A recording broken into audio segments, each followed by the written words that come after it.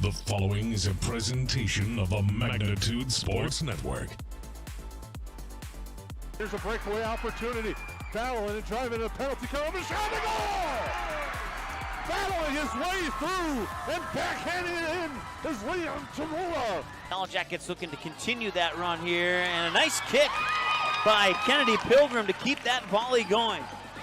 And a block at the net. Tie to the 6. Knoll drives one into left center field, hit well and deep, and a diving catch in left center field. A heck of a grab. Jordan Leininger took extra bases away and 2 down. Hackle fires right side complete. The hook and ladder. Oh, hey. Richter to his feet. He could go. Richter to the house. Touchdown Jackets. Levi Richter of the Yellow Jackets lead with 13.8 seconds to go. 3 seconds to go. Cooler with the ball. 1 second at the buzzer. It's in!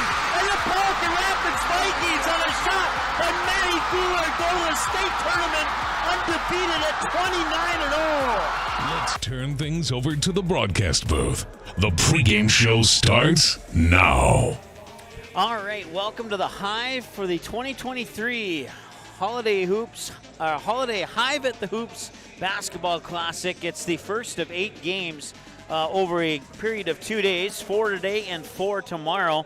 The winners of the 4 games today let's put it a different way. The outcome of the 4 games today will determine the matchups tomorrow for the girls and boys third place, which will be our first 2 games. And then our second 2 games tomorrow will be the girls championship followed by the boys championship. And that all kicks off at 10 a.m. tomorrow.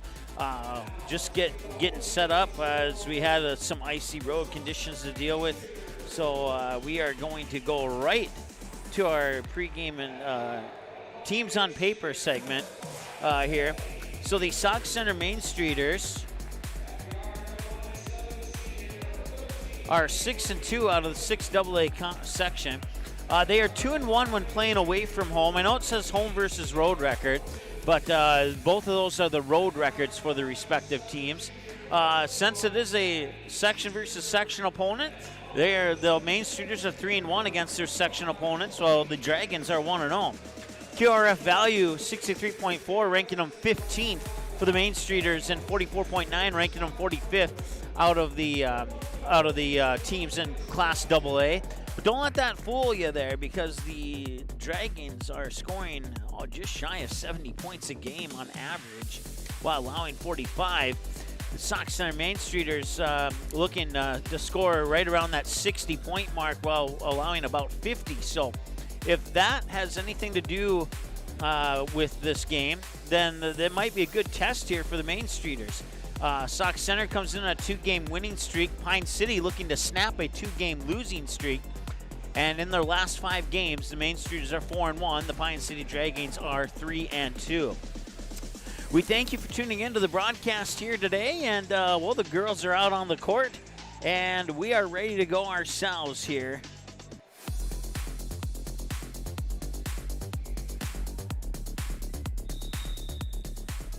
Sauk Center in the maroon, Pine City in the white with green lettering. And it'll be Pine City who wins the opening tip. They'll give the possession arrow over to Sauk Center, and we're underway here. 18 minutes per half here, and 35-second shot clock, I should say. As it is Brooke Boland, number 11. Now a couple passes later, she doesn't have the ball anymore. 1 second here. Let me flip-flop my rosters. I had them in reverse order here from what I'm used to having them as. And now it is Boland with the ball. 2 on the shot clock. They have to put it up. That is not a shot clock violation, as it did hit the rim. So it remains 0-0 here, as we're almost a minute into the contest here between the Dragons and the Main Streeters. They'll work it up top here for Avery Ryland. And a shot will not go, and the rebound will come down to the hands of Piper Metling. She'll bring it back. Thank you to our good friend Jason for bringing me a very important piece of paper.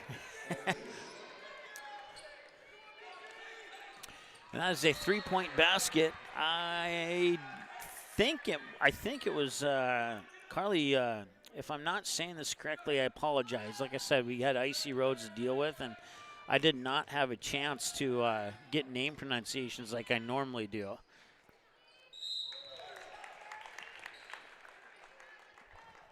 But I believe it was number 12 for Pine City. We'll go with the first name, Carly, since I'm not sure how to pronounce the last name and I don't want to get it too horrible.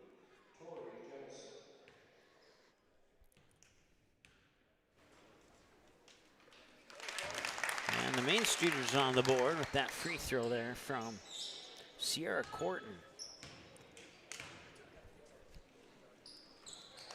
And back-to-back free throws for Corton, and it's a 3-2 ball game now here as the Dragons will bring it back down the court. Bolin will dish it off there for, can't see the jersey number.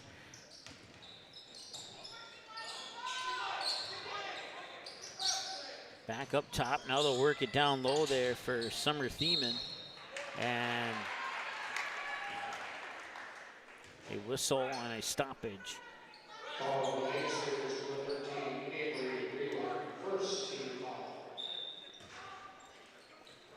So both teams have one team foul now here.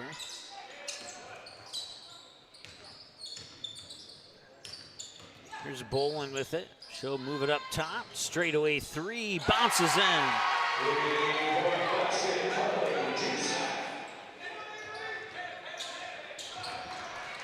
6-2 lead here for the Pine City Dragons. Once again, both of these schools, a 6AA school. So these two teams, that would suggest these two teams are familiar with each other over the seasons. Seen Sauk Center a few times in the past here on Magnitude Sports. This is the debut broadcast for the Pine City Dragons. And that one will not go in, but she'll earn herself a trip to the free throw line. Following Sauk Center, number 5, Emily Peters at the line, shooting 2, Summer Thiemann.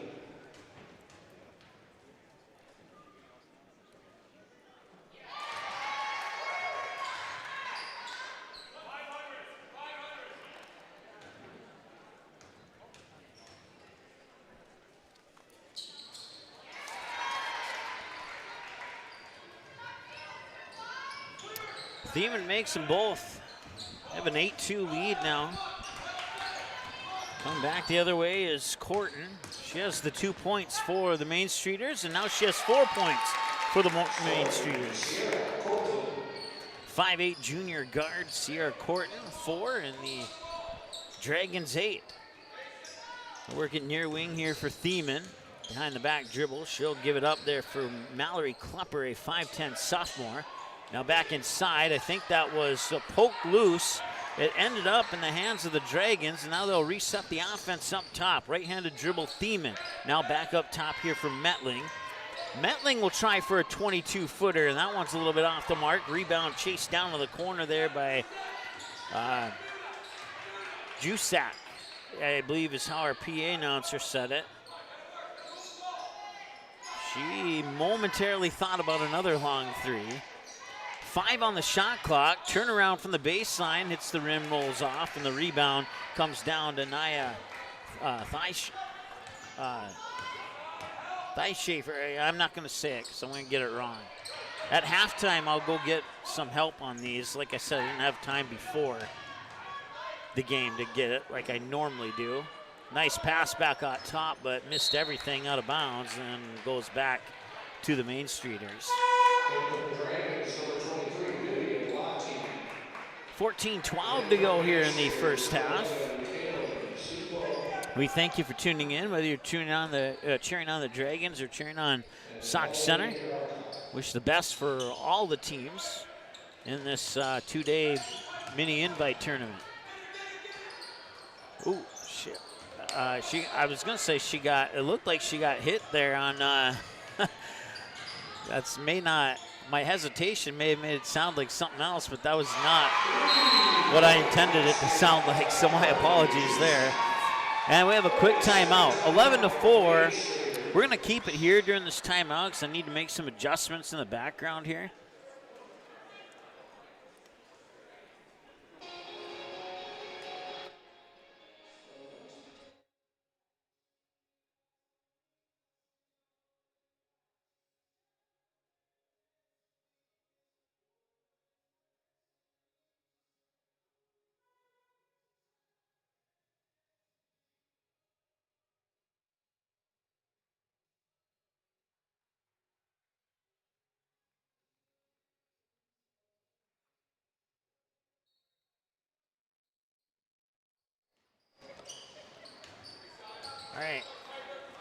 think those adjustments have been made. We'll find out momentarily here.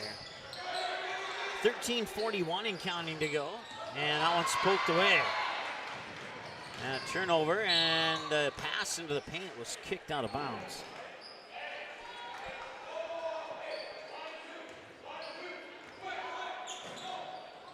So inbounds pass with 33 to shoot.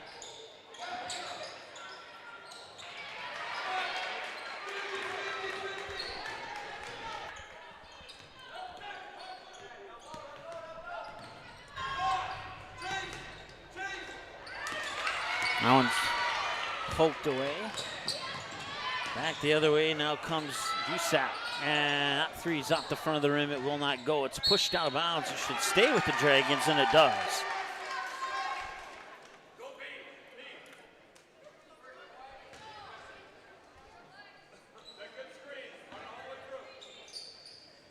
$13:09 to go here first half. Game 1 of 8 here at the 2023 Holiday Hoops at the Hive Basketball Classic. It was called something else 2 days ago, so I have that roll off my tongue on the second attempt. I say it's pretty good. 12:49 and counting to go now. Dragons working it around the perimeter. They'll get into the hands there. Metling into the paint. Backing up. Here's Dusak.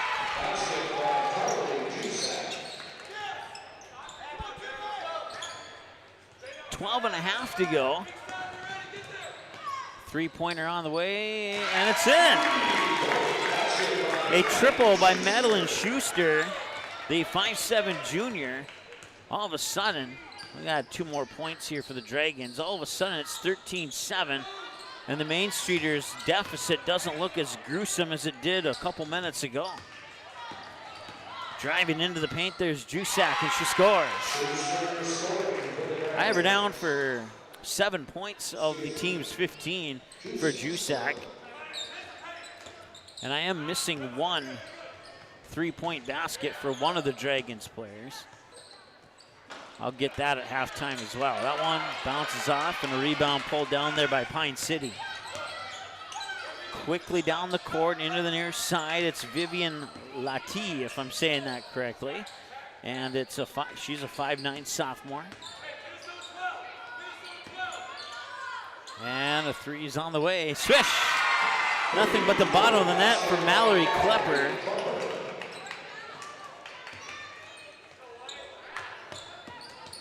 (18-7). A little full court, 3/4 court pressure, I should say, for Pine City. That one tipped, maintained control of it is Sauk Center. Corner three's up and in. Give that one to Jenna Riley, 5'8" freshman. We had a nice look from the corner on that three-pointer. She was able to knock it down. 18-10 our score now here on United Community Bank scoreboard. Favor of the Pine City Dragons. Nice drive to the hoop, and now the Dragons will double up on another basket by Dusak. 6'1" senior leading the way. One of 3 seniors on the roster here for Pine City. 2 of those 3 have scored points in this game so far, and we got a couple substitutions for the Dragons at the next whistle.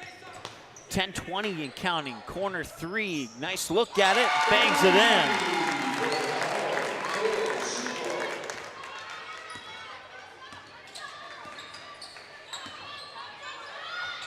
Kaylin Suplo with that three-pointer. And then Dusak buries another 3 to give that 10-point lead right back to Pine City. We got a full timeout taken by Sauk Center. We'll take a break with them. We'll be back in just a moment here on the Magnitude Sports Network. For over 30 years, Budget Blinds, based out of Detroit Lakes, has been serving Perham, Fergus Falls, Park Rapids, and the surrounding area. Whether you need blinds, shutters, or drapes, check out the entire inventory online at budgetblinds.com. Budget Blinds is backed by the #1 provider for window coverings in North America and is your local window coverings expert. Visit them online today, budgetblinds.com, or give them a call at 218-206-9599. That's 218-206-9599 and online at budgetblinds.com. At Great Clips, we use online check-in to help NHL player Jack Hughes achieve game day flow faster, so he can do more with his time off the clock. Great Clips, official hair salon of the NHL. Welcome back to the 2023 Holiday Hoops at the Hive Basketball Classic. Second time was better than the third time. Both times were better than the first time I said it. 10-point lead for the Pine City Dragons, 6AA team, over the Sauk Center Main Streeters, another 6AA team. 10 minutes and a couple ticks to go here in the first half as the Main Streeters will bring it and try and set up the offense here in between the circles. And now a timeout is called by Sauk Center. 30-second timeout, Main Street. It's not halftime. I hit the wrong button there. We'll be back in a moment. Odds are there's an ace right in your neighborhood. With expert advice and the right tools to make your quick fixes even quicker. Around the block, what you need in stock. With people who know their stuff. Welcome to the Home Convenience Store. Hi, this is Mallory Stotterell and Erica Saylor from Lakes Ace Hardware. You can expect expert help for your next project at Lakes Ace Hardware, right here in downtown Perham. Ace is the place with the helpful hardware, folks. All right, welcome back.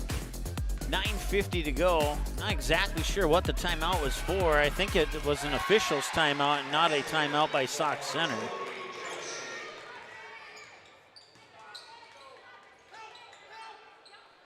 Victoria Jennison, a 6'4" junior, checks into the lineup. She just scored that last basket for Sauk Center.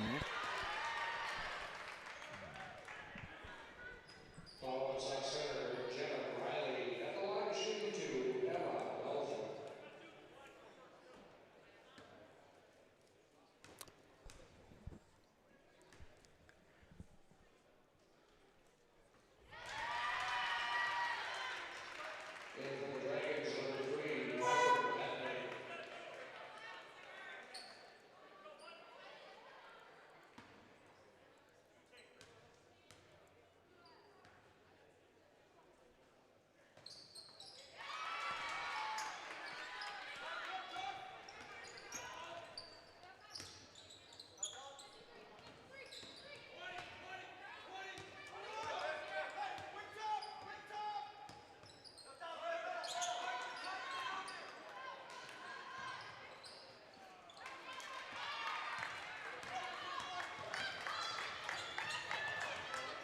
All right, all of our first half numbers and all that good stuff are back on your screen after accidentally hitting that halftime button.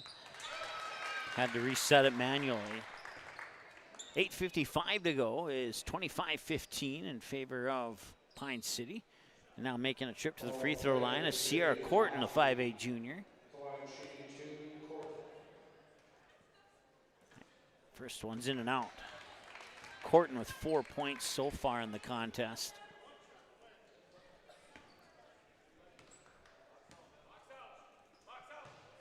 And she'll make the second of those. So she's 3 for 4 from the line so far this morning. Is it morning? Yeah, it is morning.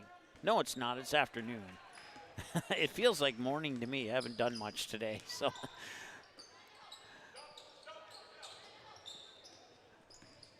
Up top, here's Metling.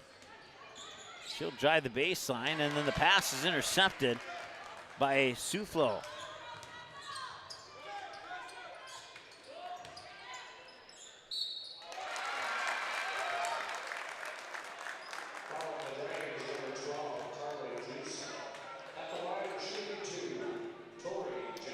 All right, and we'll give one more foul here to the Dragons because both teams have 3, and we'll have to take one foul off of the second half. That's where that third foul went to.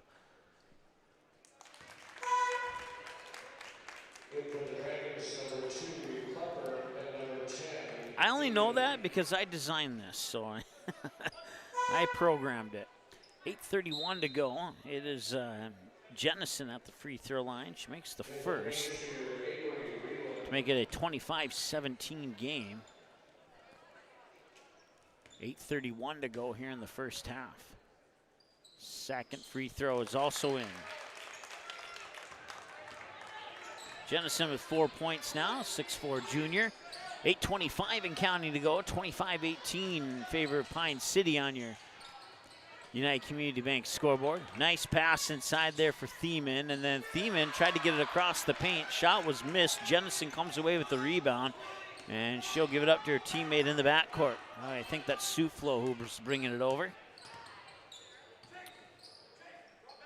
They'll work it inside. Jennison quickly outside, catch and shoot three, in and out won't go. Rebound comes to the Dragons. Just inside 8 minutes to go now. And she'll draw the foul.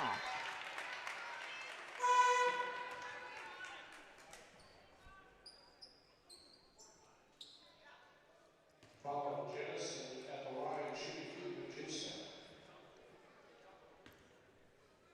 Jennison picks up her first, team's fourth. Back in the game, Sierra Corton. Sierra Corton checks back in. That will give Suflo a breather on the sideline for the moment.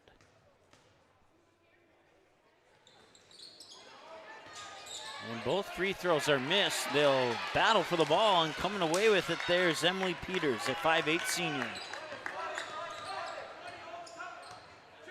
One of 4 seniors on the Sauk Center roster. Jennison with a nice move.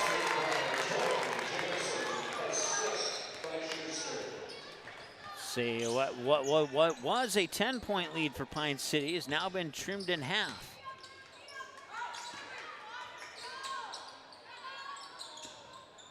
Dragons will work it up top. That's Thiemann with the ball, and that three after the pass from Thiemann is off the mark. Back the other way now comes Corton. Corton will give it up for Peters, and now a three on the way, and that one's off the mark, off the hands of, let's see here. Oh, that was number 21, Madeline Schuster. So timeout on the floor. 6:49 to go in the first half, 25-20 Dragons. We'll take a timeout, be back in a moment here on Magnitude Sports. It's something new every day, some different stuff to do. It's not the same monotonous thing over and over again. Everybody works together, everybody knows everybody, you know, we all get along just well.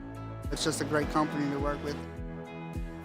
It's like a big family here. It's just everybody gets along with everybody and everybody clicks. Everybody just helps everybody out. And it's a pretty awesome job to have.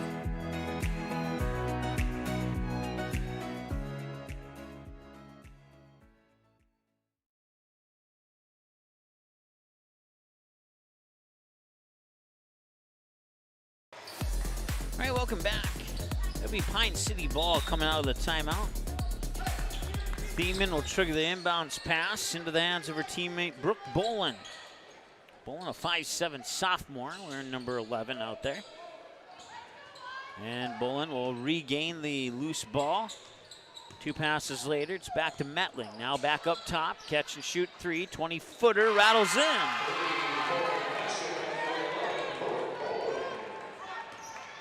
Brooke Bolin scores her first points of the game, and it comes from the top of the key. 28-20, 6:18 and counting. A little behind the back dribble there by Corton to the hoop, a little strong. Oh, and she was out of bounds when she made contact with that ball. She tried to skip over the line there to make sure she was in bounds, but she knew it, and the ref was right there. There was no chance for her getting away with that. An unfortunate loss of possession there. Don't really consider that a turnover, but we'll call it a loss of possession. We will consider that a turnover. Three on the way from Corton. That rolls off the left side of the rim, chased down into the corner, and the ball saved from out of bounds goes right back to the Dragons. And they work transition, and then they lose the ball out of bounds. Who touched it last, though? It's going to stay with Pine City. Stops the clock with 5:39 to go here in the first half. And an 8-point lead here for the Pine City Dragons at your 2023 Holiday Hoops at the Hive Basketball Classic. Game 1 of 8. Game 1 of 4 of today and 1 of 8 of the 2-day invite tournament. The winner of this game will advance to the girls' championship, which would be the third game tomorrow. Third game of 4 tomorrow. And they'll face the winner of our next girls' game between Paynesville and Perham. Corner 3 on the way, and that goes right into the hands of Piper Metling.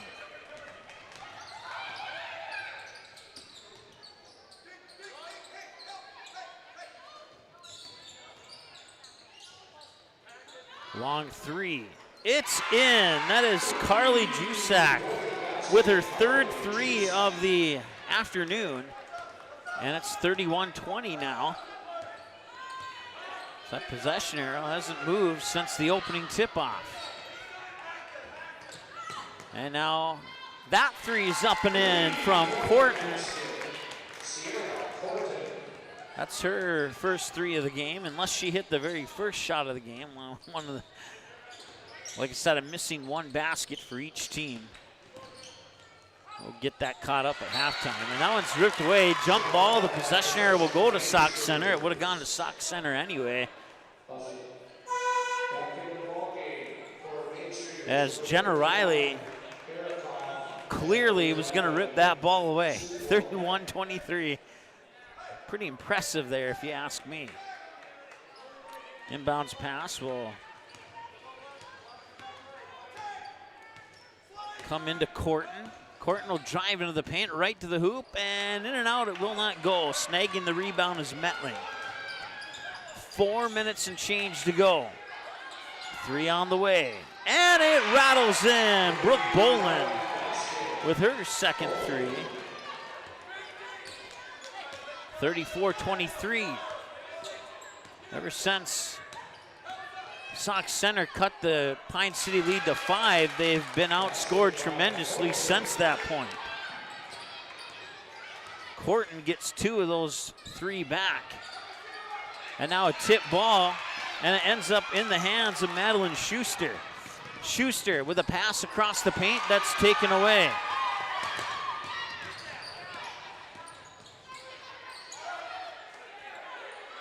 Had an open look, didn't take it. Instead, they'll feed it inside there for Jusak, and she scores again.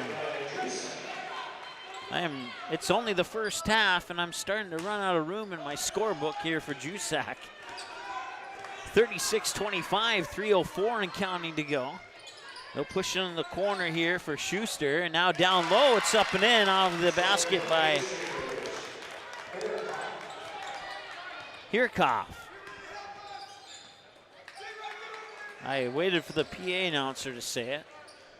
That way I could say it. 36-27.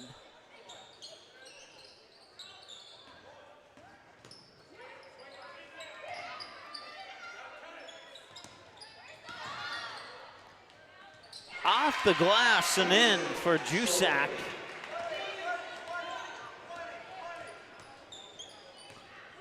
An 11-point lead now here for Pine City. 2:15 to go in the first half.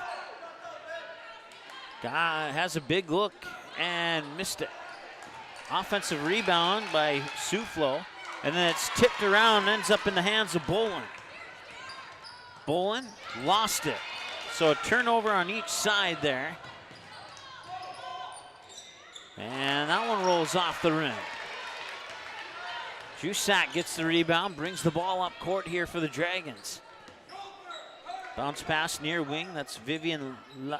I'm gonna ask on that one during halftime. And that one's scooped up there by Madeline Schuster. 90 seconds to go here before the halftime break. That one's off the mark, out of bounds. That whistle will bring a couple Dragon substitutions. They'll also bring a Main Streeter substitution. Victoria Jennison will check in for Sauk Center.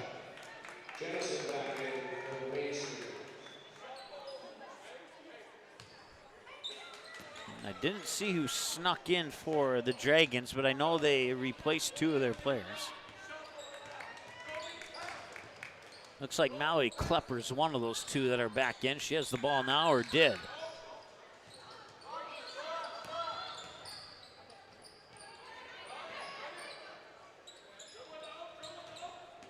One minute to go here. 12 on the shot clock. As the ball's high up on the far side, and then she needs some help. She'll get it there to Jusak. And Jusak has it poked out of bounds, should stay with the Dragons with 51.9 seconds to go. The Dragons, off the inbounds pass, will have 5 seconds to shoot on the shot clock. So they will not have much time to work with here. Ooh. And that will be the one official said that play should continue.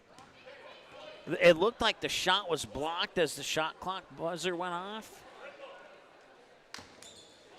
And they're going to give the ball to Sauk Center. I think with the confusion that happened, I think the call that they're making here is the right call to give it to Sauk Center in the backcourt. 40 seconds to go. Bounce pass here for Schuster. They'll work it inside. Jennison saves it. That is Suflo. High post jumper that may have been partially blocked. It looked good coming out of her hands, and then it suddenly had its path to the hoop distracted. I didn't see who may have gotten a fingertip on it, but whoever did, nice defense by the Dragons. Shot clock is off, so they can hold for the final shot if they wish, and they won't have to. Now the same applies for Sauk Center. They can hold for the final shot if they wish. And some Sauk Center fans in attendance wanted a foul on that one, but they're not going to get one, and that'll bring us to halftime. 40-27 is your halftime score. We'll take a break, and we'll be back in just a moment here on the Magnitude Sports Network. Stay tuned. We're coming right back. Hi, my name's Wally Anderson.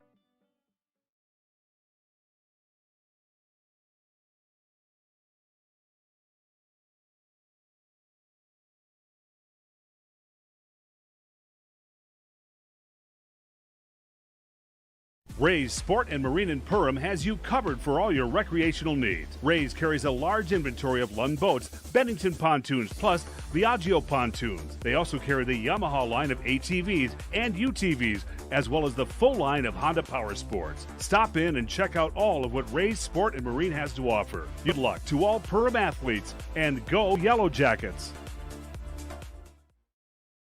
Reuter Family Dentistry, with locations in Perham and Wadena, welcomes new patients. Here's what Reuter Family Dentistry can offer you. We offer wisdom teeth removal, sedation dentistry, dental implants, root canals, cosmetic dentistry, and Invisalign. The fact that it can be done here is really important for me because, it's a chore sometimes getting all your maintenance done. So if it's all done in the right place, that makes it a lot easier.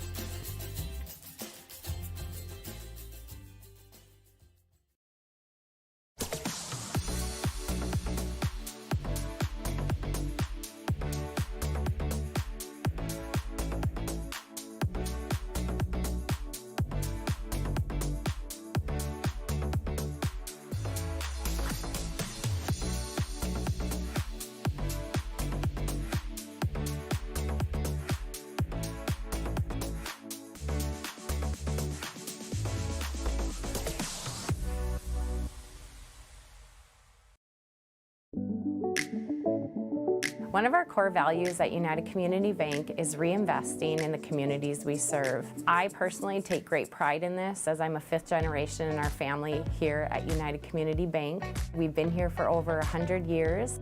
We take a great sense of pride in sort of that reciprocal relationship we have with our community that, we need our community members and they need us, and we love giving back and reinvesting. What sets the world's leading hospitals apart from the rest? It's their continued ability to deliver the highest quality patient care. Perham Health is honored to be a top 10 Minnesota hospital. Patients experience it, and Newsweek has recognized it, even during the unpredictability of the pandemic. The nurses, doctors, and many others at Perham Health put their best foot forward. Thank you to everyone at Perham Health for continuing to provide the best patient care. At Nias Family Sales, our experienced mechanics are here to provide exceptional service in a timely manner. With 10 service bays, the service department at Nias Family Sales can work on all makes and models. Our experienced mechanics can do everything from oil changes, tire repairs, brake service, engine and transmission repair, and much more. Schedule your vehicle today. Call 218-346-5976 or visit the Nias Family Sales Service Center at 610 East Main Street in Perham. All right, welcome back to the Hive in Perham here. It's the 2023 Holiday Hoops at the Hive Basketball Classic. Right now, the Pine City Dragons lead the Sauk Center Main Streeters 40-27. And there you see how that score breaks down. 4 from the free throw line for the Dragons, 24 from behind the three-point arc. The other 12 came on two-point baskets. Let me double-check the fouls. Yep, those are right, and the turnovers are right as well. 4-3 for both turnovers and fouls. 5 of the 27 from the free throw line here for Sauk Center. The other 12 from behind, or 12 more from behind the arc, and the remaining 10 as a result of two-point baskets down low. I want to say thanks to the students, or the student section for both Pine City and Sauk Center for helping me out with a couple of names that I had trouble with in that first half. So now we got that squared away. Like I said, that's usually something I do before the game, but I was rushed to get here, and it just didn't work out. And that happens from time to time, but it's not an excuse either, in my humble opinion, but, you know, whatever. All right. So, with that said, let's go over the individual numbers here.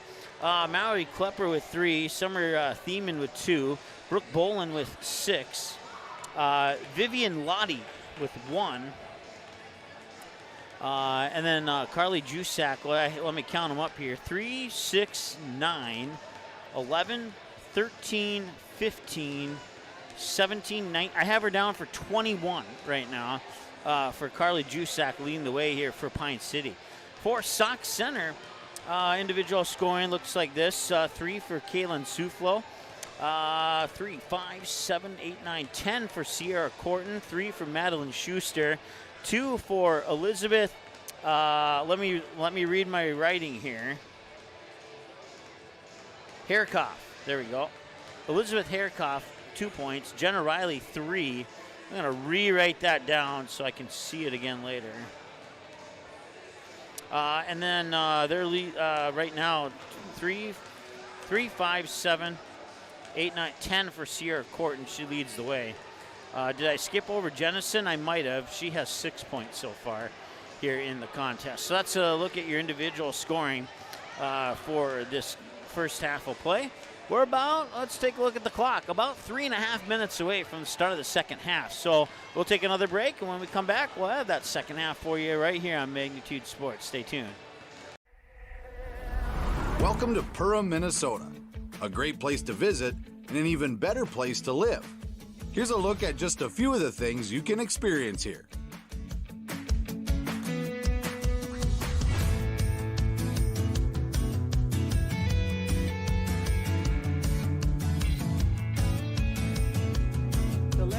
Plan your next getaway, visit Perham.com.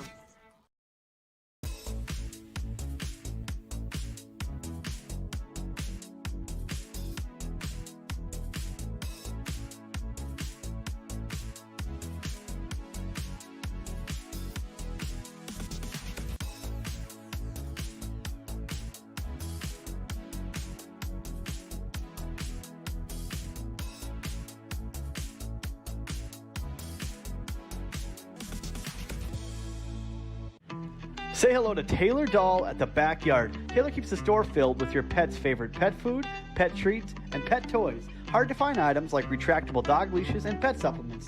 The Backyard also carries everything you need for your livestock and poultry operations. Are you a bird watcher? The Backyard has one of the best selections of bird seed, suets, and feeders in the area. And finally, don't forget to book a spa day for your dog with one of our professional dog groomers. 218-346-7487. At Waterfront Recreational LLC, the mission is to deliver high-quality and custom-built steps, decks, and docks so you can access and enjoy your property. We believe in hard work, honest and fair dealing, high-quality craftsmanship, and excellent customer service. Our products have proven results. We can't control the weather, but our docks remain rock solid in the windiest of conditions. We also offer boat storage in the wintertime. Call or text 218-298-1353 for more information about each of our services, or visit waterfrontrecreational.com today. All right, welcome back. 40-27, your halftime score. About a minute away here from the start of the second half of play as Sauk Center's out on the floor warming up. Want to say hi to Jim. He's chiming in on the chat. He's watching from a very wet Denver, North Carolina. I would like to challenge how just very wet it might be there. I would guess that they get a lot of rain this time of the year, but I live fairly close to the Barnesville area. For most of our viewers, they probably know where that's located at, and it seemed like we got snow kind of started falling late Christmas Eve, and it stuck around for Christmas Day, and then I woke up the morning of the 26th, and I had brown grass. The snow had all melted, and in my lifetime, I'd never seen snow that didn't stick around after December 24th until this year. So it's pretty wet here too, with considering that. Not only does it snow and then melt, but then it rains on top of it, and we get like an ice warning, and then the ice melts. So it's pretty soggy, at least where I live at. So, all right. Possession area will go to Sauk Center.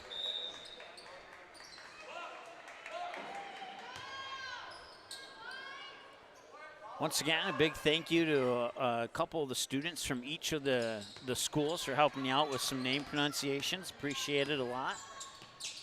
And I feel much better now than I did in the first half.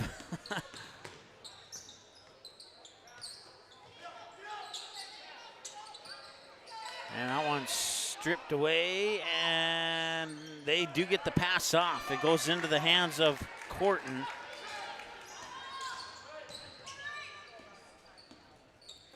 (40-27), a 13-point deficit to start the second half, and another turnover here for the Main Streeters. Back the other side now is Thiemann. She'll work it up top, and now they'll work it over to the far end there for Metling. Now back up to the top of the circle here for Jusak, and she hits another three. She has 24 points now, as she had 21 to end the first half. Look at a three, and it's in. They respond. So they trade 3 for 3. It's Avery Ryland with the, and now, let's see here. 2 of the 4 seniors have scored for Sauk Center. That one will roll off the rim, and it goes off the left sneaker of Sierra Corton as she tried to go up for the rebound, lost it off her hand, and dumped it off her left little toe probably right in that area. Inbounds pass comes to Bolin. Corner 3 is off the mark, and getting the rebound there is Emily Peters.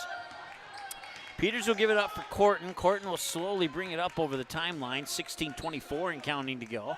Corton will give it up now here for Schuster. Schuster right back to Corton. Corton now into the corner there for Peters. Peters right back up top there for Corton. And back to the Dragons it will go.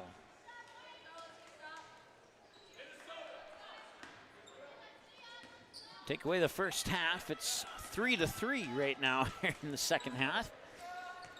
16 minutes and change to go in the ball game or regulation, however you want to look at it. See if Sauk Center can make a comeback here, down 13 or not.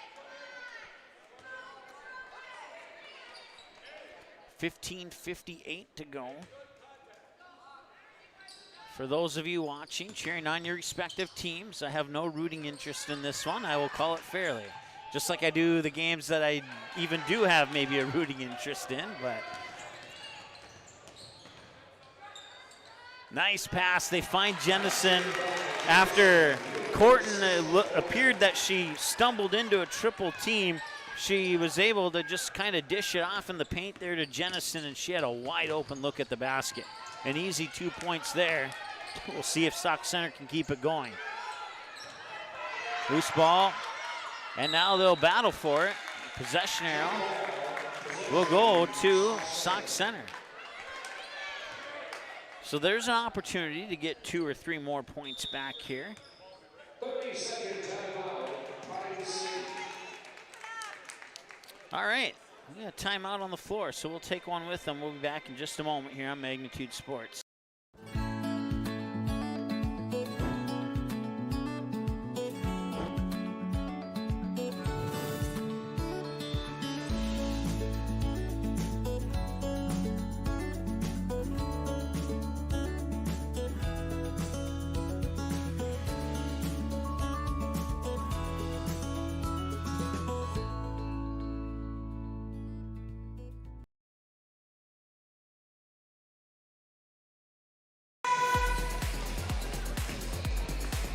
All right, welcome back. Main Streeter ball out of the timeout. Possession arrow moves over to Pine City. 15-17 and counting to go here in the second half. They'll work it over to Peters.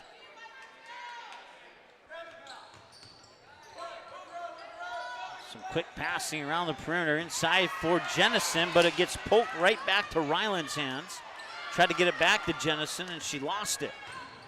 Turnovers starting to become a factor here as they come back and hit that 3. So even though it's a stat I don't keep track of, they got at least 3 points off turnovers. They probably have more than that. 46-32 now, 14:41 to go. Here's Corton. She'll try about a 16-footer and knock it in. Nicely done. 5'8" junior gives her team 34 points. Trailing now by 12.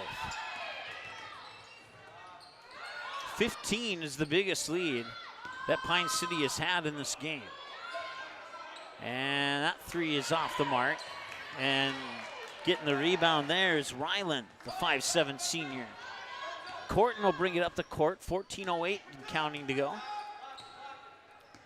25 on the shot clock as Corton will deliver it left wing here for Ryland. Now back up to Corton into the free throw line and a quick pass to Peters in the corner. Now back up top, Corton with a 23-footer and nothing but net. Sierra Corton with her second 3 of the game, 46-37.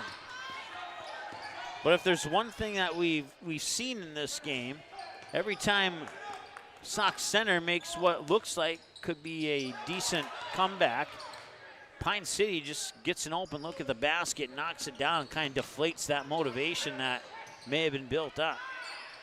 But we'll see. Sauk Center definitely not out of this one just yet.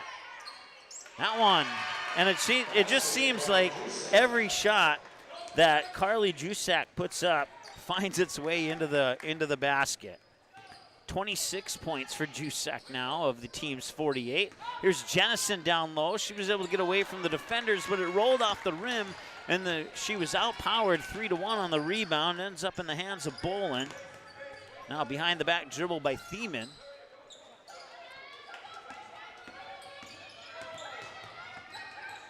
Bolin has it again. She works it inside. It's tipped away, and they'll battle for it, and that possession arrow will go to Pine City.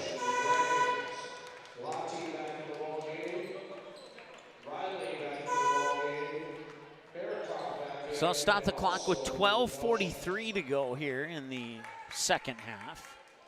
Scoreboard in the gym shows first half, but I promise you it's the second half. 3-pointer off the inbounds pass, and they make it look easy. They really, really do. Vivian Lottie, the first time that I've said her name correctly in this broadcast, according to one of her student teammates. And that one's off the mark, and there will be a foul. That's the first foul of the second half. Following the drag is number 23, Lottie, at the line, shooting 2,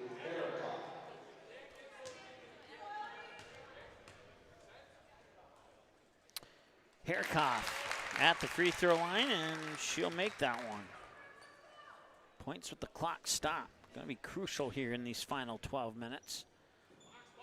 And she'll hit them both. So Herkoff with 4 points now.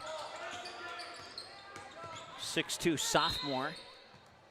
It's not often that you see a sophomore standing over 6 feet, but in this case you do.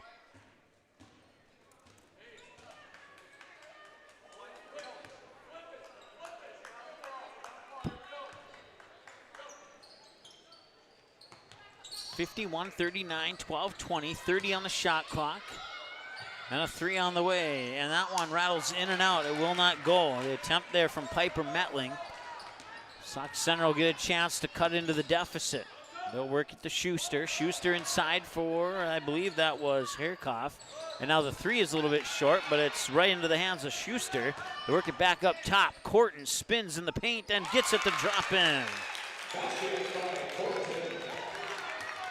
10-point deficit again. That's kind of where Sauk Center's been hanging around here for a majority of this game. I don't remember, it's been a while since we've had a single-digit lead here for the Dragons. And we'll see if Corton and the Main Streeters can make it a single-digit game once again. They have 11.5 minutes to work with here. Substitution pending for the Dragons at the next whistle. Here's Corton. Pops it out into the hands of Riley. Riley now gets it into the hands of Schuster. Schuster back to Riley, top of the key. Fakes the shot, drives on the paint, mid-post, won't go up. Battle for the rebound, and a traveling call. Yep, a traveling call. As she took the step before she put the ball to the floor. Had a good look at that one. And the referee directly across the court from me is the one who initially blew the whistle and called it. So you might have had a good look at it as well. That one tipped out of bounds. It'll stay with the Main Streeters.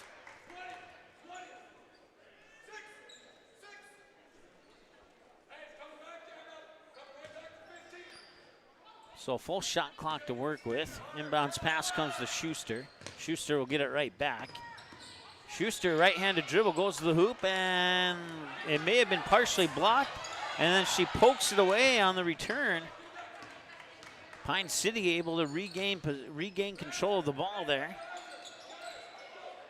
And this is usually where Pine City hits a basket to make it a 12-13 point game, and that's exactly what they do this time.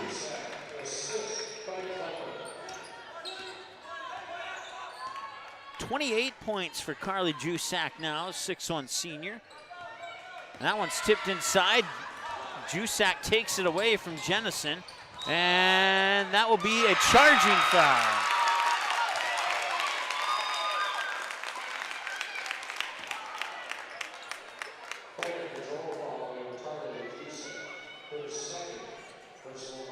So 10:25 to work with now.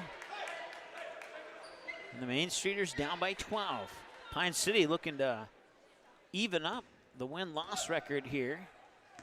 If Pine City can hang on to this lead, both teams would go to 6-3 on the season. Maybe, maybe not. Got away with the travel there. Peters, now they work it inside for Jennison. Corner 3 is gonna bounce in and out of the hands of Jenna Riley, and back come the Dragons.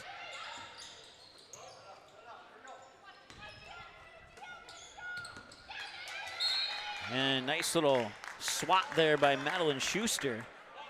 As she gets the ball out of Vivian Lottie's hands. He'll stay with the Dragons though. And inbounding it here will be Klepper. Klepper will get it back to, I can't read my own writing. Swish, 3 from the top of the key there by Jusak. I think that puts her into the 30s. Let's count them up. 21 at halftime, 24, 27, 29. Yeah, 31 points. So she has 10 points in the second half as she had 21 at halftime. 56-41 our score here, 9.5 to go. Runs into a double team, poked away, and it created the turnover. And that one left a little bit short on the attempt there by Emily Peters. And now it's poked away, out of bounds. It should stay with the Dragons, I do believe, and the referee will agree with me. 9:12 to go now here. 56-41. Only 2 fouls in this second half, 1 for each team. Substitutions for both teams. Checking in for Sauk Center is Avery Ryland, a 5'7" senior wearing number 13. And I didn't see who snuck in for the Dragons. 3 on the way here from Thiemann. That one a little bit short. Goes into the hands of Riley. Now Corton will bring it up court. 8:53 and counting. Cortland with a long 2. Too strong off the back iron. Rebound for Bolin. Bolin will bring it up court or south. Go to the top of the key, and now Jusak will try for another 3. 34 points for Carly Jusak. The Magnitude Sports broadcast record for most points by a player in a girls' basketball game is 38, in case you were curious. Avery Reland hits that 3-pointer. And they're going to call a foul here on Jenna Riley.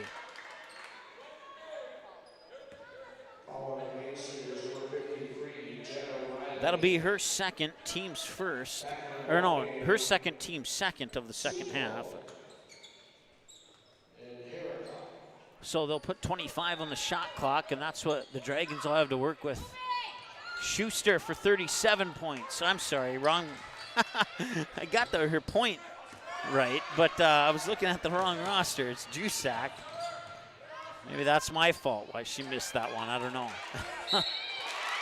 And that one, I didn't see what happened. All I know is that it's a foul on Pine City.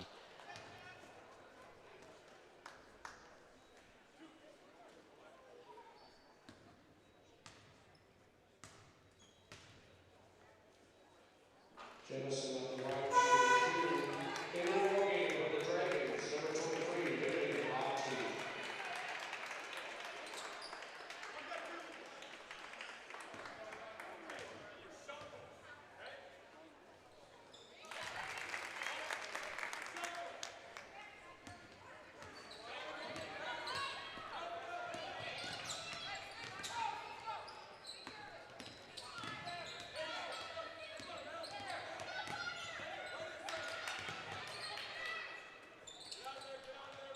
Here's Jusak. I'm sorry, that is actually Klepper, and that shot was blocked. Back the other way quickly. Comes Corton in the Main Streeters. Now was poked from behind. And now Klepper will give it up in the backcourt. Driving to the hoop is Metling. And the pass back to Klepper is intercepted by Jennison.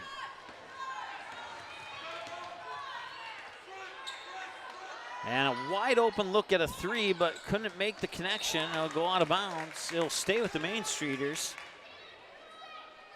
7:15 to go. Main Streeters still have a chance. If they can put together a few quality trips down the court, they could be right back in this one with 7:15 to go. We'll see. She's going to take the long 3 and missed it. If that was about, let's see, the arc is 19. So 20, 21, 22, 20. That was about a 23 or 24-foot attempt from three-point land. That is even about 1 or 2 feet back from NBA three-point mark there. And had she taken a step in, she may have hit that one. But didn't quite have enough mustard on that one to get it up and into the hoop.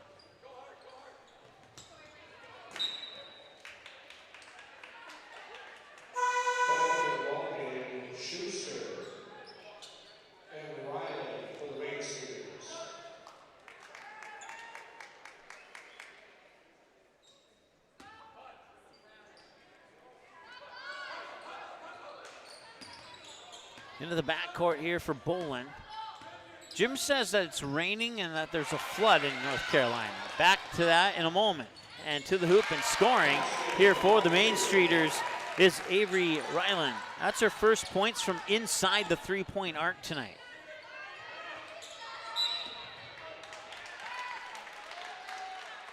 All right, so Jim says we have flooding in the area and there's a lot of rain. Okay, so you might win the wet argument, the very wet argument there, because We don't have flooding, but it is pretty slushy. Let's put it that way here. 59-47, 6.5 to go now into the backcourt, and a timeout taken by Pine City. We'll take a timeout with them. We'll be back in a moment here on Magnitude Sports. 1 in 5 high school students use e-cigarettes or vapes. Some of them, like Juul, are so slim and sleek that they look like a flash drive. That's why e-cigarettes and vapes are so appealing to kids. There are more than 7,000 flavors, and they're sold where kids shop, online and in convenience stores. Most e-cigarettes contain nicotine, which is highly addictive and can harm brain development as teens grow. No amount of nicotine is safe for youth. Like it or not, we are a target. This message is brought to you by the Minnesota Department of Health. At Great Clips, we use online check-in to help NHL player Jack Hughes achieve game day flow faster, so he can do more with his time off the clock. Great Clips, official hair salon of the NHL. At Great Clips, we use clip notes to save NHL player Cale Makar's haircut details, so he's always confident in his hockey hair. Because with a name like Cale, you gotta sport great salad. Great Clips, official hair salon of the NHL. All right, welcome back. Main Streeters actually outscored Pine City in this half, but that 13-point gap has been cut down to a 12-point gap, and that's not quite enough. They need to do a little bit more. And we'll see what they got out of the timeout. She used up her dribble. She needs some help. She'll get rid of that into the hands of Metling. Metling will drive to the hoop, maybe got away with the travel there, and got the pass off before the referee could see it. And there is a foul on the Main Streeters. Foul inside center, 51, Ellie Perham.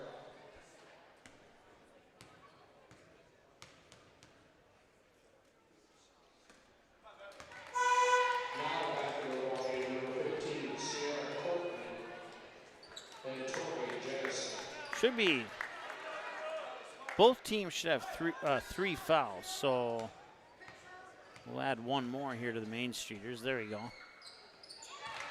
And one of 2 free throws are made. Pushes the lead to 13 at 60-47.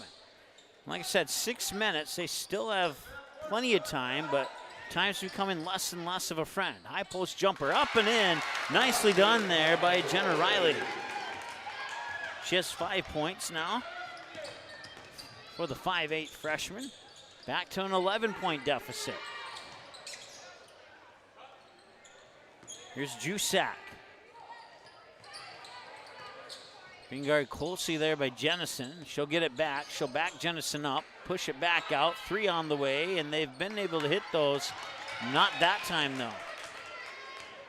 Madeline Schuster with the rebound. She'll give it up for Corton in the backcourt. Cross the timeline, 5:27 and counting. Riley with a free throw jumper, and it will roll off the right side of the rim into the hands of Piper Metling. It'll remain 60-49 with 5:17 to go. And out of bounds, back to Sauk Center.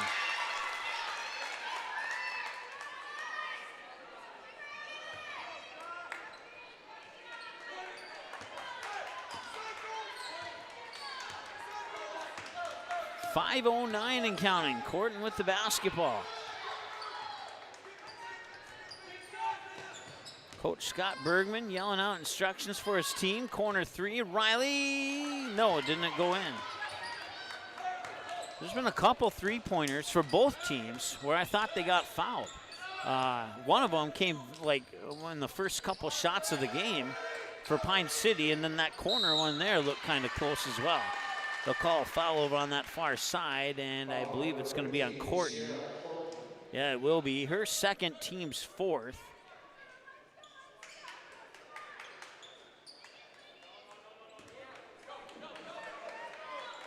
I'm sorry, it's her first, team's 4th. 11-point game. 60-49. I look to my right, and I don't know what they call that. The support bar for the basket was blocking my view of the scoreboard. Made a 60 look like a 50 for a moment. Here's Jennison, and that one's off the mark. Jusak will get the rebound. Jusak dribbles through a triple team. Bounce it here to Metling. Metling with a right-handed dribble goes towards, I think it's off her knee. Should go back, or, well, no, they're going to say that Sauk center touched it last.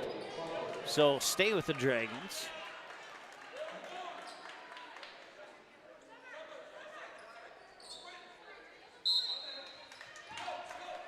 .404 to go. 23 on the shot clock off the inbounds pass, and Bolin has it and then lost it.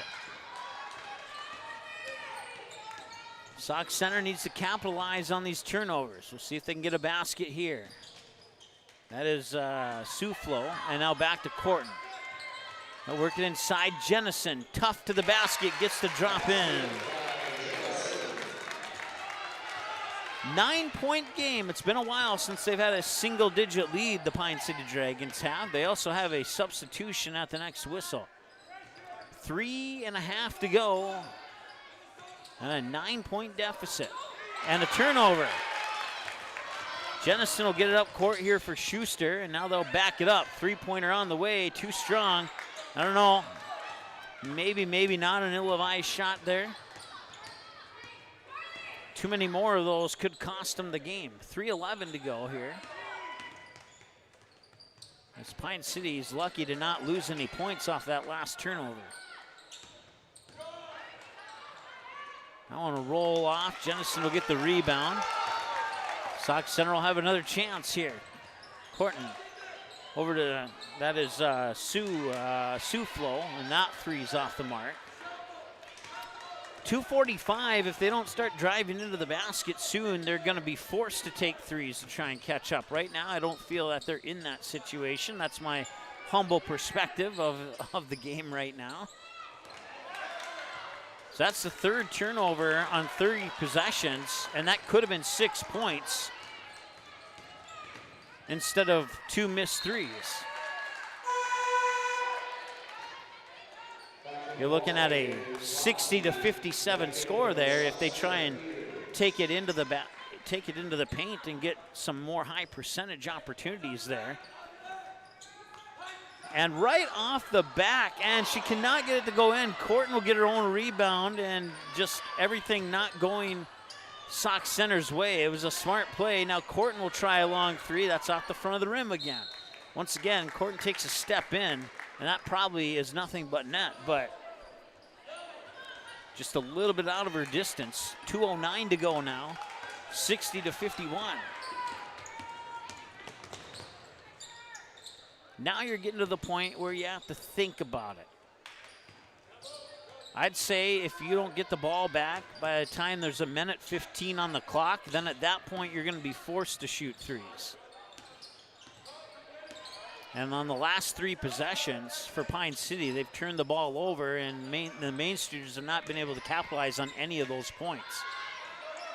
That three is off the mark. Rebound, and that one will not go in. Battle for the rebound, and it's collected there by Jenna Riley. Corton, 1:28 to go, and a nice look at a three, but too strong.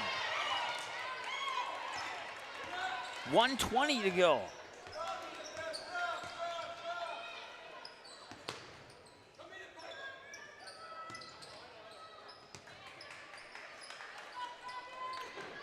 So Pine City, it's deflected into the backcourt. So, and now a whistle will stop the clock, and it's a timeout by Pine City. So that will maintain the possession for the Dragons, and we have a full timeout. So we'll take a full timeout with them. We'll be back in just a moment here on Magnitude Sports.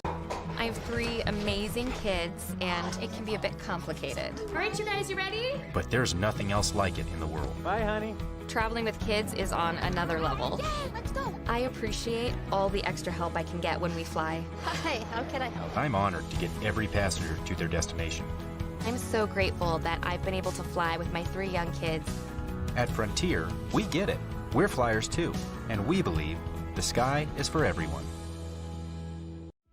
It's something new every day, some different stuff to do. It's not the same monotonous thing over and over again. Everybody works together, everybody knows everybody, you know, we all get along just well. It's just a great company to work with. It's like a big family here. It's just everybody gets along with everybody, and everybody clicks. Everybody just helps everybody out. And it's a pretty awesome job to have.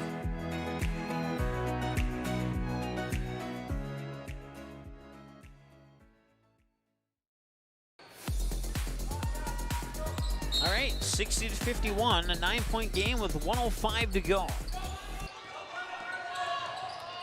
Drew Sauk has 35 points, and she will get tangled up in a jump ball situation, and Sauk Center has that possession arrow. It's now or never for the Main Streeters. Corner three on the way, left it short.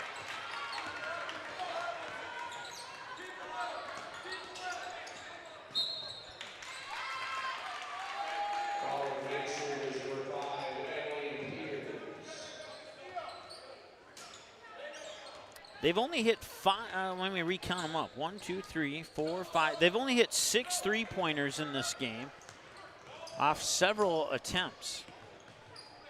The ones they've hit have looked excellent. And they travel. And now on the last 7 possessions down the floor, Pine City has turned the ball over 5 of those 7 times.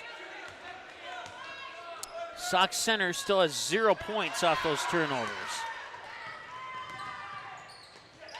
And now Pine City gets 2 points off a tip away and a turnover, and it's 62-51, and that will be the dagger. Well, the dagger may have happened a little bit earlier, but shot clock is off, and 10 seconds to go.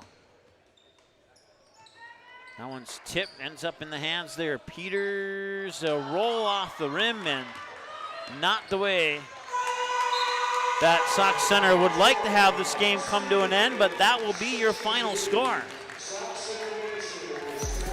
So the Pine City Dragons will move on to play the winner of Perham and Paynesville in the game, in the third game tomorrow. That'll be the girls' championship.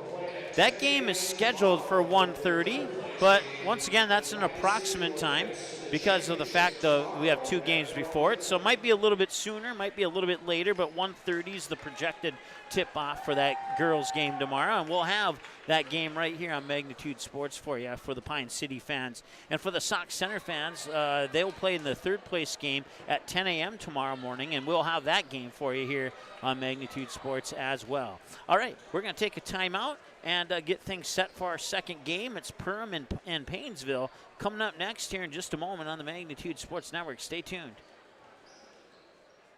Odds are there's an ace right in your neighborhood.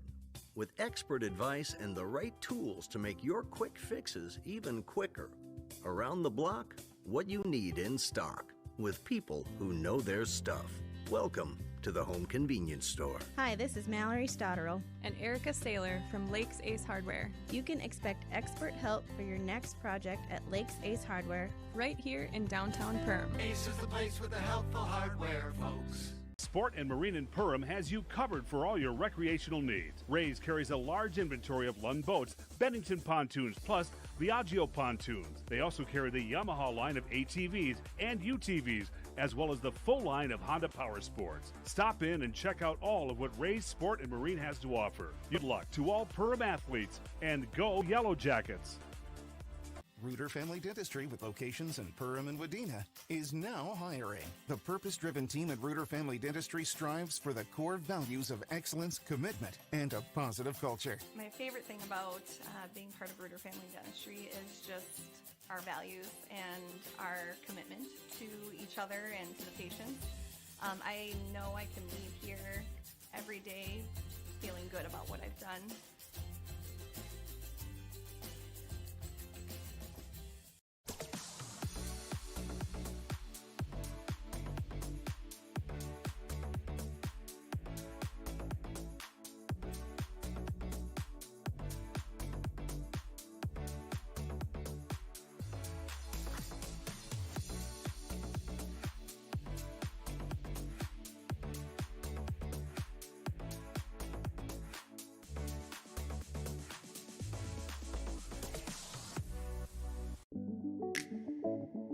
One of our core values at United Community Bank is reinvesting in the communities we serve. I personally take great pride in this as I'm a 5th generation in our family here at United Community Bank. We've been here for over 100 years.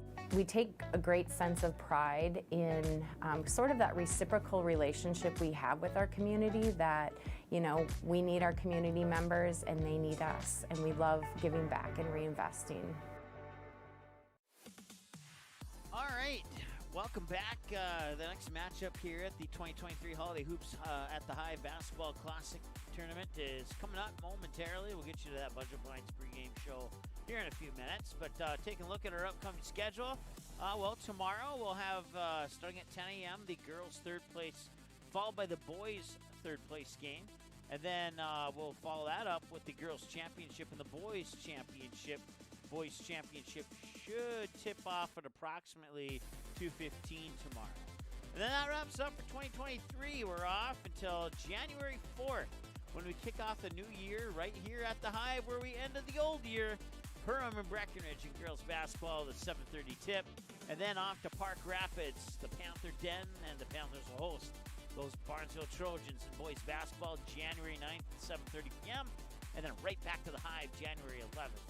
At 7:30 for boys basketball between Perham and Breckenridge. Of course, the schedule is subject to change, but likely not in the next 4 games. But to get a full and always updated upcoming broadcasting schedule, visit us online at our website. Website's magnitudesn.com. We'll be back with more in a little bit here on Magnitude Sports. Thanks for tuning in. What sets the world's leading hospitals apart from the rest?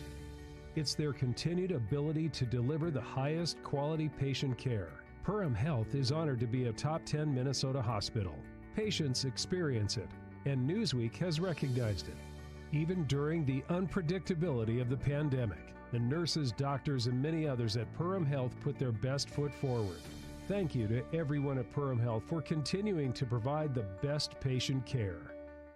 At Nias Family Sales, our experienced mechanics are here to provide exceptional service in a timely manner. With 10 service bays, the service department at Nias Family Sales can work on all makes and models. Our experienced mechanics can do everything from oil changes, tire repairs, brake service, engine and transmission repair, and much more. Schedule your vehicle today. Call 218-346-5976 or visit the Nias Family Sales Service Center at 610 East Main Street in Perham. Welcome to Perham, Minnesota. A great place to visit and an even better place to live. Here's a look at just a few of the things you can experience here.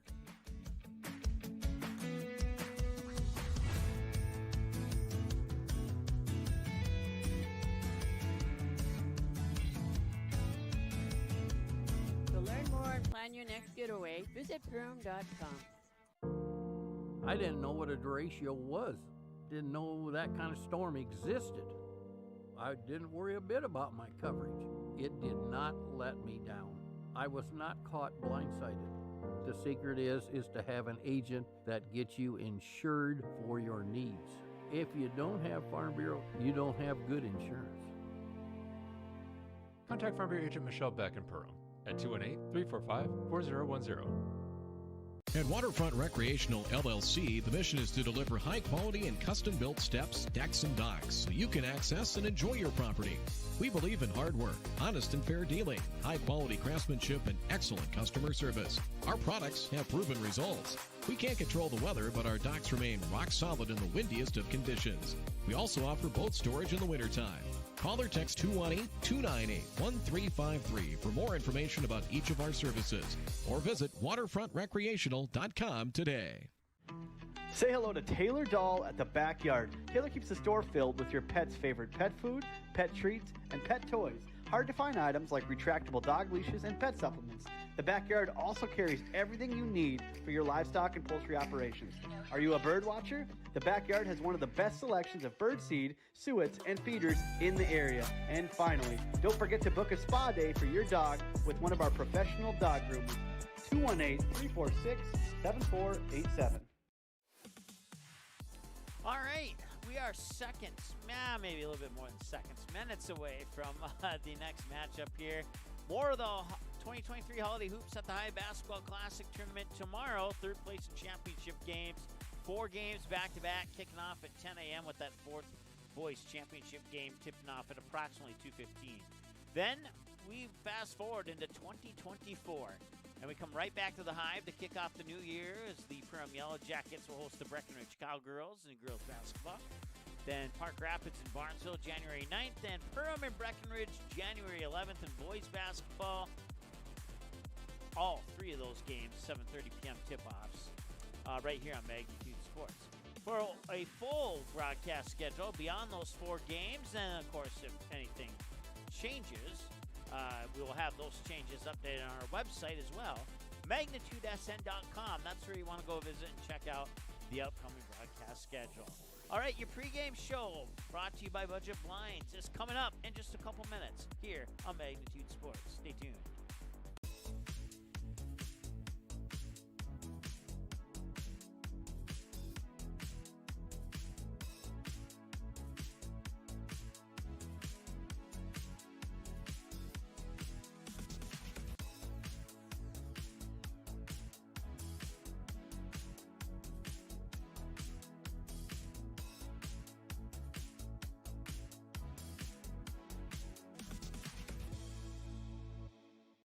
Central Market, the fresh place in Perham and Detroit Lakes, offering the freshest meat, produce, bakery, and deli products possible with great value for your money. A visit to Central Market is a journey into freshness. You'll always be able to find a wide variety of items that will result in the perfect meal for your family and friends. Begin with their meat department, and whether it's succulent fruit and vegetables, fresh baked specialties from their bakery, or the convenience of fresh deli selections, Central Market is the fresh place for your family. Go Yellow Jackets!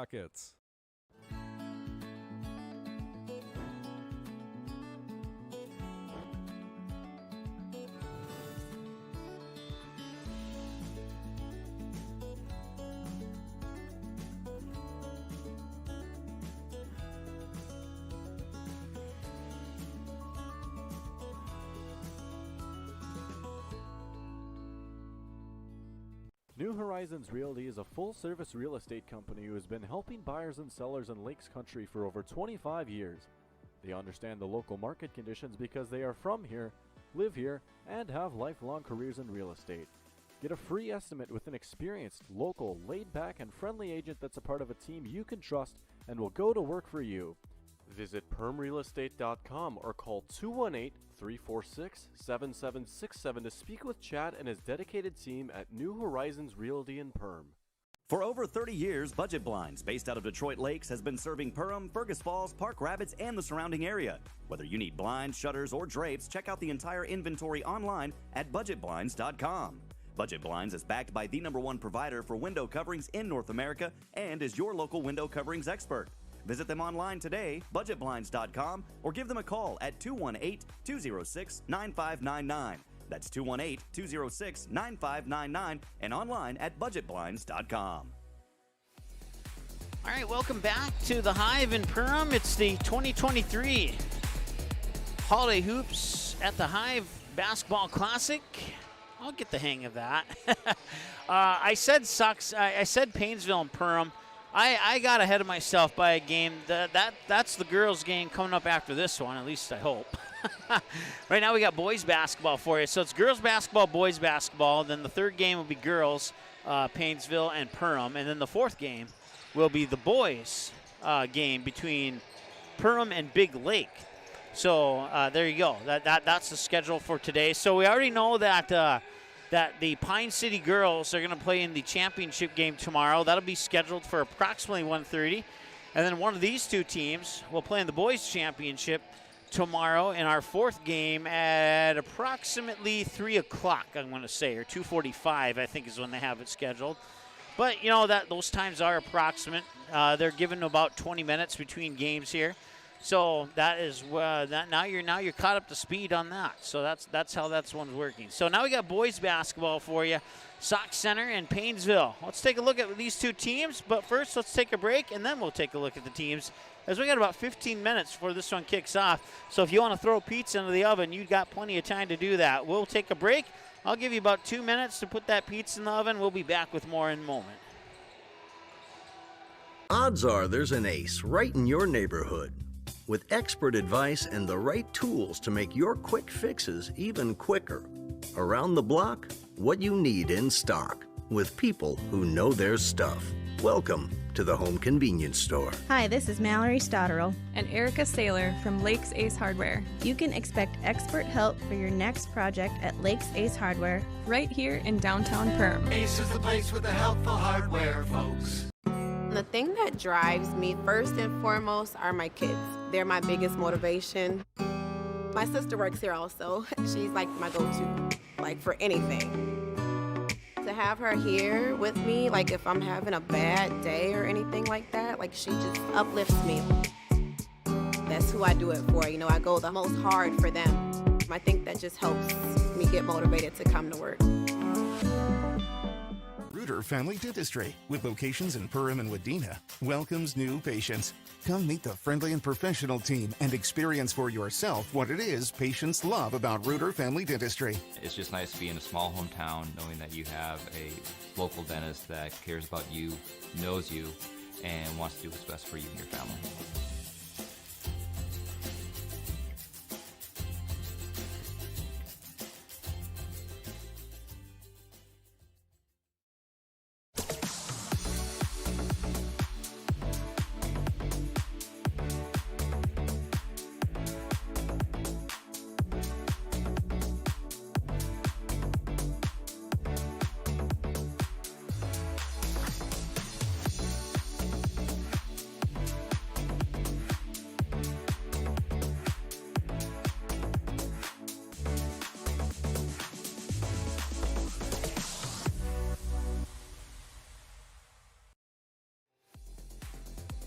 All right, welcome back to the 2023 Holiday Hoops at the Hive Basketball Classic. Pine City Dragons defeat Sauk Center Main Streeters in the girls' game. So the Main Streeters girls will play at 10 a.m. tomorrow, and the Pine City Dragons girls team will play at approximately 1:30 tomorrow. And now we got boys basketball for you here between the Sauk Center Main Streeters and the Paynesville Bulldogs. Let's take a look at these two teams and how they stack up against each other on paper. The Main Streeters are 5-1 out of Section 6AA, while the Paynesville Bulldogs are 5-2 out of Section 3AA. The Main Streeters are undefeated when playing on the road. They've played 4 road games. They've won them all. The Paynesville Bulldogs have played 4 road games. They've won 3 of them. Sauk Center 2-0 against their section opponents, so the Bulldogs 2-1 against their section opponents. So even though they're not in the same section, now you know how that works out. QRF value, 53.8, ranking them 27th in AA teams, and the Bulldogs 49.8, ranking them 36 in AA teams across the state of Minnesota. The Main Streeters are averaging 63.3 points per game while allowing 48 points per game on average, while the Bulldogs are pretty close to that mark as well, maybe a hair better at 67.7 points scored and giving up 52.7. So this could be an interesting game. The Main Streeters come in on a 2-game winning streak while the Bulldogs lost their last game. Matter of fact, one of 2 losses on the season. That was a 68-67 loss to Morris area of Chicago, Alberta. And then their other loss was 49-47 on the road at Melrose. So in the 2 games that they've lost by a combined total of 3 points in their 2 losses. So a bucket here and a bucket there. The Bulldogs could easily be 7-0 right now. They come in, they're 3-2 in their last 5. Well, the Main Streeters are 4-1 in their last 5. Main Streeters, their only loss was a home loss to West Central Area Knights, 62-60 was the final in that one in favor of West Central Area. And that's the only game they've lost. So a bucket here, a bucket there, and the Main Streeters could be easily 6-0. So, so like I said, this could be a pretty entertaining basketball game. Looking back at the schedule, I don't even know how to pronounce this even closely. Like, I've never even heard of this town before. Zumbrota Mazeppa. Like I said, I'm pretty sure I butchered that, especially the second part of that. But they beat ZM by the score of 61-57, and then they would go ahead and pick up a 56-49 win over Norwood Young America, and then the Main Streeters would go on the road for the first time and pick up a 20-point victory, 64-44 over Minnewaska area. And then that loss to West Central that we just talked about, a 2-point loss, 62-60. They'd bounce back with a 71-45 road victory over Holdingford, and then a 68-31 victory at Kimball area, bringing them into today's Holiday Hoops Classic. For Paynesville, we discussed their 2 losses. They opened up the season on the road with an 86-47 win over Litchfield, a 65-62 win on the road over New London Spicer. They would come home and have their home opener on December 12th against the Osaka Silver Streaks and win that one 55-48. And then the 2-point loss to Melrose on the road, 49-47, that we've already discussed. And then they'd bounce off that loss to Melrose with a huge win over Belgrade Bruton Rosa. 79-30 was the final in favor of the Bulldogs. And then a 75-65 10-point victory on the road in Kokado against Dasso Kokado. And then that 68-67 loss at home against Morris Area Shikayo Alberta brings them into today's game against Sauk Center. After today, the Bulldogs are on the road at Holdingford to kick off the new year on January 4th, and then they're at home against Atwater Cosmos Grove City and Redwood Valley on January 9th and 11th. After today for Sauk Center, they will be at home against Montevideo, and then they go on a road trip on January 11th against to Morris, take on the Tigers of Morris Area, Shikayo, Alberta. And then they stay on the road at West Central area and at the Benson Braves on January 11th, 16th, and 23rd. And then they wrap up the month of January at home with another game against Morris Area, Shikayo, Alberta. So those 2 teams are going to get to know each other quite well in the month of January as they have one to kick off. But after today, they have, let's see here. So today's the 27th, and then they'll have a game tomorrow on the 28th. So they'll have 9, 29, 30, 31. They'll have 12 days off after this Perham invite, the Sauk Center Main Streeters will, before their next matchup on January 9th to kick off the new year. Once again, that matchup is on January 9th against another 3A team, Montevideo. So that's a look at what these 2 teams have done so far this season. We're about 8 minutes from the opening tip. We'll take another timeout. And we'll be back in a moment here with more on the Magnitude Sports Network. Stay tuned. We're coming right back. How has United Community Bank helped you guys through the years now?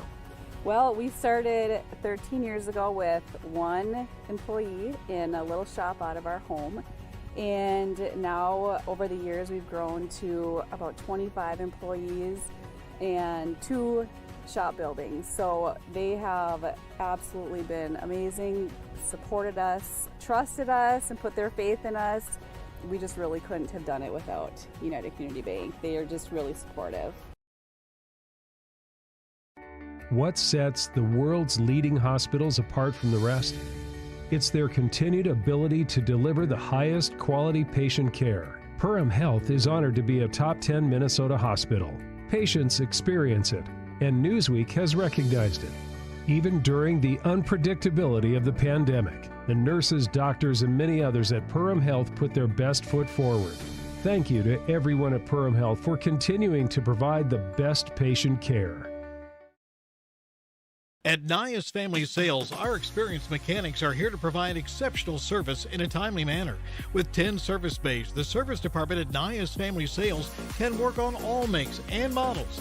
Our experienced mechanics can do everything from oil changes, tire repairs, brake service, engine and transmission repair, and much more. Schedule your vehicle today. Call 218-346-5976 or visit the Nias Family Sales Service Center at 610 East Main Street in Perham. Welcome to Perham, Minnesota. A great place to visit and an even better place to live. Here's a look at just a few of the things you can experience here.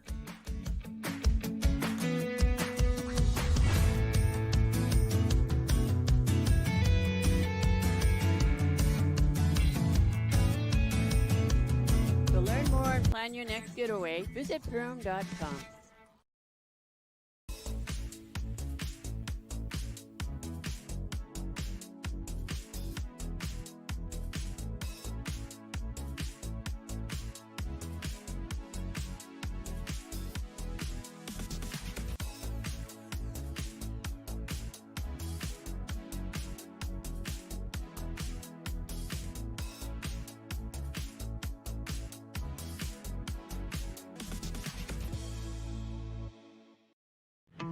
Say hello to Taylor Doll at the Backyard. Taylor keeps the store filled with your pet's favorite pet food, pet treats, and pet toys. Hard to find items like retractable dog leashes and pet supplements.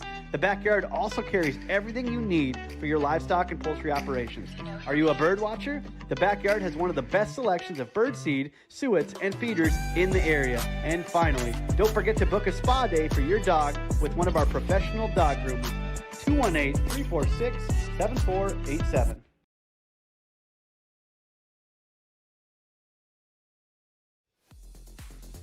All right, welcome back to the 2023 Holiday Hoops at the Hive Basketball Classic. I think that was the 7th time I said it, and I've said it smoothly twice.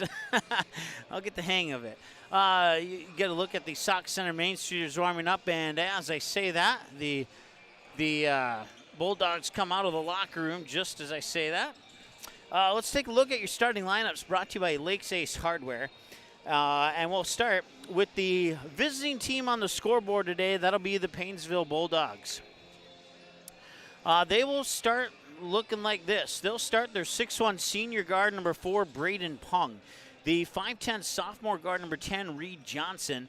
The 6'2 senior guard number 11, Noah Voss. And the 6'1 senior guard / forward number 21, Jackson Walker. And then last but certainly not least, the 6'3 senior forward / center, number 32, Bryce Vanderbeek. So once again, it's going to be Pung, Johnson, Voss, Walker, and Vanderbeek, your starters for the Paynesville area Bulldogs. And for the Sauk Center Main Streeters, who will be the home team on the scoreboard, they're gonna start like this. Let's see, what's kind of 1, 2, 3, 4. Yeah, I do have 5 circled there. It's gonna be the 6'1 senior number 1, Jay Newbert, the 6'2 senior number 2, Ethan Riley, the 6'2 senior number 4, Andrew Drevlo, the 5'10 junior number 10, Damian Arens, and the 6'7" junior number 23, Chad Herikoff. There we go. There was an extra syllable, and once again I cannot read my writing here. Herikoff. I'm going to write it down again. That way I can actually read my writing here.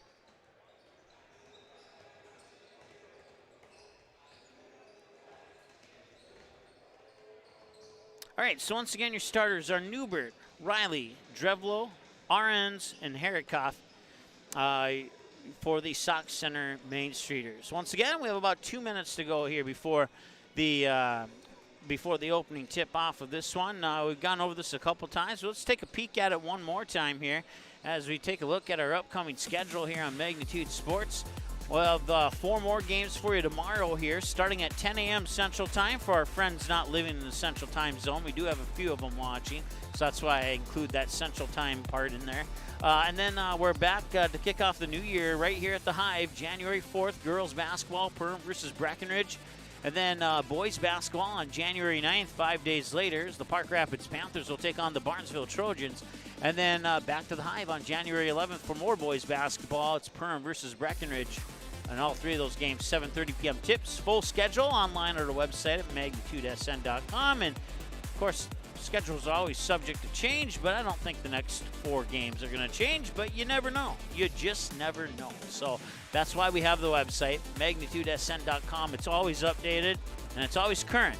Unless something changes and you look at it right as I'm informed of the change, and I haven't changed it yet. That'd be the only way it's not current. Highly unlikely, though, that incident would actually occur. So, all right, we got about 45 seconds before we kick this one off. Let's take a break, and we'll be back with the on-court starting lineups here in just a moment. Odds are there's an ace right in your neighborhood. with expert advice and the right tools to make your quick fixes even quicker. Around the block, what you need in stock, with people who know their stuff. Welcome to the Home Convenience Store. Hi, this is Mallory Stotterell and Erica Saylor from Lakes Ace Hardware. You can expect expert help for your next project at Lakes Ace Hardware, right here in downtown Perham. Ace is the place with the helpful hardware, folks.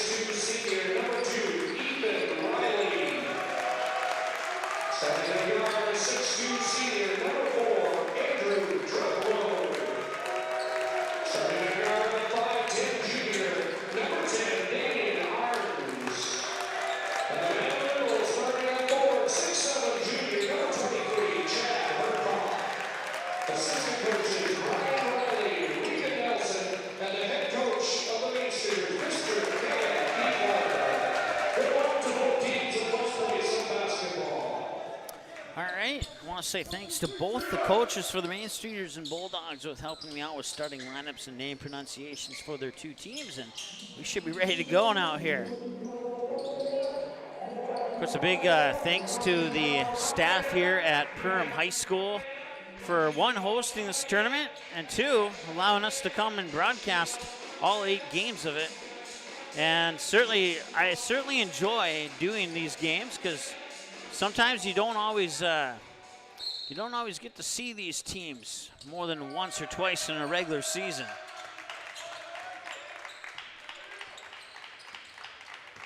Make a slight adjustment on our camera here. Okay, now we're ready to go. I'm gonna reorganize my rosters here to make sure that everyone's on the side that I'm used to having them on. It was kind of nice. Didn't have a lot of work to do. Both these teams in red and green for home and away, so all I had to do was change the name and logo. That was pretty easy. So a couple of missed shots to start it off. 34 seconds in. Wide open look. Corner 3. Reed Johnson rims in and out. Won't go. And a loose ball inside. They'll come back here to Bryce Vanderbeek. Now corner 3 from the opposite side's up and in. So Jackson Walker gets the scoring started here for the Paynesville Bulldogs. 3AA for the Paynesville Bulldogs, 6AA for the Sauk Center Main Streeters. Some nice passing here. That's Jay Newbert with the shot. Too strong, and the rebound comes down to Braden Pung. Back the other way quickly. And now a long three, and that missed well, it didn't miss everything, but it missed enough. Let's put it that way. Collision. I think they're gonna call a foul here on Pung. I think they are. Let's double check to be sure, but I think it's on Pung. Yes, it is on Pung. So that's his first, team's first.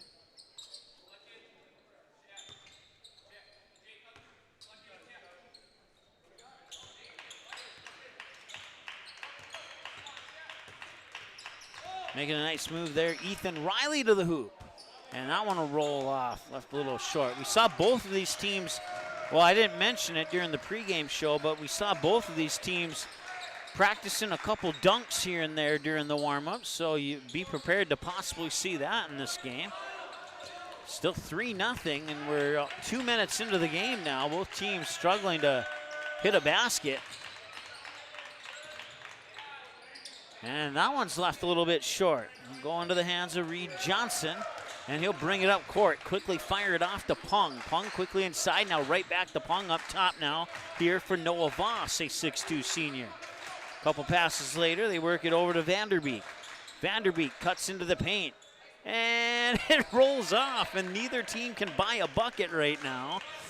Couple nice moves down low and some nice effective passing by both of these teams, but nothing's going into the hoop at the moment. Outside of that lone three. The way it looks right now is if a team has a wide open look at a shot, they might be able to get it to go in. There's a look for the tie, and there it is. Damian Arens ties it up at 3. And now they'll look to get the lead back. It won't go, and there's a foul on the rebound attempt, and we'll see who it's on.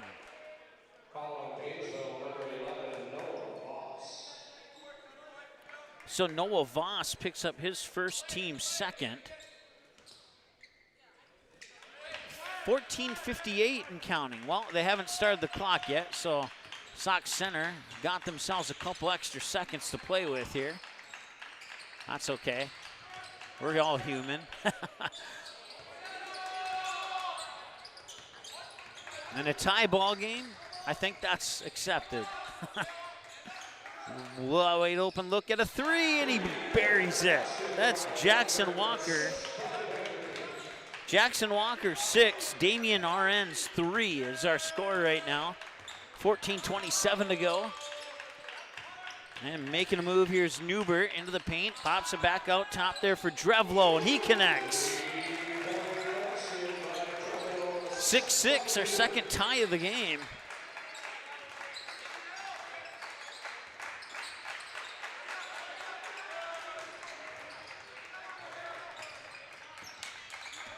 One lead change and 2 ties. First basket doesn't count as a lead change to break a 0-0 tie, in case you weren't aware of that already. Right-handed dribble there by Braden Pung. Now he'll get the ball right back. He'll put it up for a 21-footer, and it's off the right side of the rim. Rebound is juggled and eventually picked up by Arens, and he'll bring it up the court. He'll dish it off there for Riley. Back to Arens. Arens now to Newbert. Newbert will put the ball on the floor, make a move, kick inside, and there's a foul on Paynesville.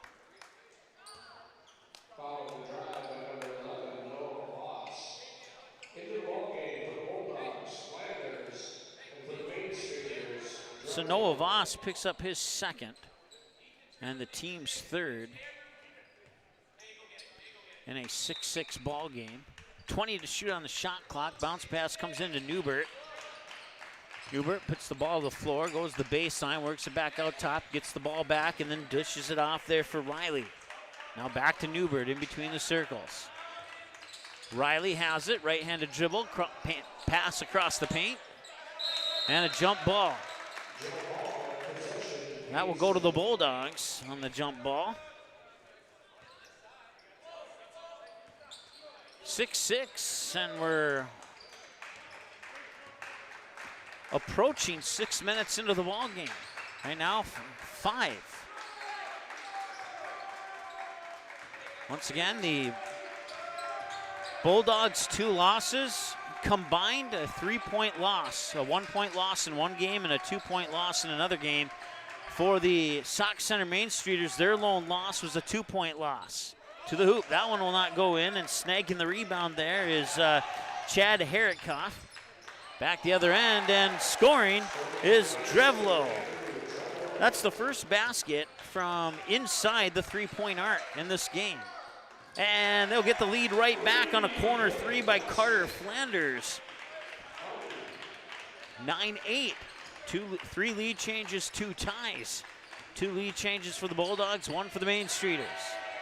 Loose ball underneath. They'll battle for it, and another jump ball. This one will go to Sauk Center. Looks like the Main Streeters will have a couple substitutions right now. Checking into the lineup here is a 5'11 junior, Jarek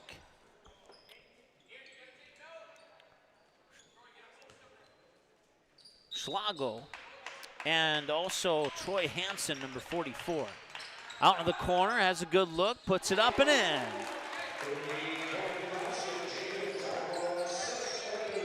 Jake Drevlo gives the lead back to Sauk Center at 11-9 on that corner 3. With the ball is Reed Johnson. Johnson will give it up here for Flanders. Flanders with the right-handed dribble, uses it up. He'll dish it off there for Vanderbeek. Vanderbeek tries to turn the corner to the hoop, and he scores. And we are tied at 11. That's our 3rd tie of the game. Tied at 3, 6, and 11. 11 and a half to go here. Who will get the next lead? Trying to move in is Schlago.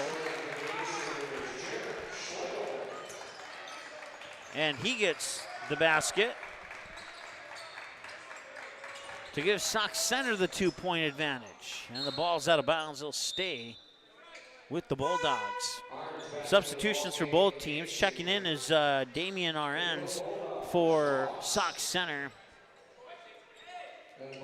Alex Blonigan, number 24, as well as Noah Voss check in for the Bulldogs.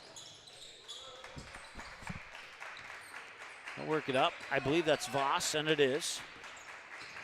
Voss trying to get around Arends, and that one won't go. Rebound there for Drevlo. He'll work it up court quickly here for the other Drevlo. That's Jacob to Andrew. 10:51 to go. Nothing cashing in on that trip down the court for the Main Streeters. Back the other side, Noah Voss hands it off. Quick pass now here to Blonigan. Blonigan into the paint. Loose ball recollected there by Flanders. And a whistle, and we might have a foul here on Jacob Drevlo. So Jacob Drevlo is number 3, Andrew Drevlo is number 4, if you're looking to keep track of that. First personal foul.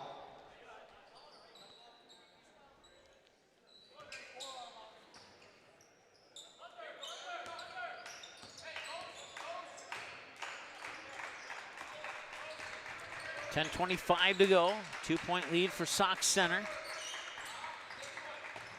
Into the corner. Did he step out of bounds? No. Yes, he did. First turnover of the game, at least the first one I'm keeping track of anyway. 13-11. Turnovers. Well, my good friend Brad Anderson says turnovers are a broadcaster's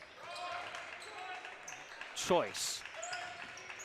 If I recorded this game with 10 turnovers, he might record it with 12 or 8.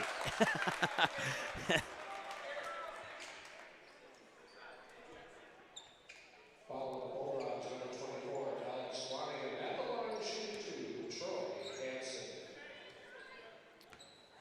So that's the 4th foul already. There's also 1 foul on the Main Streeters. I missed it. It's going to be the first one on Alex Blonigan.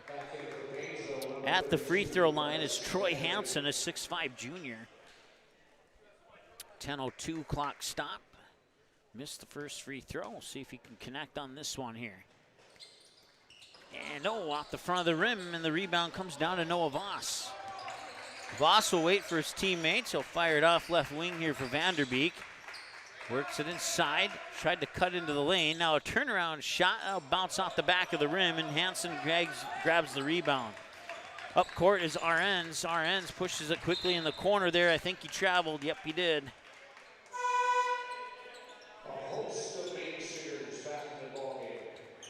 So looks like four in and 4 out for the Main Streeters. So Damian Arends is the only player who's not new on the court here for Sauk Center.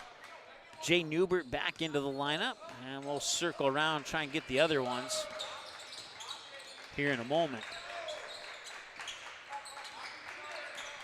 With the ball, here's Vanderbeek. He nearly lost it. He's able to get it back.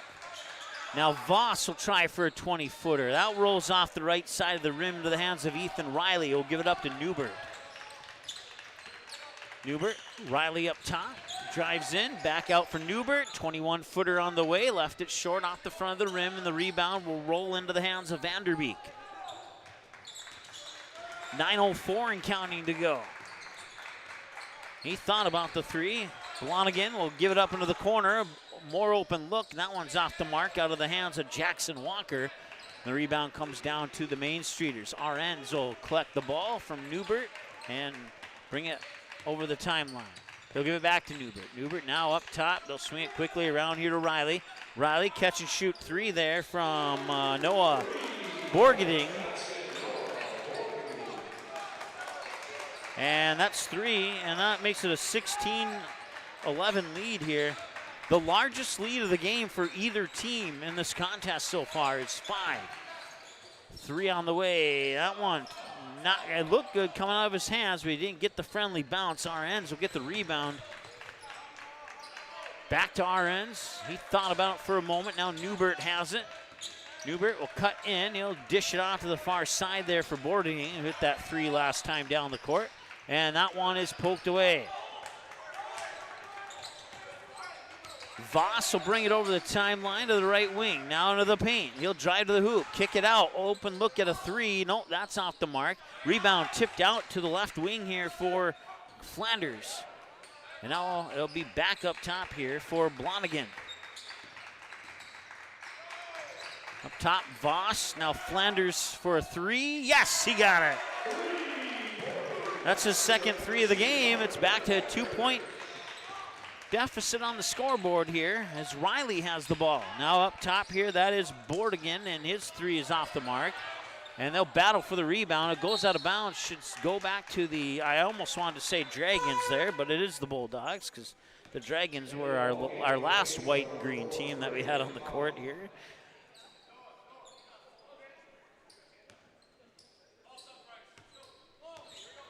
So Voss will bring it over the timeline with 7:13 and counting to go. Voss with the right-handed dribble, hands it off there for Pong, who'll try for a three, and the bank is open for Braden Pong here on a Saturday as he puts it in. His first 3 points of the game, and it's 17-16 as the lead goes back to Paynesville. Here's Arends, little floater in the paint, and he gives the lead right back. That's the 7th lead change of the game. 4 for Main Streeters, 3 for the Bulldogs. Here's Blonigan, and that one's taken away. To the hoop, and it rolls off the rim on the layup attempt by Newbert, who got some good air on that layup. 18-17, 6.5 to go. It's been a good one so far. Hope you're enjoying it as well. They work it up top here to Flanders. Flanders, quick pass inside. He'll make a move to the hoop. It may have been partially blocked. Comes to Ethan Riley. Quickly up court for Newbert to the hoop, and it will roll off the rim, but he'll have to get those 2 points the hard way as he will make a trip to the free throw line on the foul. Alex Blonigan picks up his second, team's 5th of the first half. Jay Newbert with his first trip to the line this afternoon, and he'll roll around and out. Almost looked like the start of the game where neither team could buy a bucket. And then since the first 3 or 4 minutes, it's been hard for these two teams to miss a basket.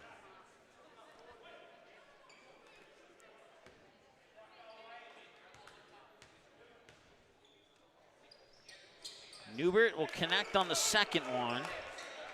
That extends the Sauk Center lead to 2 at 19-17. Here's Voss with it. Now quickly gives up for Pung into the corner 3 there for Flanders off the mark, and Newbert will get the rebound. He'll work it up court quickly here. Into the corner, open look at 3 from the corner. Too strong off the back iron. Rebound there by Herikoff. And now Arends cuts into the paint. Down to the baseline, and he got fouled. That was an easy foul on the Bulldogs. Let's catch the jersey number here.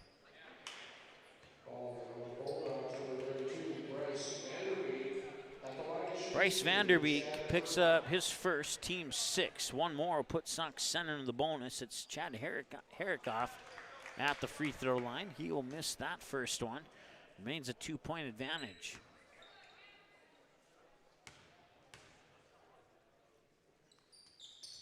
And he makes the second one. So Herikoff has his first points of the game. 2017 and a 3-point lead here. Voss works it in between the circles. He'll look around and nothing, he doesn't like what he sees at the moment.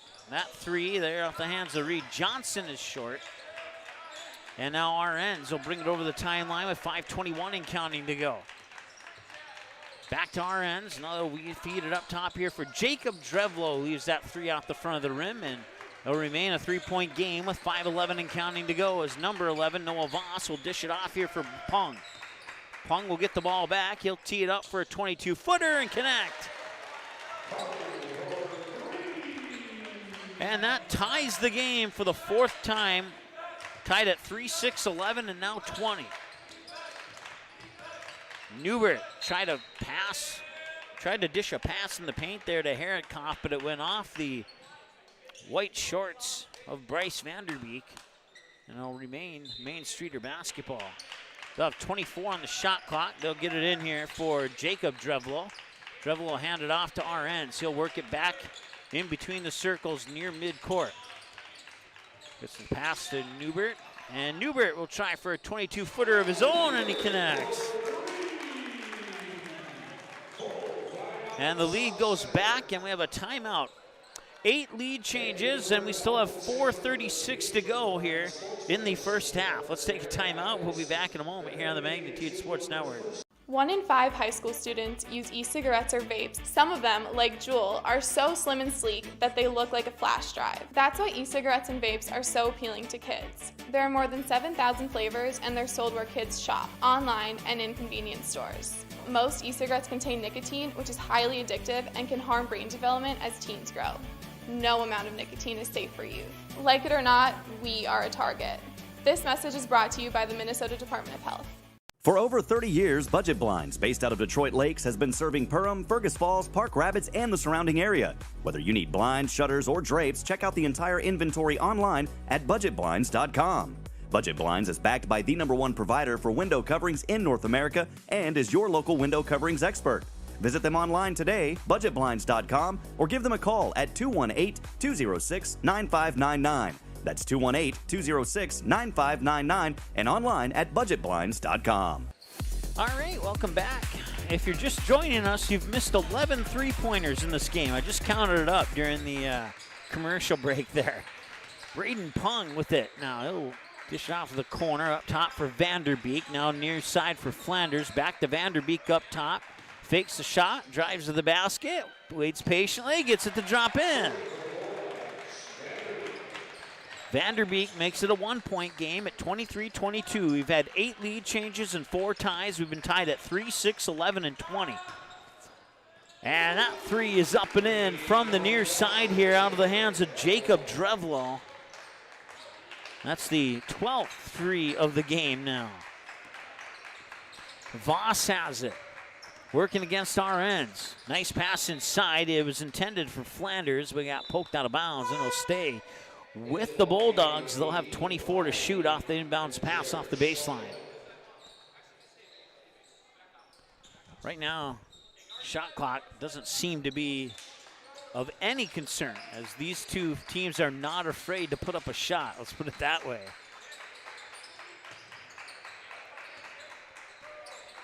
Vanderbeek will make a move, and he gets it in off the glass.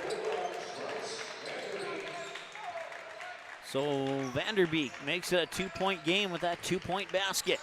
3:25 to go in the first half. Here's Riley.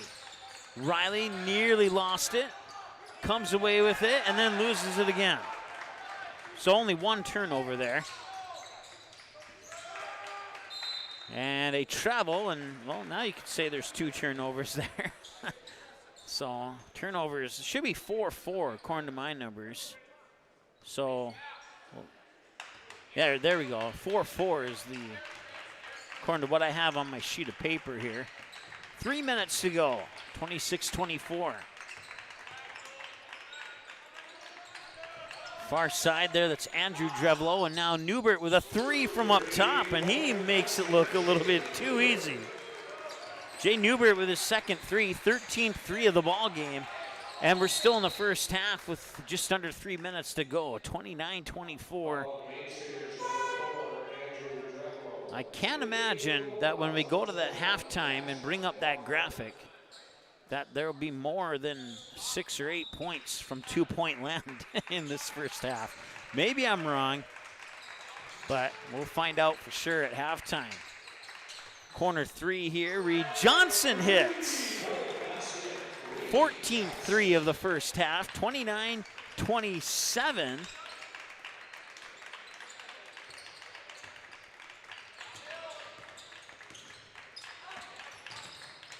Spinning, and that's Jacob Drevlo, and it's out of bounds. He'll stay with Sauk center. 1, 2, 3, 4, 5, 6, 7, 8, 9, 10, 11, 12, 13, yeah, 14 threes here in the first half. Seems like it would be higher than 29-27 at that mark, but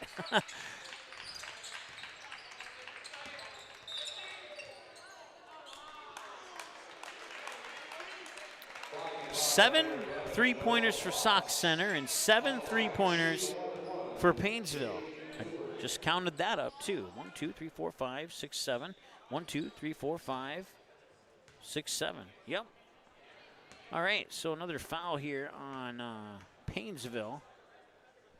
That is the 3rd personal on Noah Voss.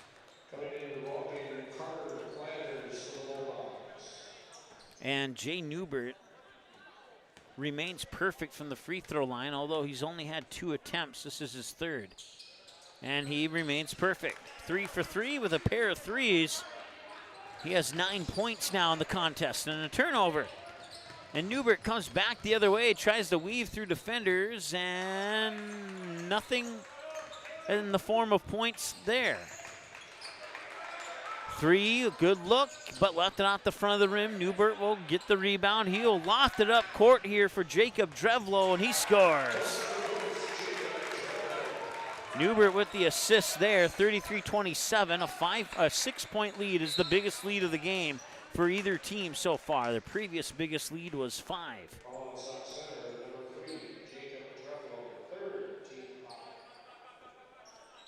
One side of Jim, who's tuned back in for game number 2. 2 of 4 for today and 2 of 8 over the 2-day holiday break. 1:38 to go, 29 on the shot clock. Vanderbeek has the ball. He'll take a right-handed dribble to the hoop, and he'll dish off in the corner here for Reed Johnson, who hits again. And 3, number 15, brings us to a 33-30 score with 1:20 to go in the first half. Floater from the paint is up and in from Andrew Drevlo. 3-5-7 for Andrew Drevlo, according to my numbers. They'll work it to Pung. Pung, right-handed dribble, uses up the dribble, gets it in for Vanderbeek. Vanderbeek will back up Ethan Riley. Now back out into the corner here for Reed Johnson. Johnson will work it out top, back to Vanderbeek. Tries to fake a couple directions. Somehow he works his way around his defender and scores. How about that?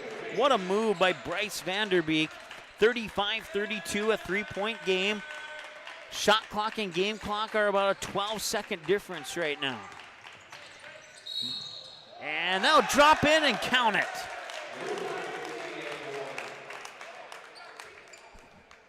So Newbert gets the basket. He'll have a chance to get one more here from the free throw line. 37-32 with 37.2 seconds to go here in the first half. Who planned that one? And he remains perfect from the free throw line in this ball game. 6-point lead once again. Sauk Center's had 2 6-point leads in this game. They haven't been able to extend it beyond 6 up to this point. Here's Vanderbeek, and he turns it over. Tried the outlet pass in the corner, but Newbert was standing in the way, and it went right to him. 38-32, shot clock is off. The Main Streeters can hold for the final shot if they choose to do so. Here's Jarek Schlogo. And a whistle. The ball's going to go back to Sauk Center, or I'm sorry, Paynesville, as there's a foul on Ethan Riley. His first, team's second. Oh, I'm take that back. Team's fourth, actually.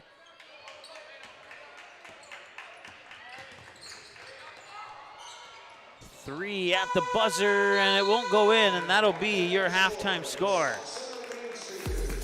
Sauk Center 38 and Paynesville 32. We've had 8 lead changes and 4 ties, 3, 6, 11, and 20. And since the 2020 tie, it's been Sauk Center in the lead since then. We'll take a break, and we'll come back with your halftime numbers in just a moment on Magnitude Sports. Stay tuned. At Waterfront Recreational LLC, the mission is to deliver high-quality and custom-built steps, decks, and docks so you can access and enjoy your property. We believe in hard work, honest and fair dealing, high-quality craftsmanship, and excellent customer service. Our products have proven results. We can't control the weather, but our docks remain rock solid in the windiest of conditions. We also offer boat storage in the wintertime. Call or text 218-298-1353 for more information about each of our services, or visit waterfrontrecreational.com today.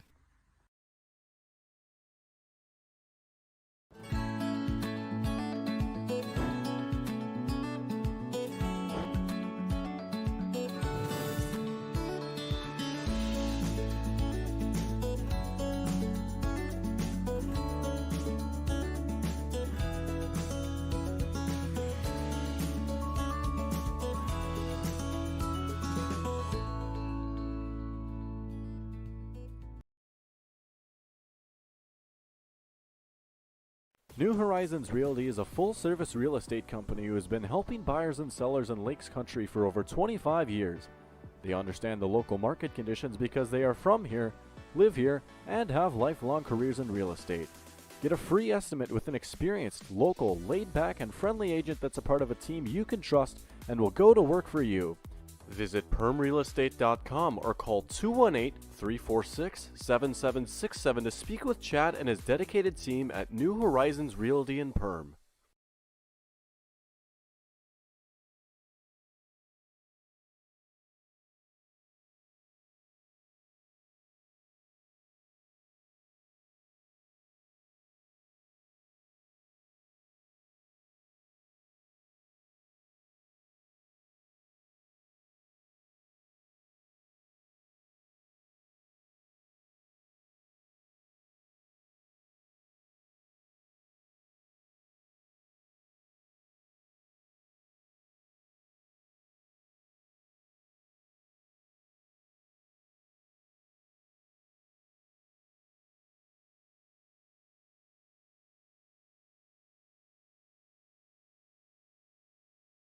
Central Market, the fresh place in Perham and Detroit Lakes, offering the freshest meat, produce, bakery, and deli products possible with great value for your money. A visit to Central Market is a journey into freshness. You'll always be able to find a wide variety of items that will result in the perfect meal for your family and friends. Begin with their meat department, and whether it's succulent fruit and vegetables, fresh baked specialties from their bakery, or the convenience of fresh deli selections, Central Market is the fresh place for your family. Go Yellow Jackets!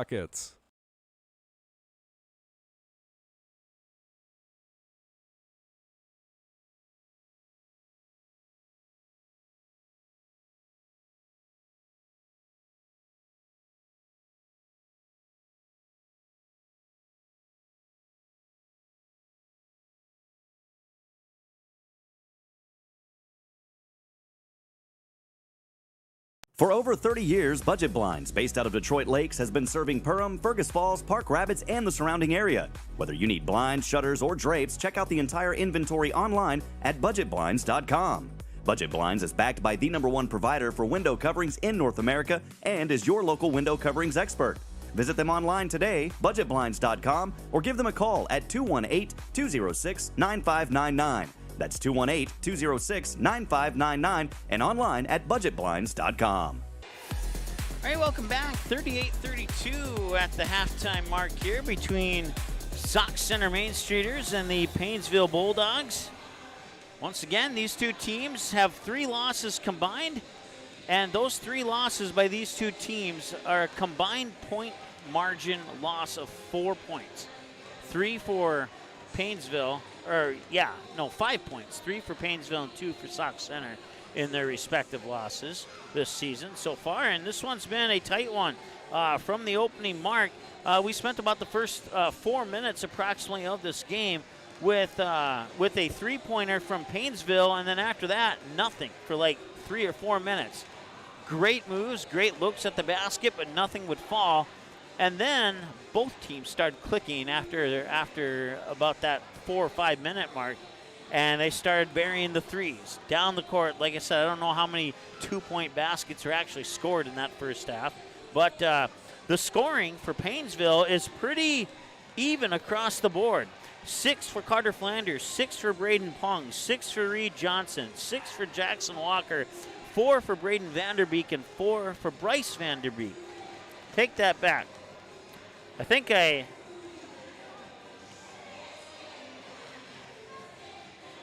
didn't realize there was 2 Vanderbeeks on the roster. One was 23, one was 32. So I think I instead of Braden having 4 and Bryce having 4, it's Bryce having 8 and Braden having 0.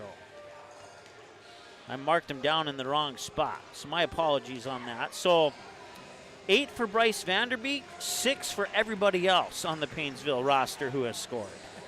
For Sauk Center, Jay Newbert leads the way with 14. Jacob Drevelo with 8. Andrew Drevelo with 7. 2 for Jarek Schlago. 3 for Damian Arends. 1 for Chad Herrickhoff. And 3 for Noah Borgending. And that's your individual scoring for Sauk Center. Let's take a look at the numbers here. And there you go. Like I said, there's more points from 2-point land than I expected there to be. 20 for the two teams combined. But 5 from the free throw line. As you take those free throws away, and it is a 33-32 game, as Paynesville hasn't been able to. I don't know if they've had a troop to the free throw line or not, to be honest with you. But if they would have, they would have a chance to knock down those free throws. So 21 points from behind the arc for the Main Streeters, 24 for the Bulldogs. And then 12 and 8 from 2-point land. Turnovers and fouls, you see them there. And that's how that 38-32 score breaks down on your United Community Bank scoreboard as we go inside the numbers and look at that. Once again, I want to say hi to everybody watching, whether you're cheering on the Main Streeters or if you're cheering on the Bulldogs. We certainly appreciate you tuning in, and we wish your team the best of luck here in this contest. We have about 2.5 minutes before we start the second half of play. It's game 2 of 3, game 2 of 4, I should say. We have another girls game and another boys game to come after the conclusion of this one. So if you like basketball, you're in the right spot here on Magnitude Sports. We'll be back in a couple of minutes here with the second half right after this on Magnitude Sports. Stay tuned. 1 in 5 high school students use e-cigarettes or vapes. Some of them, like Juul, are so slim and sleek that they look like a flash drive. That's why e-cigarettes and vapes are so appealing to kids. There are more than 7,000 flavors, and they're sold where kids shop, online and in convenience stores. Most e-cigarettes contain nicotine, which is highly addictive and can harm brain development as teens grow. No amount of nicotine is safe for youth. Like it or not, we are a target. This message is brought to you by the Minnesota Department of Health. Hi, this is Mike from Magnitude Sports. I'd like you to do me a favor if you would. Subscribe to this channel right here, Dakota Fins and Feathers Outdoors. The channel is owned by a family I've known for over 2 decades and features some sports stars from previous Magnitude Sports broadcasts. So if you're the type of guy that likes fishing, hunting, dogs, you can get all that and more right here on the Dakota Fins and Feathers YouTube channel. You can also find them on social media, on Instagram, TikTok, Facebook. It's educational, it's captivating, it's fun. It's Dakota Fins and Feathers Outdoors. Subscribe today. It's something new every day, some different stuff to do. It's not the same monotonous thing over and over again. Everybody works together, everybody knows everybody, you know, we all get along just well. It's just a great company to work with. It's like a big family here. It's just everybody gets along with everybody and everybody clicks. Everybody just helps everybody out. And it's a pretty awesome job to have.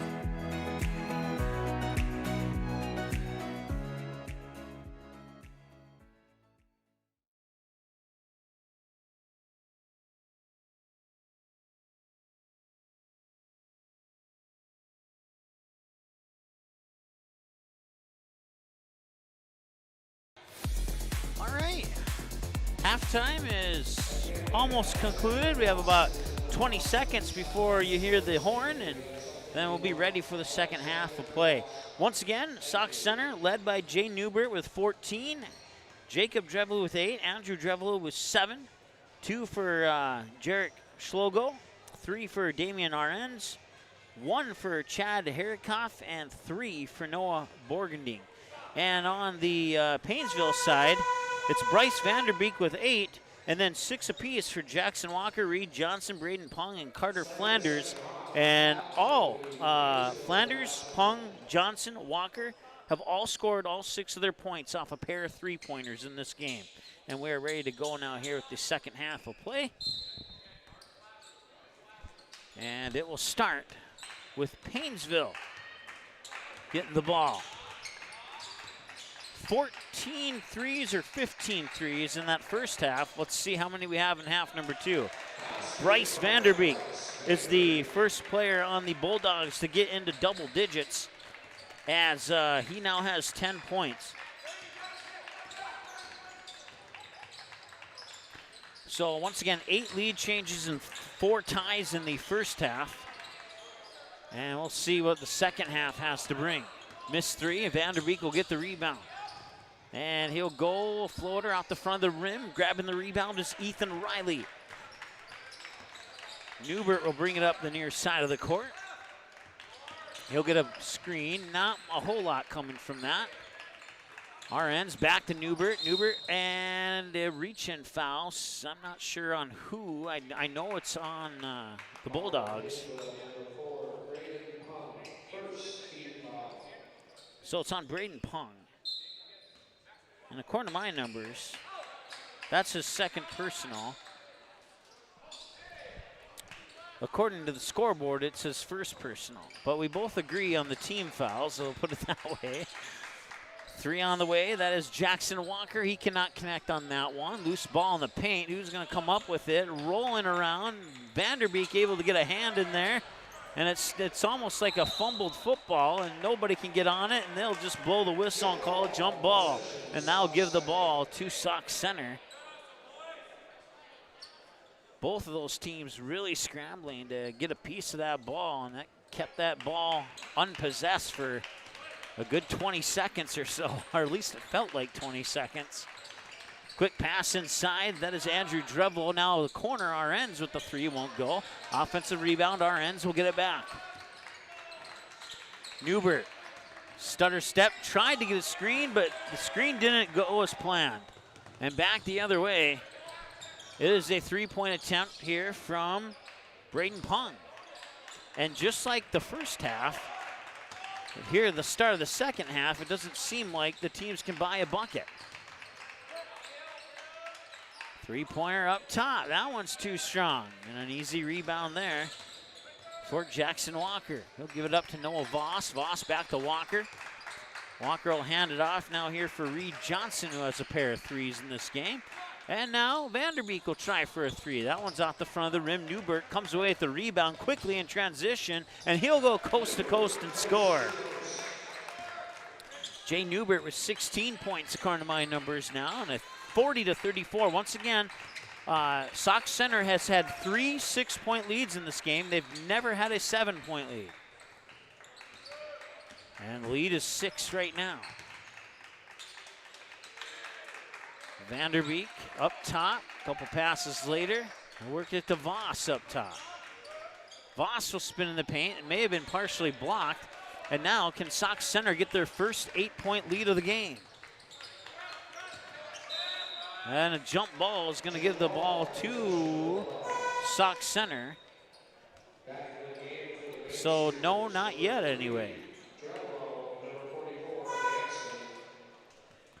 15:04 to go here in the second half.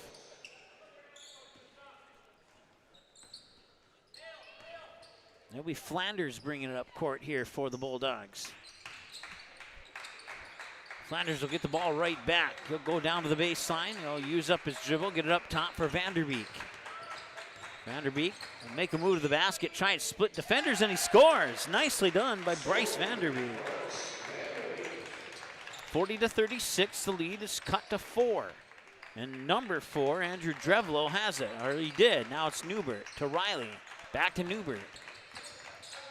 Newbert gets it back to Riley. Riley kicks it out for Andrew Drevlo. Catch and shoot threes. Bingo, he got it. That's his third three, or no, check that, his second three, and he enters the 10-point club. And back the other way, Reed Johnson will try for his third three of the game. That'll be an over and back foul here on the rebound attempt, and that foul, I think, is on Vanderbeek, and it is. Now, I have him down for 3, and so does the scoreboard. Third personal for Bryce Vanderbeek. Team second of the second half. Up top, there's Jacob Drevlo. Now gets it over to Andrew Drevlo. And Andrew Drevlo will make a move to the hoop and score. 12 points, 7 in the first half. 11 points, excuse me. No, that's 12 points. 3, 5, 7. 10, 12, yeah. 7 in the first half, 5 in the second half for Andrew Drevlo.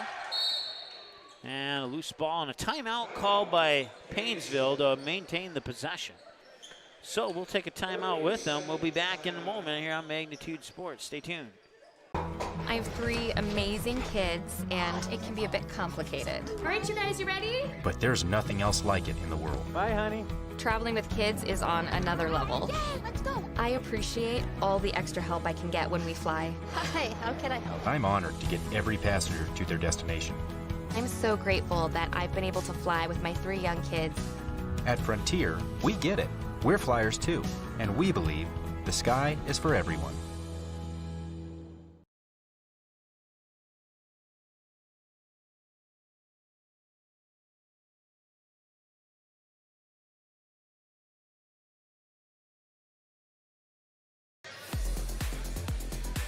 Welcome back. There you see your score by half so far. 18 on the shot clock for the baseline inbounds pass will be triggered by Braden Pung. And Pung will get in for Vanderbeek. He makes a move to the hoop. Decides to float it back out top. They work it around to Reed Johnson. Johnson back to Vanderbeek, just inside the three-point arc up top. Now he'll try and split defenders. Go to the hoop and it'll bounce off. Jacob Drevlo will get the rebound, give it up for our ends in the backcourt. 13-15 and counting. Up top, number 44, it's Troy Hansen. He got some minutes in the first half, just didn't recognize him right away. Top of the key 3, our ends hits.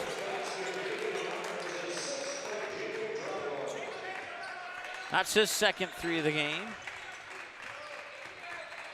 So now Sauk Center has their biggest lead of the game at 8.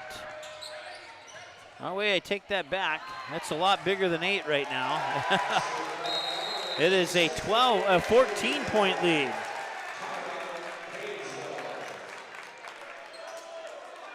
Let's see here, who scored that? Oh, I'm gonna take a look at the replay on my phone. I didn't see who scored that last basket here. And we're about to find out the truth.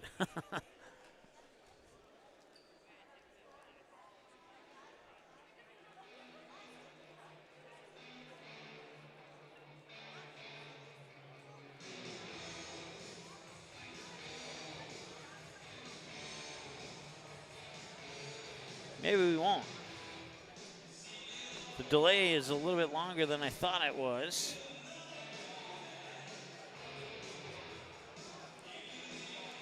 I want to say it was Logan Frank, if that's number 15 on the video here.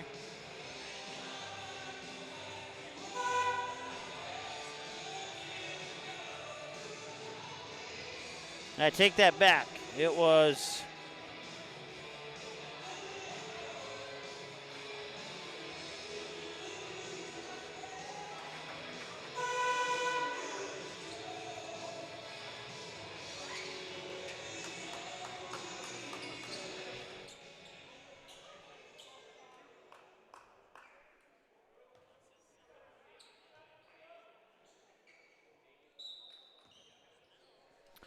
all right, back to action here as I still don't know who scored that. Damian Arens got it. Just now finally caught it on my phone. It's cool that you can zoom in on a phone. I don't know if you knew that, but if you didn't, now you do. Or at least if you have an iPhone like mine or newer, then you can. I don't know about mine and older, but mine and newer you can.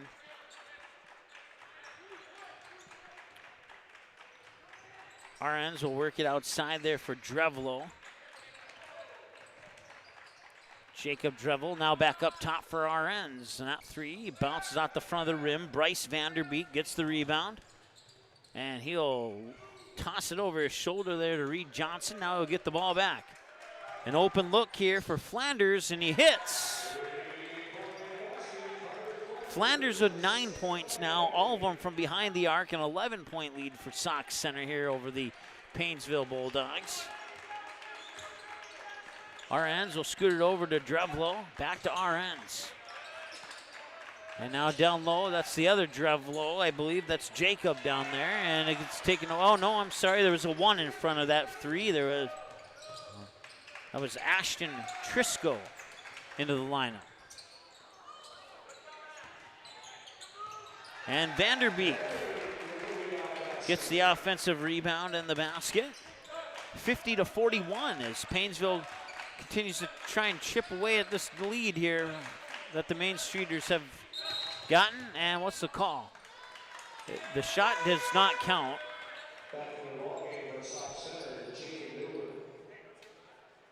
Saying he stepped out of bounds. So 9-point deficit, 11 minutes and a couple ticks to go. Reed Johnson brings it over the timeline here as the Bulldogs look to continue to work their way back into this game.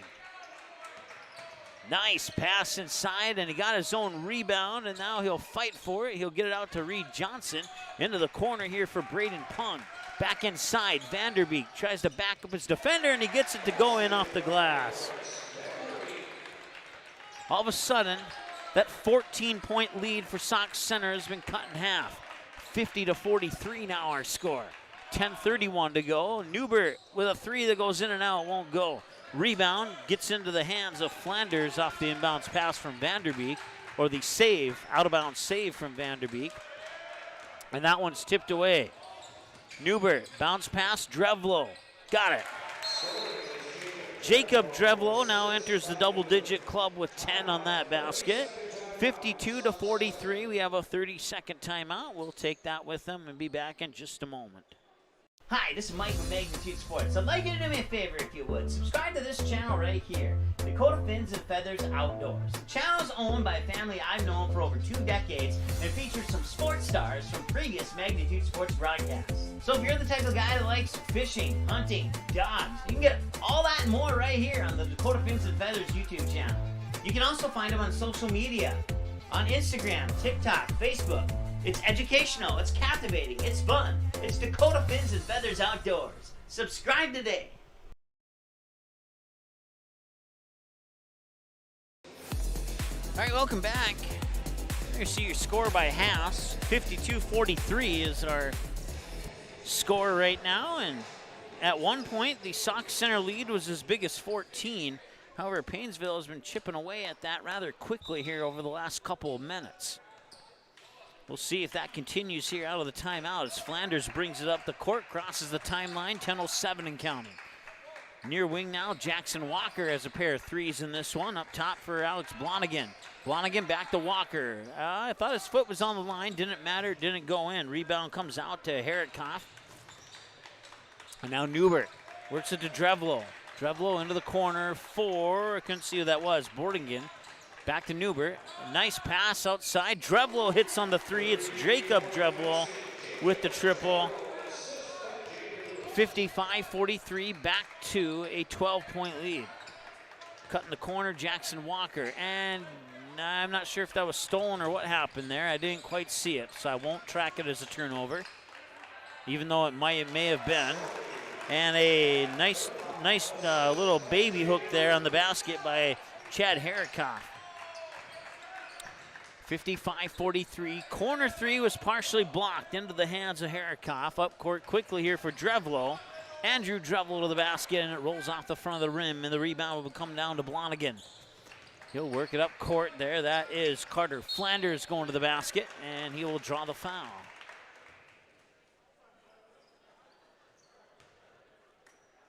Following Sauk center, Jacob Drevlo.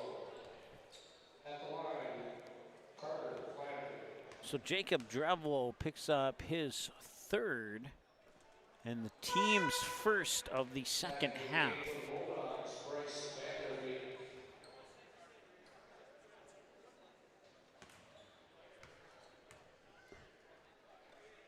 8:58 on the clock, and he misses one of two.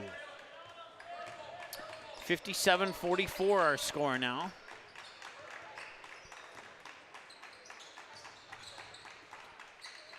Up top, Drevlo has it here. It's Jacob, and now catch and shoot three from the top of the key. It rolls around and bounces off the rim. Unfriendly bounce there.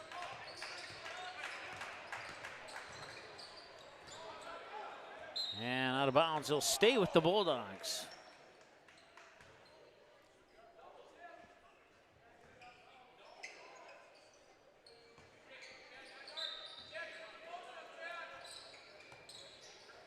Now come up top there for Braden Pung.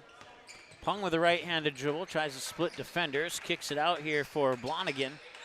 Blonigan into the paint, kicks it back outside and making a move to the basket. The basket will not count. The foul came before, and we'll see if Flanders goes to the line or not. He will not. So it was not considered in the act of shooting, or in other words, in the act of driving to the basket. And it'll be an inbounds pass with 20 on the shot clock. Blonigan has it. Now Vanderbeek has it, and now a foul underneath. It's either on Newbert or Herikoff. We'll see who they charge it to. It's on Herikoff, his first. Team's second. Oh, sorry, team's third, actually. So put one more on there.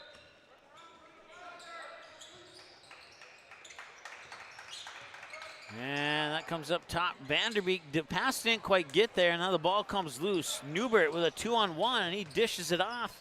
And scoring is Andrew Drevlo. And the Sauk Center Main Streeters starting to pull away with this one. That one in and out won't go. Rebound comes down to our ends, and back the other way comes Newbert. Newbert stops at the top of the key. Our ends now fires it here for Drevlo. Drevlo inside for Herikoff. Herikoff waits patiently, can't get it to go. Vanderbeek will battle that loose ball, and the rebound will pop into the hands of Braden Pung. Pung brings it back up court. Now Voss has it. Voss pushes it in the corner. Open look at a three, left it a little bit short. Newbert with the rebound. Quick pass up court to Andrew Drevlo. Drevlo goes to the hoop, looking for some help. Now our ends, back to Newbert. Newbert back to RNs. RNs with a right-handed dribble. Quick pass into the paint, and the reverse layup won't go. And the follow-up off the offensive rebound, and it's Bordingen with the basket.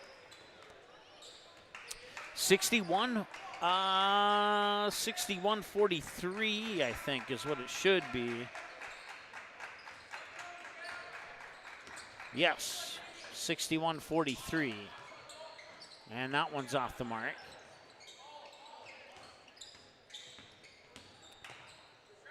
And that one got popped away. And now quick pass up to Newbert. Newbert will leave it for, that was Bordigan again with the basket. And a timeout taken by Paynesville. 63-43, it was a close game until the last couple of minutes. Now, instead of leading by 2, it's Sauk Center leading by 20. We'll see what Paynesville does coming out of the timeout. We're back in a moment here on Magnitude Sports. For over 30 years, Budget Blinds, based out of Detroit Lakes, has been serving Perham, Fergus Falls, Park Rapids, and the surrounding area. Whether you need blinds, shutters, or drapes, check out the entire inventory online at budgetblinds.com. Budget Blinds is backed by the #1 provider for window coverings in North America and is your local window coverings expert. Visit them online today, budgetblinds.com, or give them a call at 218-206-9599. That's 218-206-9599 and online at budgetblinds.com.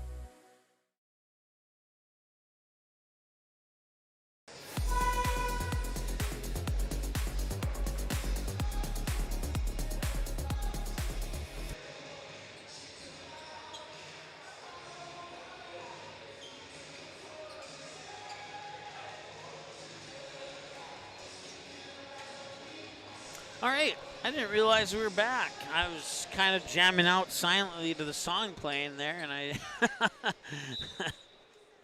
63-43, 6:45 to go. Paynesville down by plenty right now. First half, a completely different story from the second half, as Sauk Center has done some great work here in half number 2 to build this 20-point lead. That will likely be a foul on Ethan Riley. It's a foul on Sauk Center for sure. And it is indeed on Riley. It is his second. Team's fourth. Now send Bryce Vanderbeek to the free throw line. Points with the clock stop. Very crucial right now here for the Bulldogs if they want to get back into this one. They have time to do it. But time is less and less of a friend and more of an enemy right now here for the Bulldogs. 6:27 to go. And he'll hit them both. So that's a good start. We'll see if they can build off that or not. 63-45 now.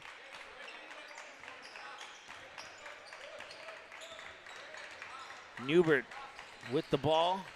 Up top now for Ethan Riley. Riley will swing it over to Drevlo. Back up top, our ends for a three. That won't go, and Pung with the rebound. He'll give it up to Voss. Voss with a right-handed dribble. Steps inside the three-point arc for Vanderbeek now. Vanderbeek looking for a path to the basket.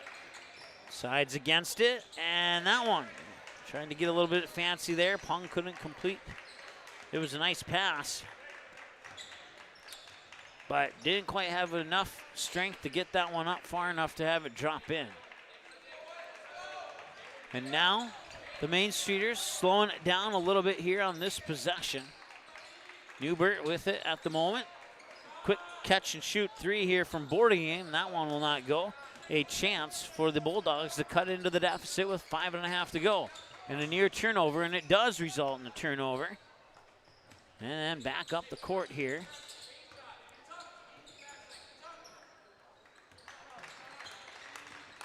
Newbert, quick pass out to RNs. He'll go around the defenders and score, lay it in off the glass.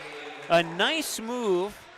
RNs probably had a good look at a three there, but he decided that he's going to take the high percentage shot instead. And that pushes it back to a 20-point lead. And an 18-point lead there as Flanders will get his first basket from inside the three-point arc. He has 11 now. He is the second Bulldog to be in double digits, along with Bryce Vanderbeek. And a travel.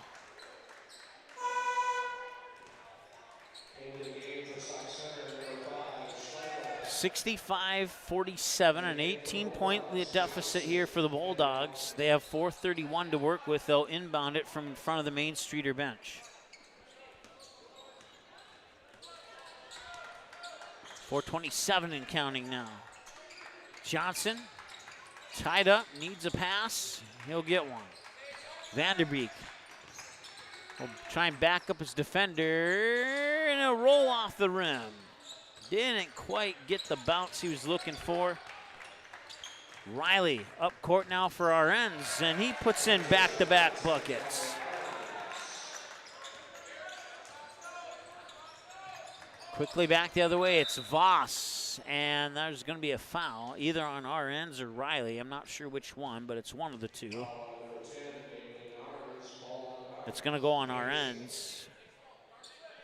It's his first, team's fifth. 30 on the shot clock on the baseline inbounds pass. They'll come in up top for Noah Voss.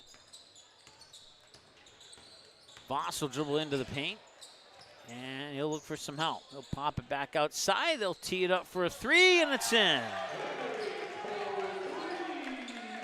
Bryce Vanderbeek scoring his first basket from outside of the three-point arc. Everything else has come inside of it up until now.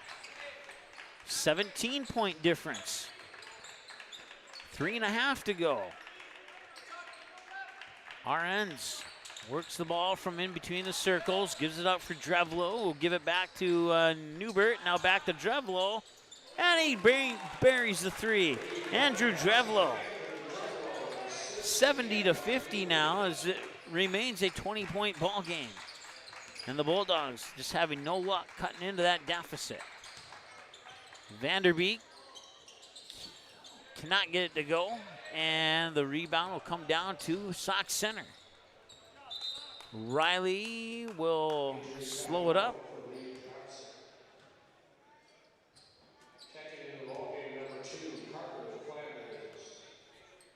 I think that was a timeout of some sort. I thought I heard the PA announcer say injury timeout, but I don't see anybody. Oh, okay, number 10, Reed Johnson appears to be, looks like maybe a bloody nose possibly. So for lack of better wording, that's good news. It could be worse than that. He'll likely be back in this game if they can get that under control. 2.5 to go, 7:50. Newbert maybe bounced. I don't know if he intended to pass it to Schlogo, but as he drove the lane, it kind of went that direction.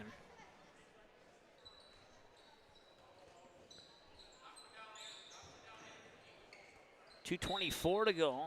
Our third game of the day will be the Paynesville girls taking on the Perham Yellow Jackets.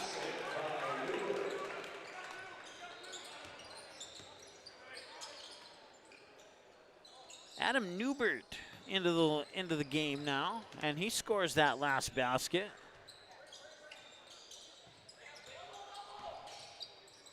No, I'm sorry, it's not Adam Newbert, it was Jay Newbert. There's no number 11 out there. Could have swore I heard him say Adam Newbert, but it's Jay Newbert.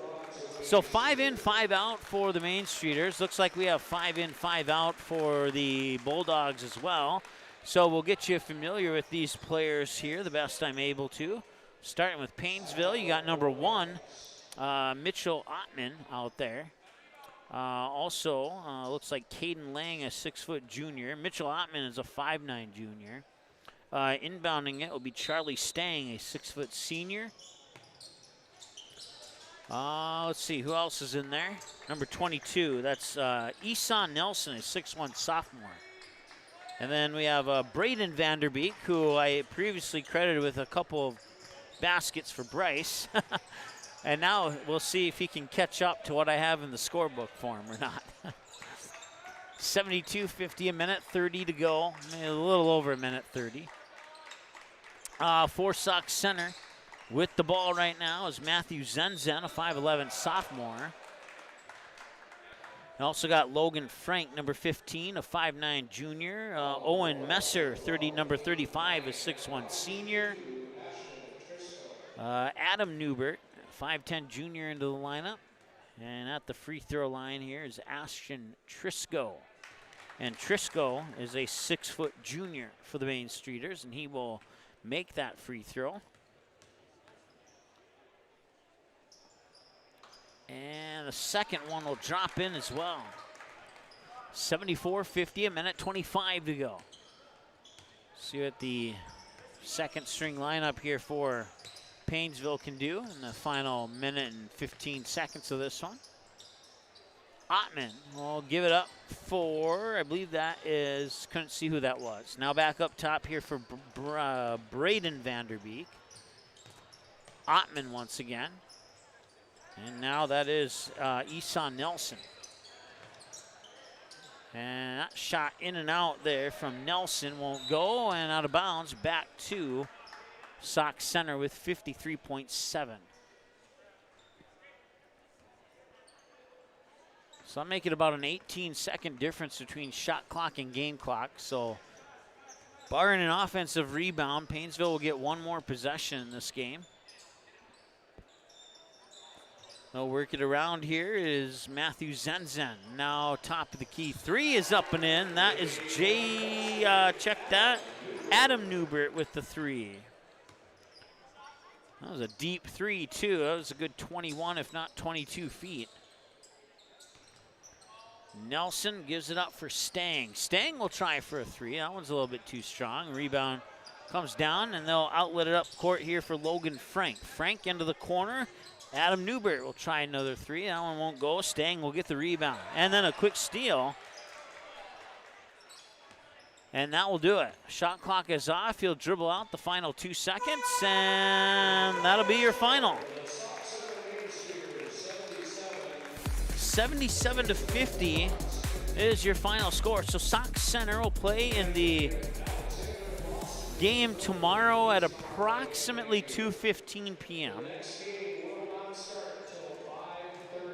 So we got, let's see here. Next game starts at 5:30. Right now it is 4:48. We'll keep it live. I was not 100% aware, either that or I wasn't paying attention to the schedule and how much time was between the second and third game. But we will keep it live. I'm not going to shut down the watch link for an extra 15 minutes. I'll just find something to chat about for 15 minutes, and then we'll go from there. But let's start by going over the individual numbers here as I add them up. We'll start with the Paynesville Bulldogs. So Carter Flanders had 6 at halftime. He added 5 in the second half for a game total of 11. Braden Pung was 6. Reed Johnson was 6. Jackson Walker was 6. And then Bryce Vanderbeek, he had he had 8 at halftime. So that'd make it 10, 12, 14, 16, 19, 20, 21, 20. I had him down for 22 points of the team's 50 here for the Paynesville Bulldogs. So once again, Bryce Vanderbeek leading the way with 22. Carter Flanders had 11. Everybody else in single digits for Paynesville. For Sauk Center, let's see, Jay Newbert had 14 at half. He'd add 4 more for a game total of 18. Jacob Drevlo had 8 at the half. He would add 5 more for a total of 13. Andrew Drevlo had 7 at the half. He would add 3, 6, 8, 10 in the second half for a game total of 17. Jarek Schlogo with 2. Damian Arends had 3 at the half. He would add 3, 5, 7, 9. He'd add 9 more for a game total of 12. Adam Newbert had 3. Ashton Triscoe came in off the bench and had 2, both from the free throw line. Chad Herkoff, let's try that again. Chad Herkoff had 1 at the half. He would add 3 more in the second half for a game total of 4. Noah Borgading had 3 at the half. He'd add 4 more in the second half for a game total of 7. So once again, Sauk Center led by Jay Newbert with 18 and Andrew Drevlo with 17. Other scores included Jacob Drevlo with 13, Damian Arends with 12, Noah Borgading with 7, 4 for Chad Herikoff, 3 apiece for Adam Newburton, and that's it. No second person with 3.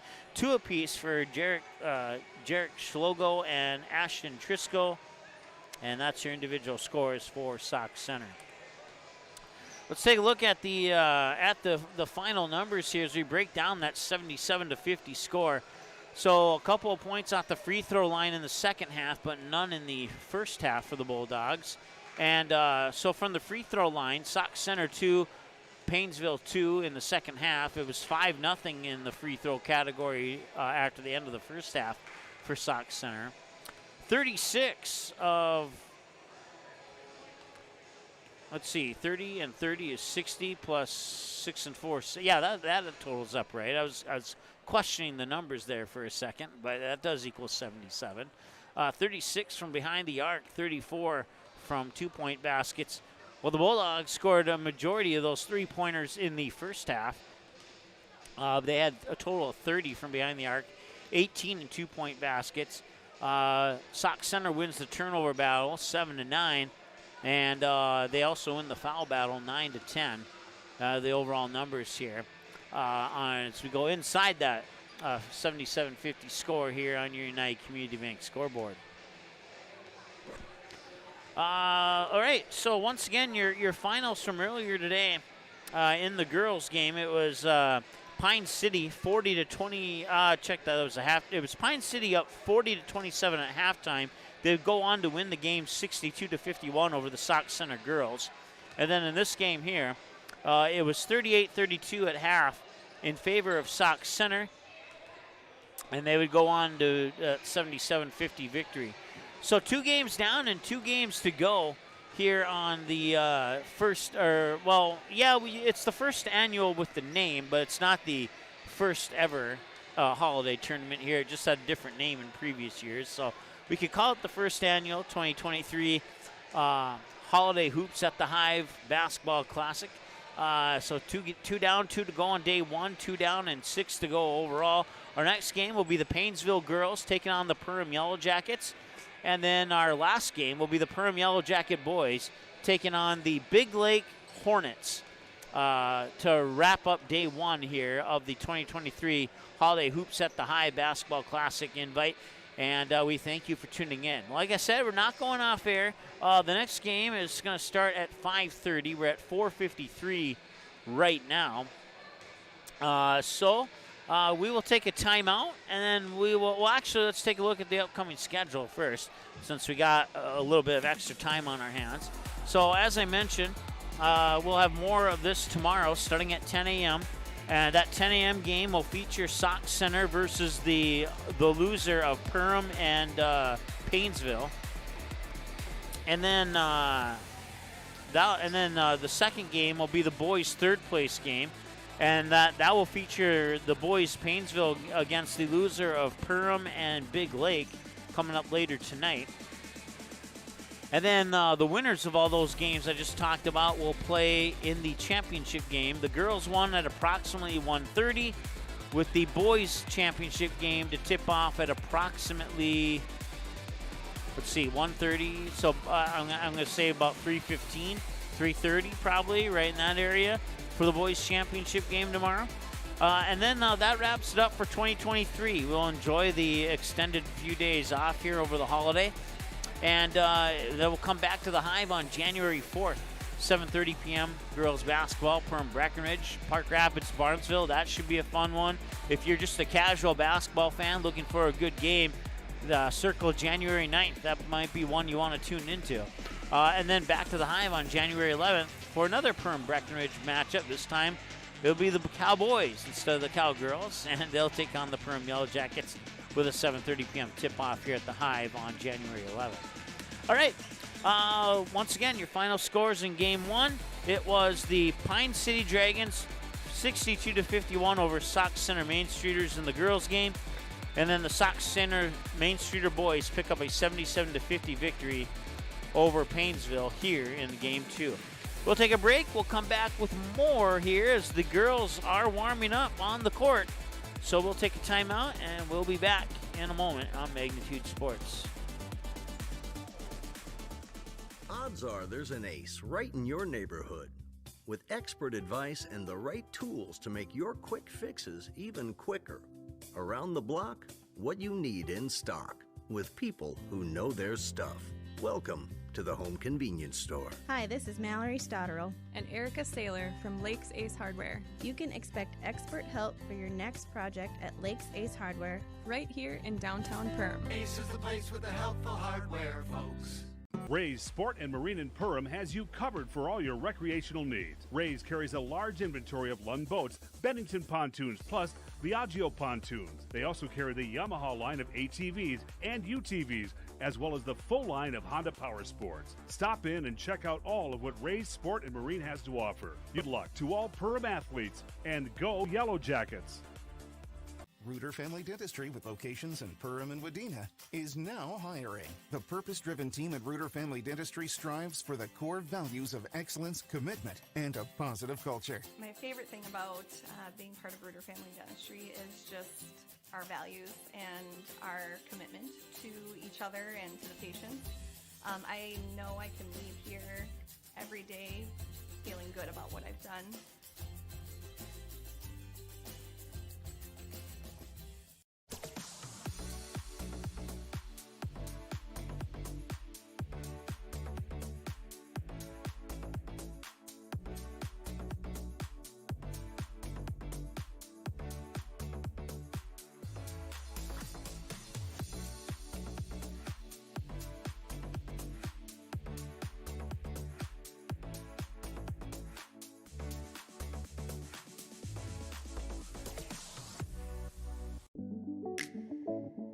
One of our core values at United Community Bank is reinvesting in the communities we serve. I personally take great pride in this, as I'm a fifth generation in our family here at United Community Bank.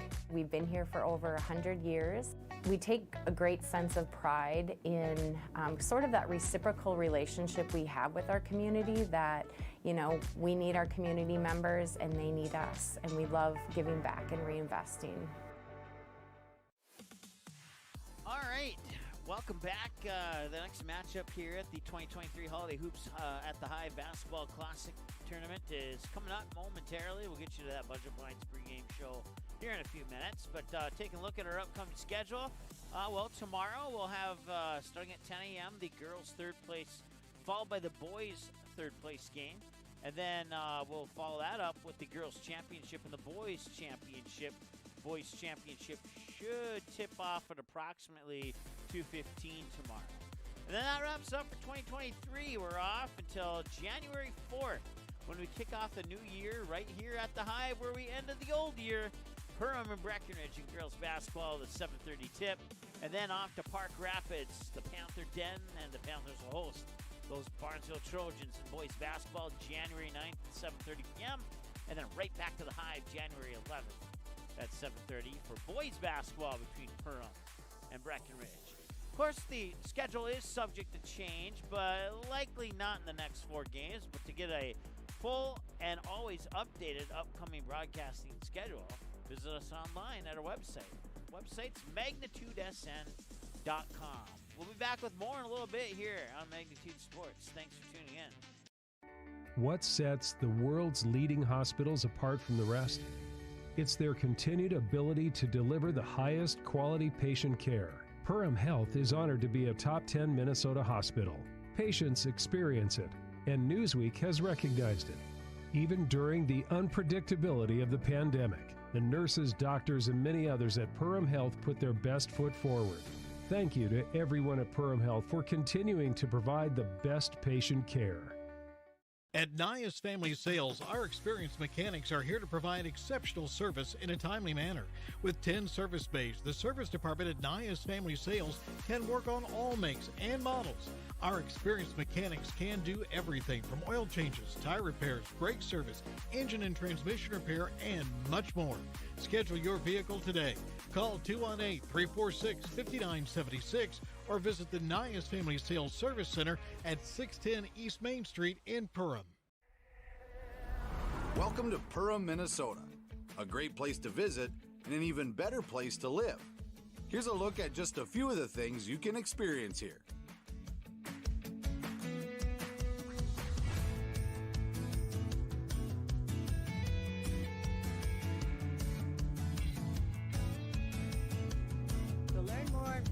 next getaway, visit Perham.com.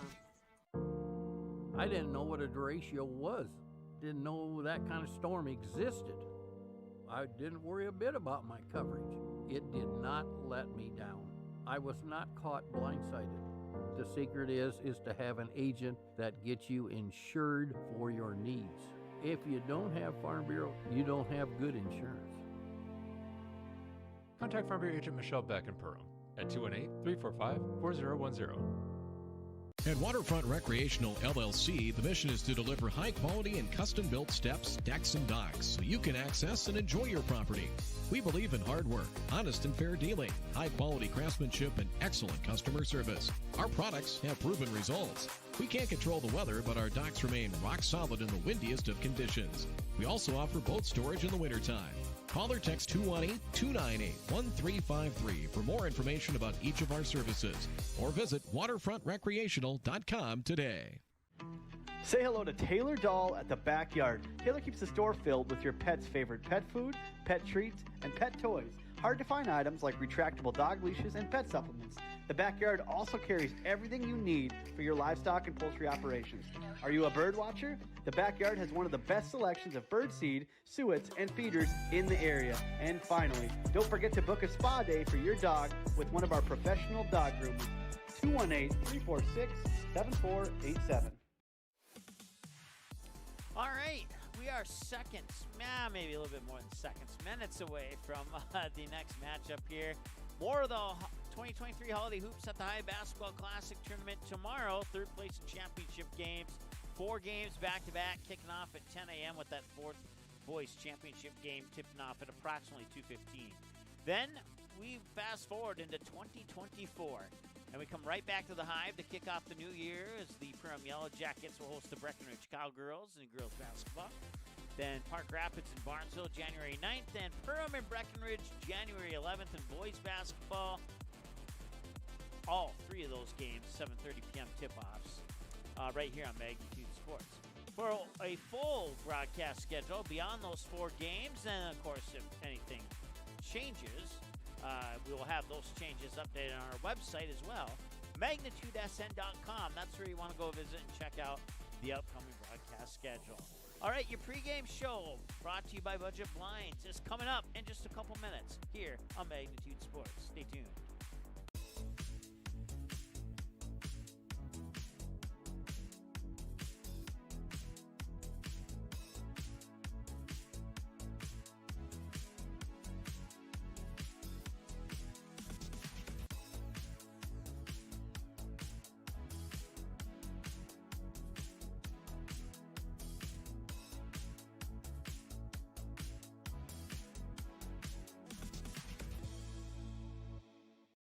Central Market, the fresh place in Perham and Detroit Lakes, offering the freshest meat, produce, bakery, and deli products possible with great value for your money. A visit to Central Market is a journey into freshness. You'll always be able to find a wide variety of items that will result in the perfect meal for your family and friends. Begin with their meat department, and whether it's succulent fruit and vegetables, fresh baked specialties from their bakery, or the convenience of fresh deli selections, Central Market is the fresh place for your family. Go Yellow Jackets!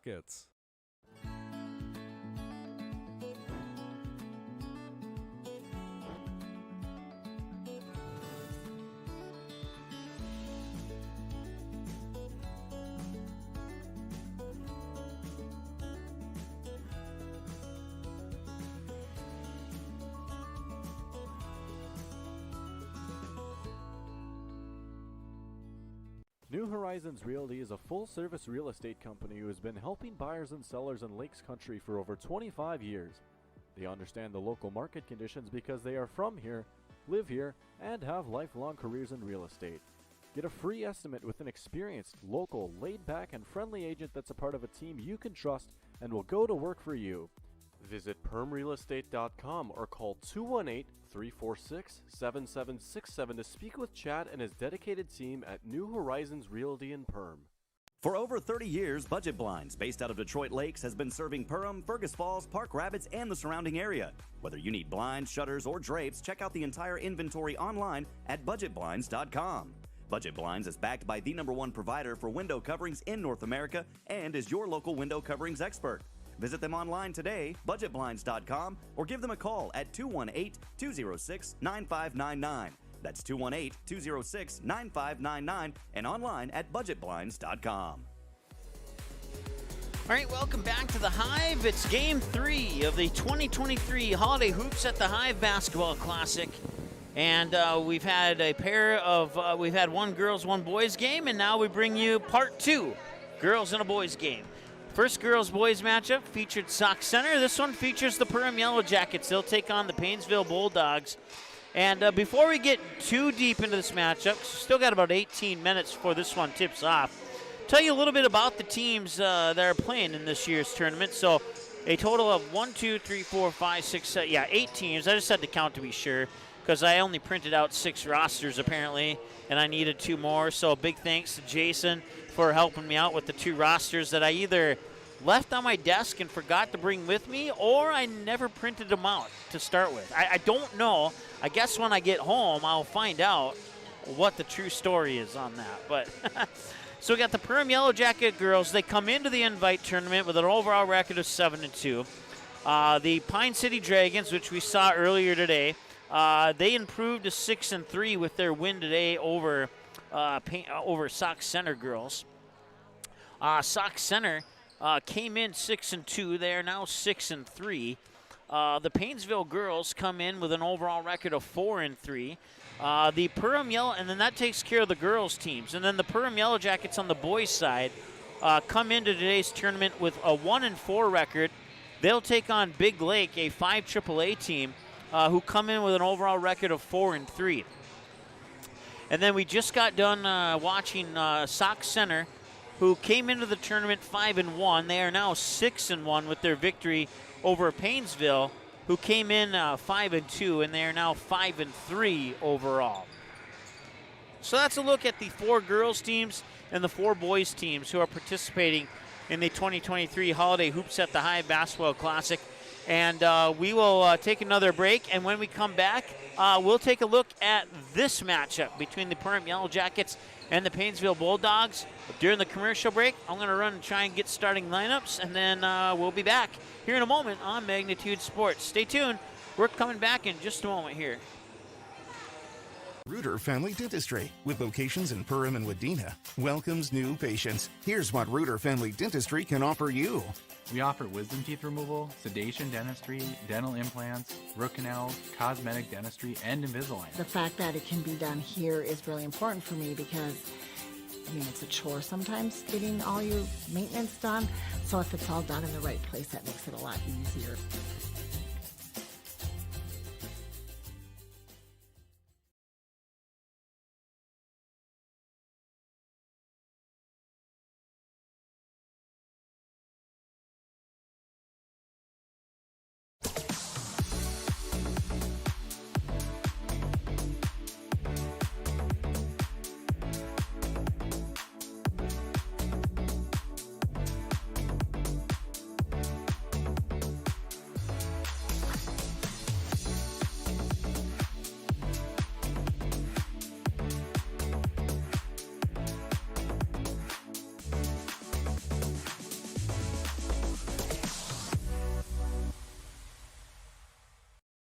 Ray's Sport and Marine in Perham has you covered for all your recreational needs. Ray's carries a large inventory of Lund boats, Bennington pontoons, plus Viaggio pontoons. They also carry the Yamaha line of ATVs and UTVs, as well as the full line of Honda Power Sports. Stop in and check out all of what Ray's Sport and Marine has to offer. Good luck to all Perham athletes, and go Yellow Jackets!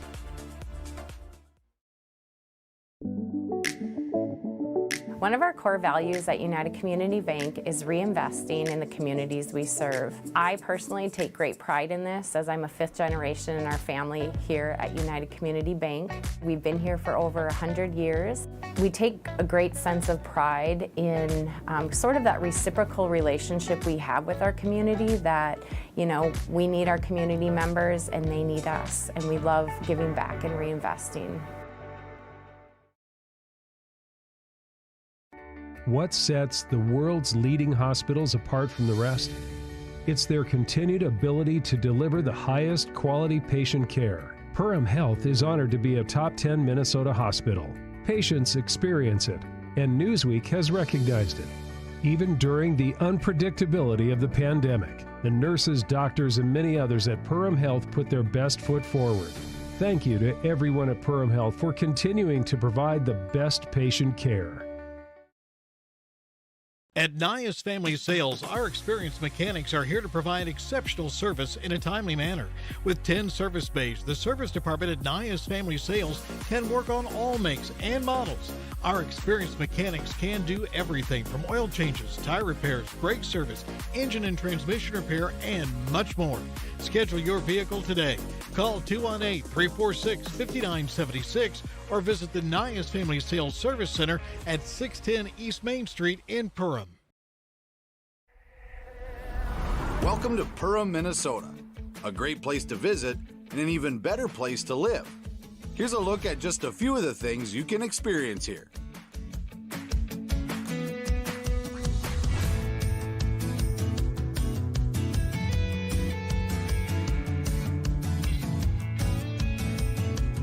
To learn more and plan your next getaway, visit Perham.com.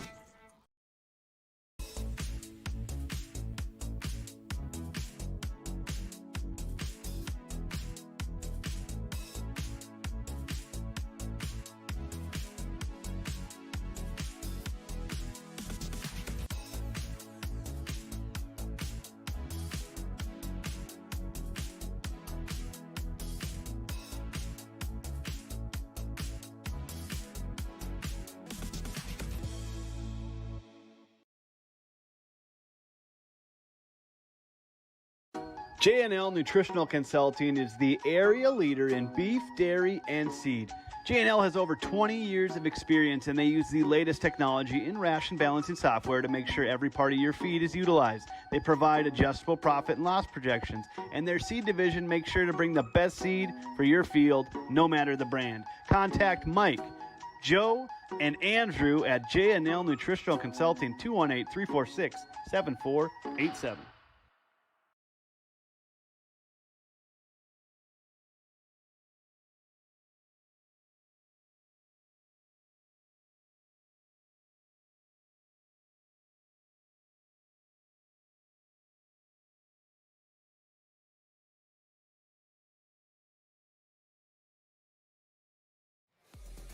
All right, welcome back to the Hive as we get ready for Game 3 of the two-day, 8-game 2023 Holiday Hoops at the Hive Basketball Classic.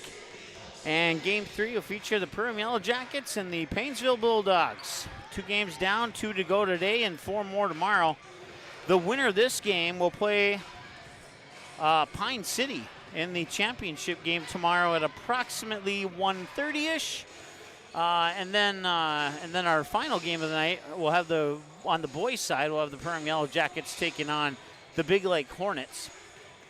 And then the winner of that game will play Sauk Center in the boys' championship tomorrow about 3:15 or so, give or take 15 minutes maybe, something like that. Let's go ahead and dig into this matchup now. We have about 11 minutes before this one gets underway. And a big thanks to where's the coaches' names on here? I believe I spoke with Amanda, one of the assistant coaches for Paynesville, and it was either that or Kendra. I can tell you that. But anyways, whoever I talked to, thank you very much for helping me out with some name pronunciations there for Paynesville. I always pride myself on making sure we get those names pronounced correctly here on Magnitude Sports. So. Matter of fact, when I started play-by-play on the radio side of things back in 2016, that was one thing that was pretty much drilled into me. Like, go talk, go figure out the names, make sure you pronounce them correctly. And ever since then, I've been just like that. And I encourage everybody when I'm not broadcasting to try and do the same thing. And I'd say I'd give it like a 9.9 out of 10. I think we do a pretty good job on that. I can't say I give it a 10 out of 10 because that would mean I would go ahead and pronounce a name wrong and then, I thought you said it was 10 out of 10. So I'll say 9.9 out of 10. But anyways, let's take a look at these two teams on paper. So the Perham Yellow Jackets are 7-2 out of 8 AA. They are 3-1 when playing here at the Hive. This is the one of a couple of games where we can actually use home versus road, as all the other games are road versus road. But in this case, it is indeed a home versus road record. So the Perham Yellow Jackets are 3-1 here at the Hive. Their only loss came to the Barnesville Trojans here at the Hive. They are 4-1 against their Section 8 AA opponents. Their QRF value is 64.1, ranking them 14 in the of all the AA teams in the state of Minnesota. They are scoring 67.3 points per game, averaging and only allowing an average of about 53 points per game. They come into this on a 2-game win streak, and they're 4-1 in their last 5 games. For the Paynesville Bulldogs, they are 4-3 out of Section 3 AA. They are 2-2 when playing away from their home gym. They are 1-2 against their 3 AA opponents. Their QRF value is 43.7, ranking them 49 out of all the AA teams in the state of Minnesota. They are averaging 53.9 points scored per game while allowing about just shy of 52 points per game. They come in on a 1-game losing streak, and they are 3-2 in their last 5 games. So that's a brief look at what these two teams have done so far this season. Let's take a little bit deeper look at what these two teams have done. As we've still got about 8 minutes here, we'll bring you back to our live camera here, as that's the only team on the court at the moment, so we'll put the camera on those people and give you a little bit of entertainment instead of a court of emptiness. But so as we mentioned, Perham Yellow Jackets have their lone loss here at home into the Hive. That came back on December 14th when they would fall 80-73 to a Barnesville Trojans basketball team that looked really good that particular night. It was the first time I had seen them this particular season, but if they continue to play like that, watch out, because like that was pretty impressive what Barnesville did back here on December 14th. But on the flip side, Perham's been pretty dang impressive with all their other opponents here at the Hive as well. It started with a 69-30 win back on November 28th over the Henning Hornets, and then they would go to Glendon to take on the DGF Rebels and win down there on the road 80-55. They would go to an invite tournament in Hopkins and fall 82-45 to Minnehaha Academy. And then they would go on the road and pick up a 7-point victory over the Underwood Rockets on December 5th, 67-60. Then they come back home to the Hive, pick up a 76-35 win over the Park Rapids area Panthers. And then a 59-28 win on the road at the Holly Nuggets. Then that 80-73 loss that we talked about against Barnesville on December 14th. Since then, they've won 2 in a row. A 10-point win over East Grand Forks up in East Grand Forks. Final in that one, 70-60. And then back home on December 21st, right before Christmas, 67-48 win over the Fergus Falls Otters. So that's what Perham has done so far. After tonight, they will be off until January 2nd. They will be on the road at Crookston and then January 4th at Breckenridge before they come back home January 9th against Frazee. I think I might have our schedule off by 1 game.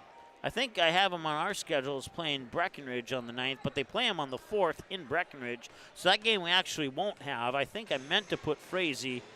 They're both green teams, right? So January 9th versus Frazee at home, and then January 12th against Pelican Rapids. January 13th versus Holdingford. January 18th, a rematch with DGF. January 23rd against Wadena Deer Creek.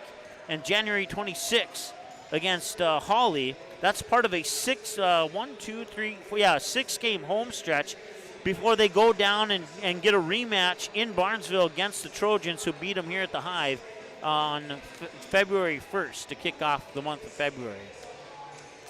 For the Paynesville Bulldogs, once again, they come in at 4-3, in case you forgot about that. They are 2-2 when playing on the road, and they started the season with a 79-48 win on the road in Osakis over the Silver Streaks, but then they would fall to New London Spicer 75-46. Go on the road at Maple Lake, pick up a 70-24 victory, and then fall at Holdingford 68-39. Then they'd pick up a pair of wins, both of them at home, one against Belgrade, Bruton, El Rosa 59-48, and Minnewaska area 47-45. And then they would lose at Morris area, Chicago, Alberta 53-37, bringing them into today's matchup against the Perham Yellow Jackets. And now no team is on the floor, so we'll just move our camera to the middle. So after today, they'll be off until January 2nd, when they'll play a home matchup against Atwater Cosmos Grove City. And then they go on the road at Royalton on January 5th, home against Litchfield on the 9th, at Kimball area on the 11th, at Kirkhoven Murdoch Sunburn on the 12th, home against Eden Valley Watkins on the 16th, at Browerville Eagle Valley on the 18th, home against Maple Lake on the 19th, at Belgrade Bruton El Rosa on the 23rd, at West Central area on the 25th, at Eden Valley Watkins on the 26th, and they wrap up the month of January at home versus Holdingford, but then jump right back on the road to kick off February at Atwater Cosmos Grove City on February 2nd. So that's a look at what's coming up here for the Paynesville area Bulldogs. So it's the Perham Yellow Jackets and the Paynesville Bulldogs. Did I say area? I think that necessarily isn't incorrect, but we'll go with Paynesville Bulldogs moving forward. At least I think we will. We have about 3 minutes. Let's take a really quick break. Come back with your starting lineups. Brought to you by Ace Lakes Hardware here on Magnitude Sports. Odds are there's an ace right in your neighborhood. With expert advice and the right tools to make your quick fixes even quicker. Around the block, what you need in stock. With people who know their stuff. Welcome to the Home Convenience Store. Hi, this is Mallory Stotterell and Erica Saylor from Lakes Ace Hardware. You can expect expert help for your next project at Lakes Ace Hardware right here in downtown Perham. Ace is the place with the helpful hardware, folks.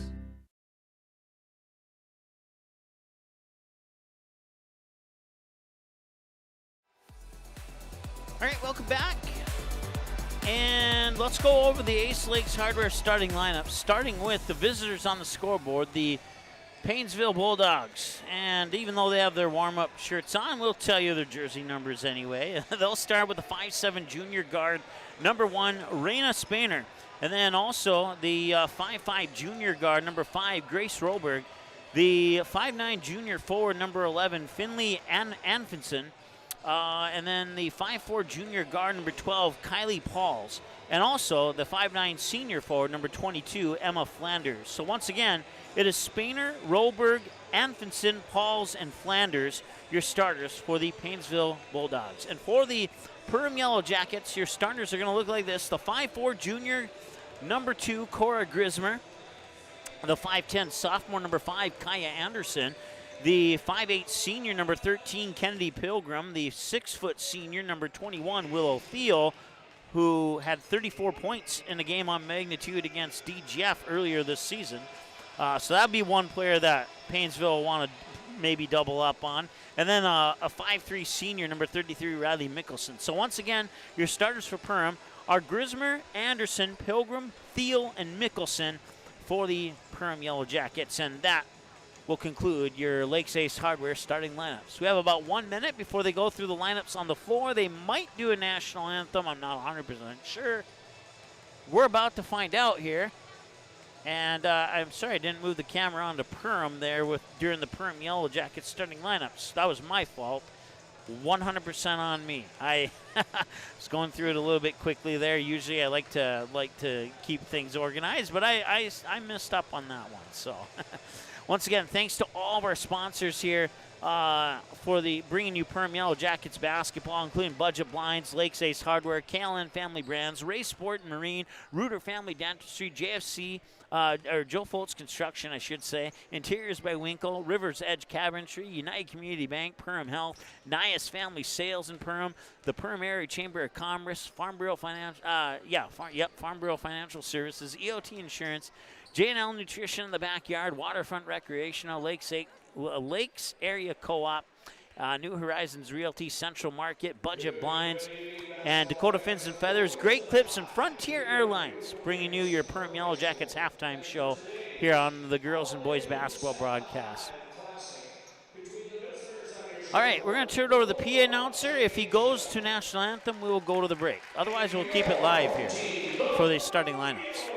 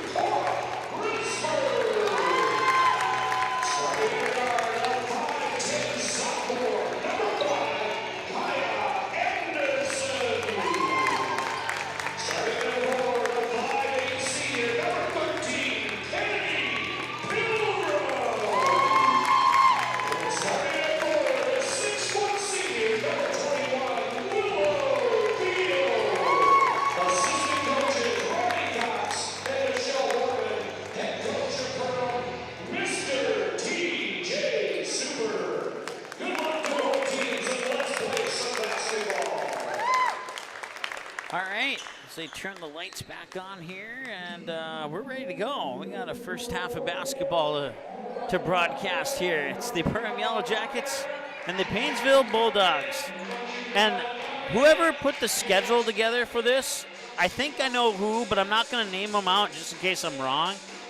Big kudos for putting the teams with all the green colors on the visiting side of the scoreboard, so that I had a lot less work to do between games and changing our scoreboard.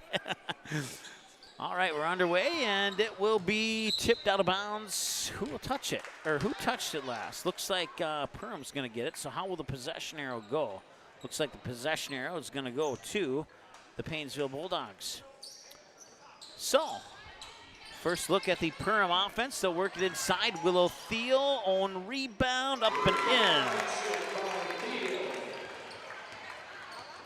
So that gets the Perham Yellow Jackets off to a quick start. 2-0 lead here, 20 seconds into the ball game.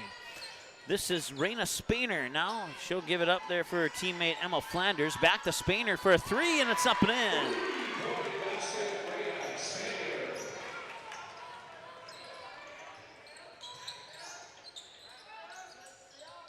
All right, got my lead changes and ties set up here. We'll keep track of those for you. I didn't see what happened there. I think that was Grismer on a shot attempt. Up top here, this is Roberg, and that three will not go. Theo will get the rebound, and they'll upload it quickly here for Riley Mickelson. Into the corner for Kaya Anderson. Anderson fakes left, goes right, gets cut off at the baseline. Now they work it back to Grismer.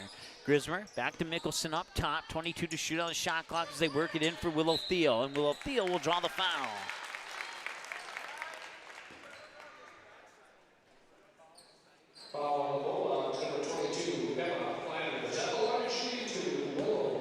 Emma Flanders picks up her first, team's first. Thiel's free throw is up and in.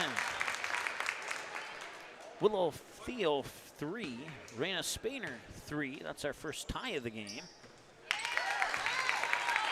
And now our second lead change of the game as she hits the free throw to put her team up 4-3.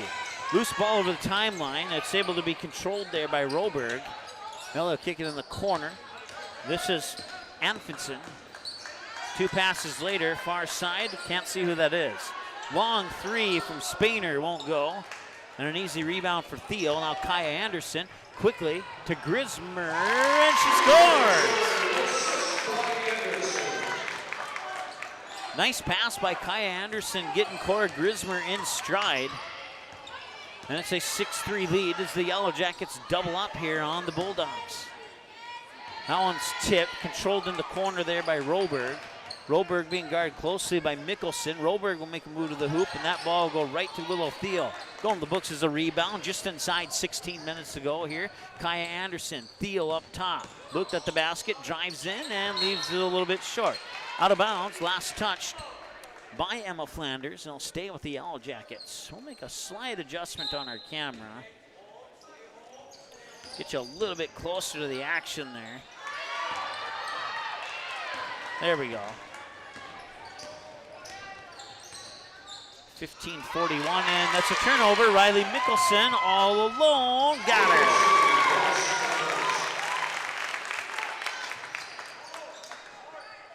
So Riley Mickelson and the Yellow Jackets off to a quick 8-3 start here. 15:20 and counting to go.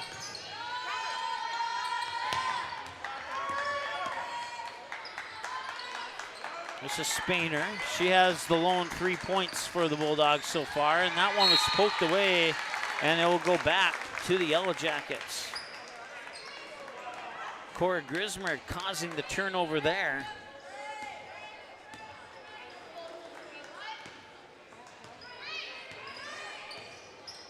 There's Kaya Anderson working it up top. High post there for Theo. Back to Anderson. Thought about the three instead. Goes to the free throw line. Anderson back out to Riley Mickelson on the pass from Willow Thiel. 11-3 start and a timeout taken by Paynesville. 14:46 to go. The Perham Yellow Jackets with an 11-3 lead right now here over the Paynesville Bulldogs. We'll be back in a moment here on the Magnitude Sports Network. Stay tuned. Odds are there's an ace right in your neighborhood. With expert advice and the right tools to make your quick fixes even quicker. Around the block, what you need in stock. With people who know their stuff. Welcome to the Home Convenience Store. Hi, this is Mallory Stotterell and Erica Saylor from Lakes Ace Hardware. You can expect expert help for your next project at Lakes Ace Hardware right here in downtown Perham. Ace is the place with the helpful hardware, folks.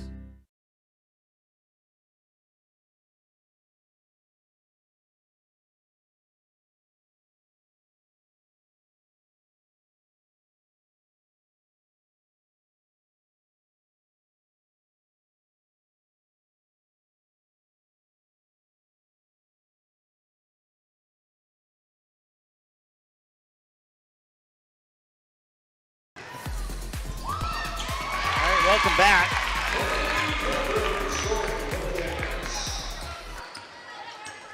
That was Kennedy Pilgrim with that last basket there. And did I add it? No, I didn't. Let's add it now. 13-3. Make it 13-6. That was Grace Rohlberg.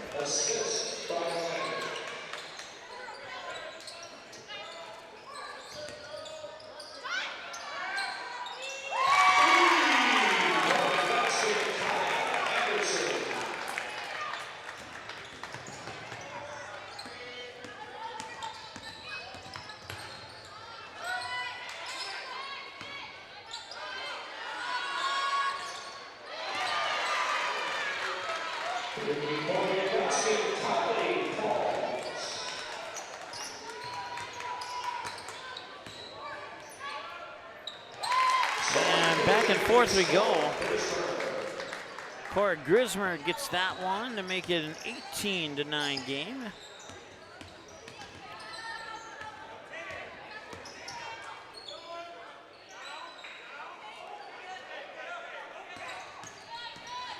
Working on something in the background here. I apologize. I'll be back on focus here in just a moment.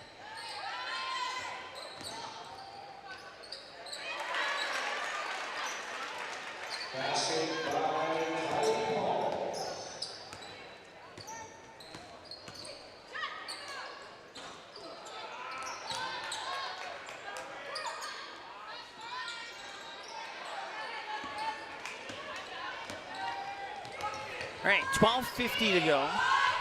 Three-pointer up here from Kylie Pauls. That one won't go. She scored the last couple of baskets. She has 5 points now here. 18-11 is our score on the United Community Bank scoreboard. Here's Kaya Anderson with it.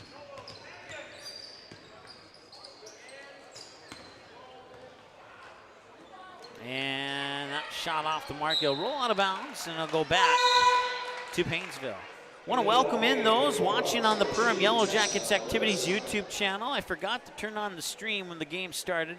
That's my bad, but it is on now. And if you want to watch the part of the game that you missed, flip over to Magnitude Sports and start the game over. But you will be able to catch it from here on out now on both Magnitude Sports and the Perham YouTube channel. So wherever your favorite spot to watch from is, you can watch it. And for the Paynesville fans tuning in, we thank you for tuning in here. And honestly, you have the same option as the Perham fans. It's the same broadcast, no matter which one you which one you tune into. So.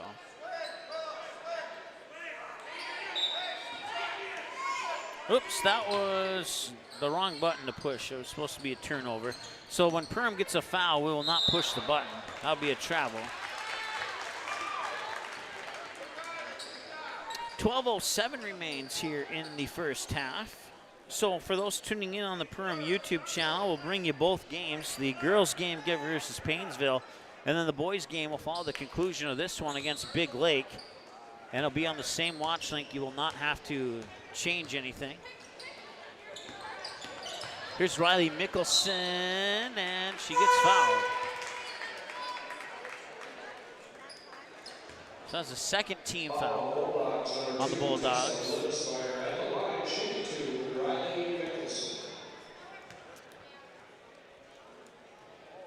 Tessa Libsemeyer with her first personal.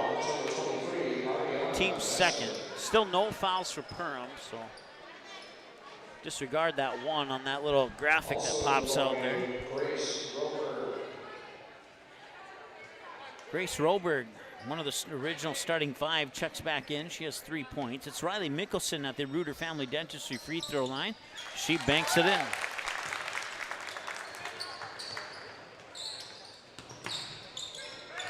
Some three-quarter court pressure here from the Yellow Jackets. Kaya Starzel. Ooh, and another carry. I was going to say travel, but it's basically the same thing.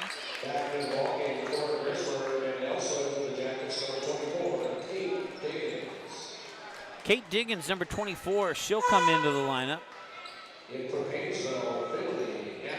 Gives Kaya Anderson and Riley Mickelson a breather on the sideline, and I believe it was Cora Grismer who checked back in. As I browse around the court, I don't see anybody else new in there. Actually, Greta Razor is the new one in. She's wearing number 11.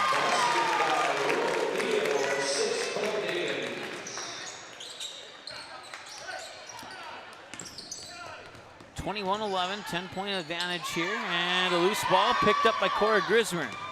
One-on-one, and she'll score. Number 2, Cora Grismer up against number 2, Tessa Livesmeyer, and Greta Grismer wins that battle. We have a full timeout on the floor. We'll take one with them. Be back in a moment. Reuter Family Dentistry, with locations in Perham and Wadena, welcomes new patients. Come meet the friendly and professional team and experience for yourself what it is patients love about Reuter Family Dentistry. It's just nice to be in a small hometown knowing that you have a local dentist that cares about you, knows you, and wants to do what's best for you and your family.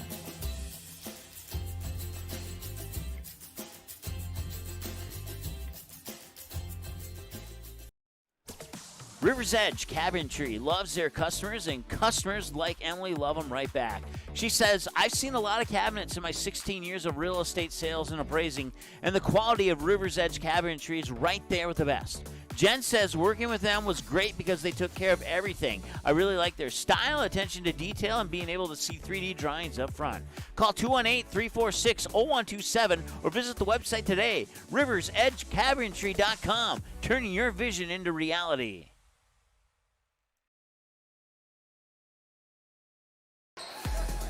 All right, welcome back. Inbounds pass as the Bulldogs try and break that Perham press. It is Finley Anfinson, and now 2 passes later, Ariana Messer.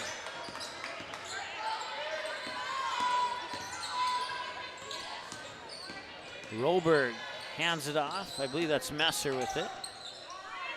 Now up top, it is Flanders. 5 on the shot clock. Shot is up, and that's going to be an over and back on the rebound there. I believe the foul is going to be charged to Olivia Schaefer. And it is indeed on Olivia Schaefer. Her first, team's third. Still no fouls for the Yellow Jackets. So I'm going to manually adjust that to 0 here after we see what Greta Razor and Willow Thiel do. And there'll be a rebound here for Olivia Schaefer, and we have a whistle. Now give you a jump ball.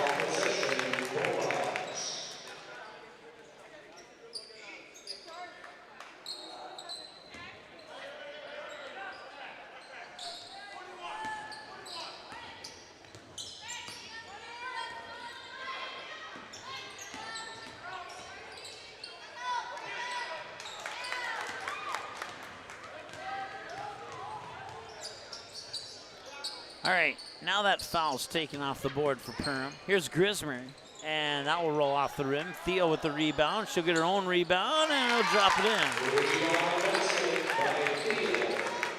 That's one thing that Willow Thiel's really good at. If that first shot doesn't get in, she stays put, and she stays in place to get that rebound and a second chance opportunity. And usually it's herself putting in that second chance opportunity, but at worst case, she has 4 teammates that'll have a chance to put it in as well. 3 on the way. That one a little bit strong and a little bit off the mark. Grismer will wrestle away the rebound, come up court quickly.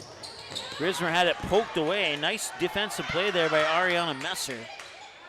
Now Kate Diggins trying to apply some pressure in the backcourt. She'll step back off that pressure a little bit. 9:17 and counting to go. They'll hand it off from Messer. Messer looks for the pass inside there for Flanders.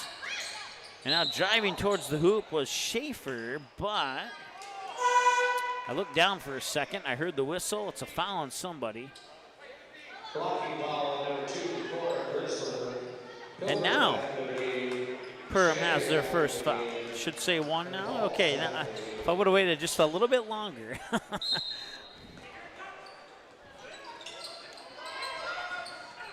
Should be 25-11. Long 3 off the front of the rim. Rebound to Flanders. Now they'll work it over for Spainer. Spainer had the opening 3-pointer, and that one will count. That one will count. Emma Flanders, the 5'9" senior, gets the and one opportunity here, as she'll step up to the Reuter Family Dentistry free throw line to try and get her team one closer, down 12. And it'll stay 12, but an offensive rebound by Rohlberg and then a steal. Grismer will bring it back. Kate Diggins putting her hand in the air looking for the ball. Won't get it this time around. Now she'll get it, and one.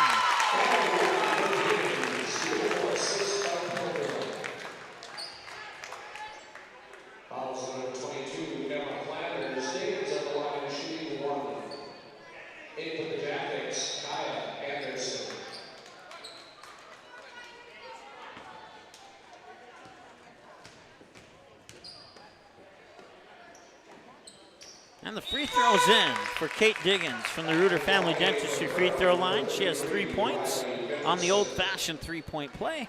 And it's 28-13 lead for the Yellow Jackets here on the United Community Bank scoreboard. They'll work it outside here for Anfinson. And now up top for Spainer. Spainer will give it up now here for Rohlberg. Rohlberg back to Spainer. Spainer in for Anfinson, and a nice pass inside there for Flanders, and that one will not go. Loose ball will come to Kaya Anderson. Anderson will bring it up the far side. Anderson will cut to the baseline. Anderson will go to the hoop and draw the foul.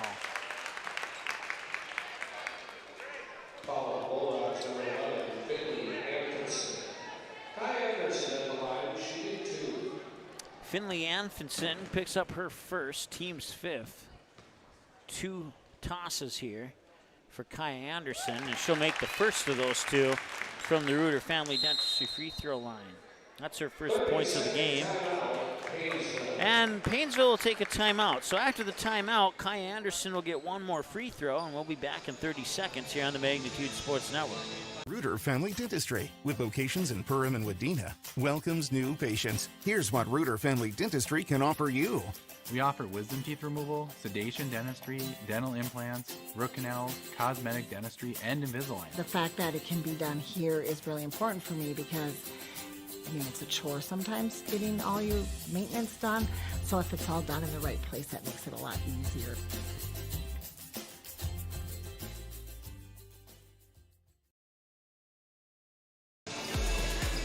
All right, welcome back. So Kaya Anderson's going to step up to the Reuter Family Dentistry free throw line to shoot her second of 2 free throws. She connected on the first one before the commercial break. Right now it's 29-13 in favor of the Yellow Jackets with 8:11 to go here in United Community Bank scoreboard. And the second one will bounce in as well. 2 for 2 on that trip for Kaya Anderson to the Reuter Family Dentistry free throw line. 8:07 and counting to go now here in the first half as Spainer has it. Spainer will hand it off there. That is Emma Reeder. Reeder has it again, and now they'll Pauls was in the mix on that one too. Spainer has it now, being guarded closely by Grismer. And somehow they did not lose the ball on that. And that one will roll. That'll be considered out of bounds. And that ball will go back to Perham.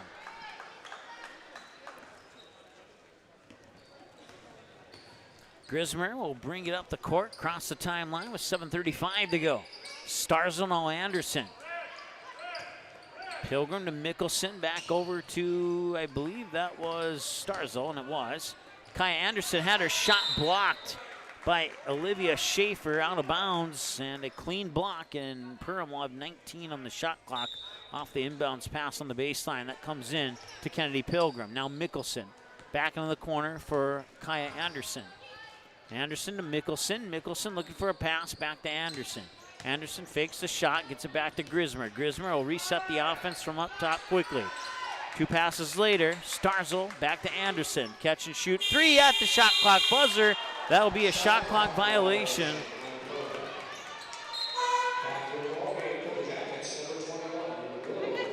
It did not hit the rim, so therefore it is a shot clock violation and gives the ball back to Paynesville. 30-13, just inside 7 minutes to go here. Hand it off there for Rader. And now that is Pauls. Dribbling around the corner. Some stifling defense, and that creates a turnover as it's tossed out of bounds.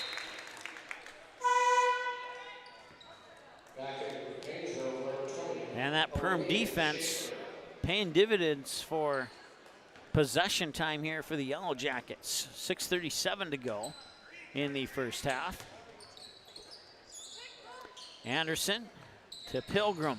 Back inside for Anderson. It was tipped away.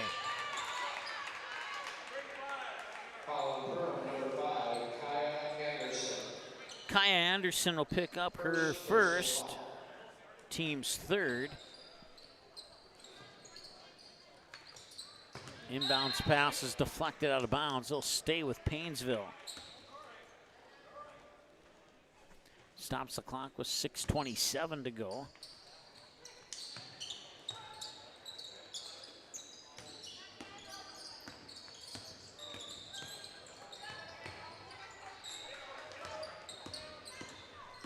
Driving in is Ryder. And out of bounds, back to the Yellow Jackets.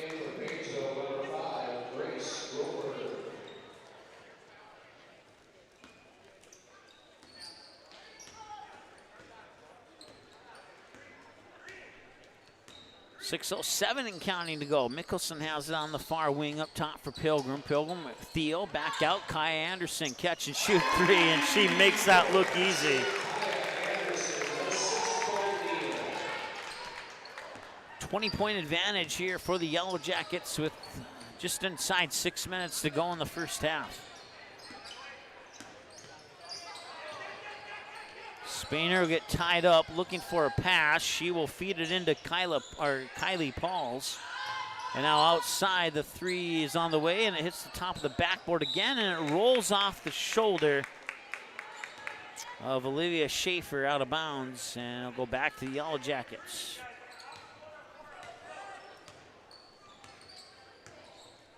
.527 and counting to go. Here's Anderson with it up top.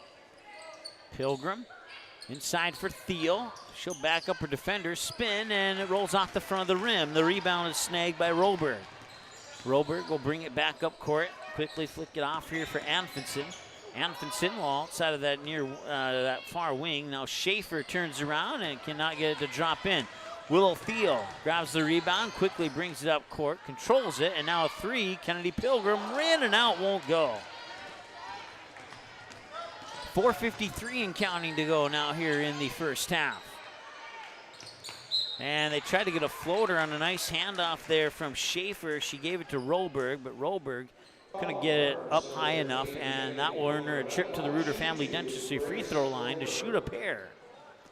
As the foul is the first one on Kennedy Pilgrim and the team's 4th.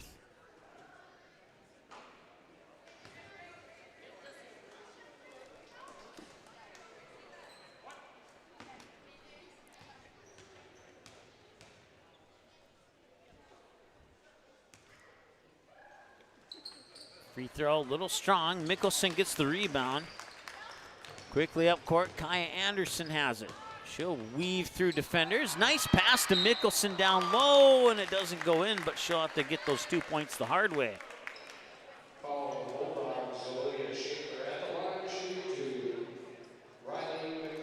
Schaefer picks up her second, and the team 6. So one away from a 1-on-1 bonus for the Yellow Jackets, as the first one will roll off the rim for Riley Mickelson from that Reuter Family Dentistry free throw line. Second one will rattle itself in. So 1 for 2 on that trip to the Reuter Family Dentistry free throw line for Riley Mickelson. She's 2 for 3 from the line overall in this game so far. Here's Spainer with it. Spainer will hand it off there for Anfinson. Get it right back to Spainer. Spainer with a right-handed dribble goes back to the top of the key and dribbles over the right wing. 2 quick passes inside as Schaefer will try and back up her defender. Get her own rebound. Can't get that one to go up and in. Gets it out to Anfinson. And now Spainer has it again. 2-1 on the shot clock, and that's a shot clock violation as it did not hit the rim. Stops the clock with exactly 4 minutes to go. And Perham will take a timeout. We'll take a timeout with them. We'll chat with you again here in 30 seconds. Central Market, the fresh place in Perham and Detroit Lakes, offering the freshest meat, produce, bakery, and deli products possible with great value for your money. A visit to Central Market is a journey into freshness. You'll always be able to find a wide variety of items that will result in the perfect meal for your family and friends. Begin with their meat department, and whether it's succulent fruit and vegetables, fresh baked specialties from their bakery, or the convenience of fresh deli selections, Central Market is the fresh place for your family. Go Yellow Jackets.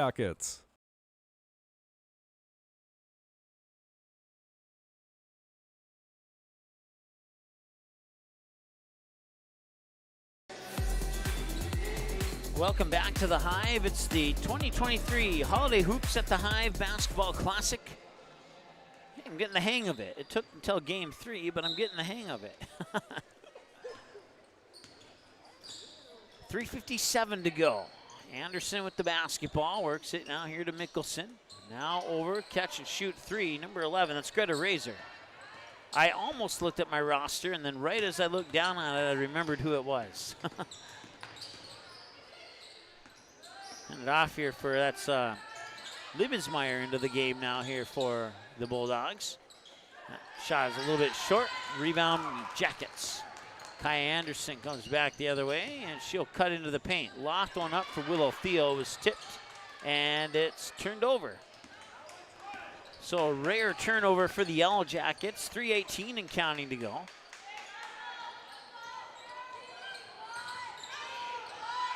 Rare in this game, at least. So far, they've done a good job of managing ball control in this one.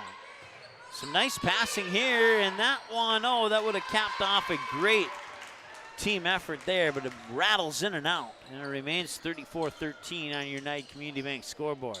Inside, Willow Theo gets her own rebound, and that one won't go, and that one comes off the opposite side. Somehow she gets the ball back, and she cannot get it to drop in on the third opportunity, and there's a foul, I think, on Willow Theo. No, they're calling it on Riley Mickelson. So Riley Mickelson picks up her first, yes, her first, team's 5th. So 5 fouls for the Yellow Jackets, 6 for the Bulldogs, 2:35 and counting to go here in the first half. And a 34-13 lead for Perham. Now work it inside there for number 11. That is Anfinson. I'll get it right eventually. Ouch, that one had to hurt maybe a little. Oh, and she traveled. Yep, she took, I don't know, the ball came up and popped her in the chin. And by the time she finally got in a position to gain possession of the ball, she may have been thrown off focus just temporarily, and that caused her to take an extra step and give the ball back to Perham. And now Greta Razor travels.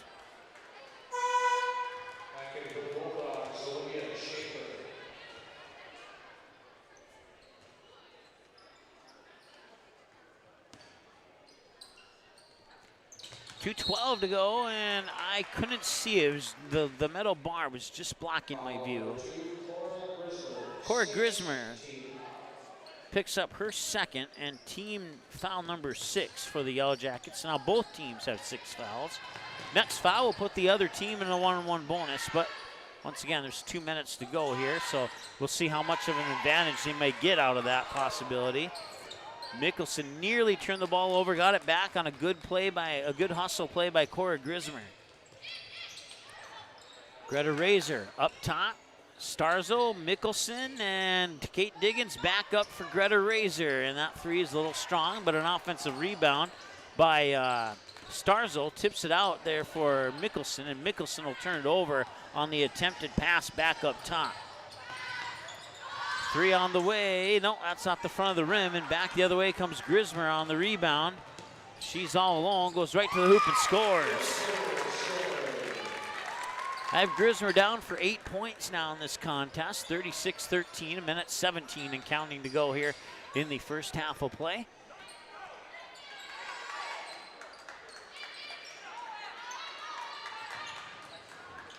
And another loose ball will result in a turnover, and right back to Perham.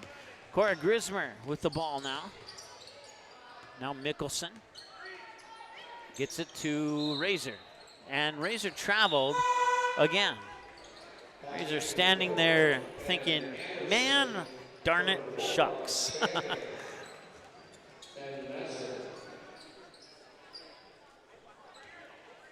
53 seconds to go.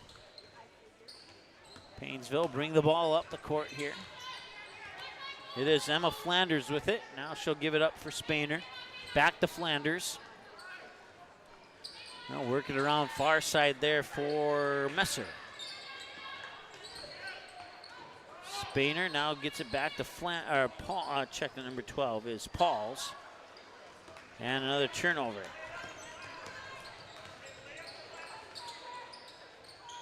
Now work it around. It's Pilgrim up top. Razor. Now Anderson tries to shake her defender. Back up top. Starzel back to Anderson in the corner. Looking inside for Diggins. Now she will get it to Diggins close to the baseline. Shot clock is off. There's 5 seconds to go in the first half. And there will be a foul. Stopping the clock was 0.5. And going to the Reuter Family Dentistry free throw line will be Kaya Anderson to shoot a pair.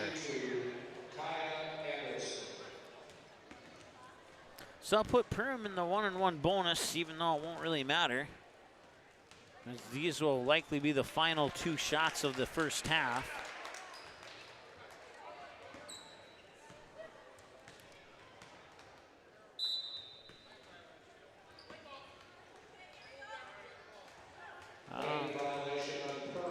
Lane violation, so that will take the second free throw opportunity away, and we're at halftime.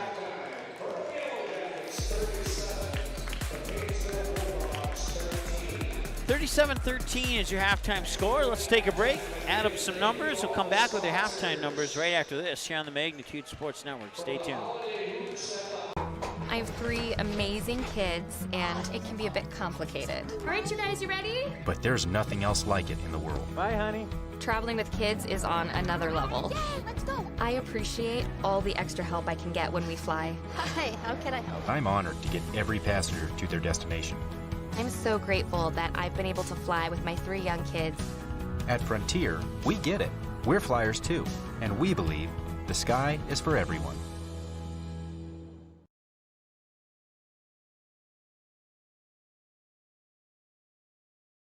One in 5 high school students use e-cigarettes or vapes. Some of them, like Juul, are so slim and sleek that they look like a flash drive. That's why e-cigarettes and vapes are so appealing to kids. There are more than 7,000 flavors, and they're sold where kids shop, online and in convenience stores. Most e-cigarettes contain nicotine, which is highly addictive and can harm brain development as teens grow.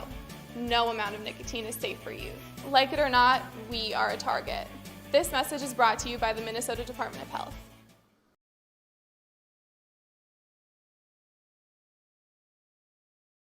Hi, this is Mike from Magnitude Sports. I'd like you to do me a favor if you would. Subscribe to this channel right here, Dakota Fins and Feathers Outdoors. The channel is owned by a family I've known for over 2 decades and features some sports stars from previous Magnitude Sports broadcasts. So if you're the type of guy that likes fishing, hunting, dogs, you can get all that and more right here on the Dakota Fins and Feathers YouTube channel. You can also find them on social media, on Instagram, TikTok, Facebook. It's educational, it's captivating, it's fun. It's Dakota Fins and Feathers Outdoors. Subscribe today. At Great Clips, we use online check-in to help NHL player Jack Hughes achieve game day flow faster, so he can do more with his time off the clock. Great Clips, official hair salon of the NHL. At Great Clips, we use clip notes to save NHL player Cale Makar's haircut details, so he's always confident in his hockey hair. Because with a name like Cale, you gotta sport great salad. Great Clips, official hair salon of the NHL. For over 30 years, Budget Blinds, based out of Detroit Lakes, has been serving Perham, Fergus Falls, Park Rapids, and the surrounding area. Whether you need blinds, shutters, or drapes, check out the entire inventory online at budgetblinds.com. Budget Blinds is backed by the #1 provider for window coverings in North America and is your local window coverings expert. Visit them online today, budgetblinds.com, or give them a call at 218-206-9599. That's 218-206-9599 and online at budgetblinds.com. Odds are there's an ace right in your neighborhood. With expert advice and the right tools to make your quick fixes even quicker. Around the block, what you need in stock. With people who know their stuff. Welcome to the Home Convenience Store. Hi, this is Mallory Stotterell and Erica Saylor from Lakes Ace Hardware. You can expect expert help for your next project at Lakes Ace Hardware right here in downtown Perham. Ace is the place with the helpful hardware, folks.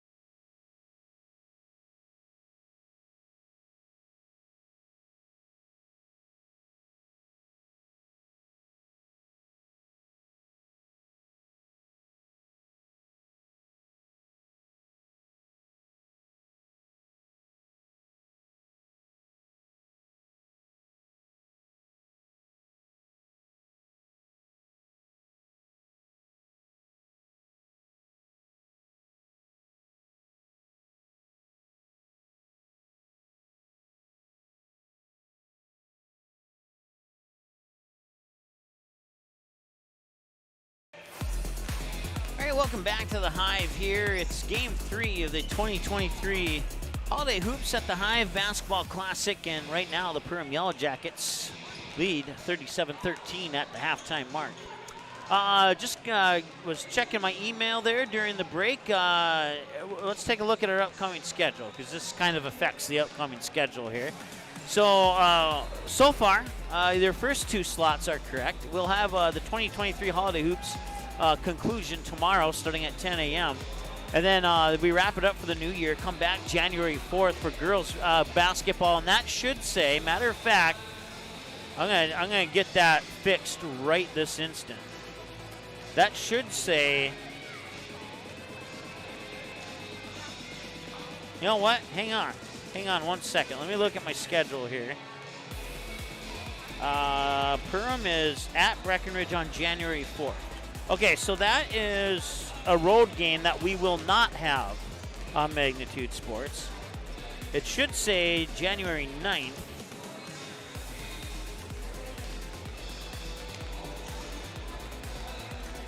Against Frazee.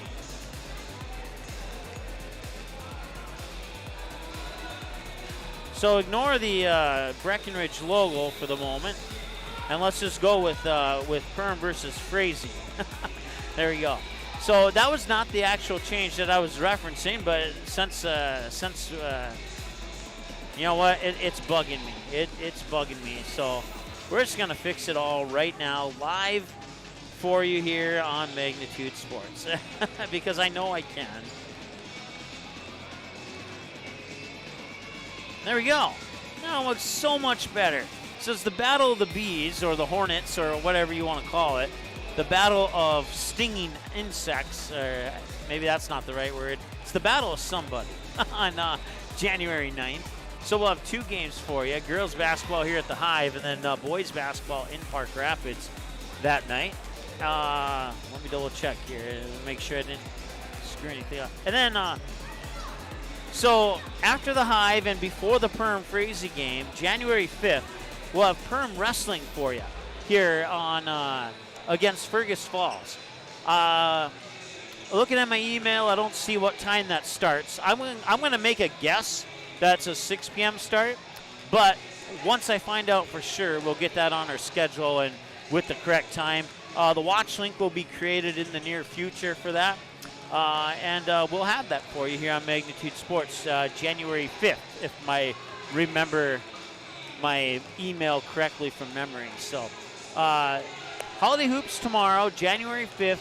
We have Perham Wrestling. January 9th, we have Perham and Park Rapids basketball. And then January 11th, on the boys' side, I hope it's against Breckenridge, but let me look at my boys' schedule here. Yes, it is. January 11th versus Breckenridge. So that last game is correct. But now your upcoming schedule looks right. And if I'm wrong, I'm sure Jason will let me know.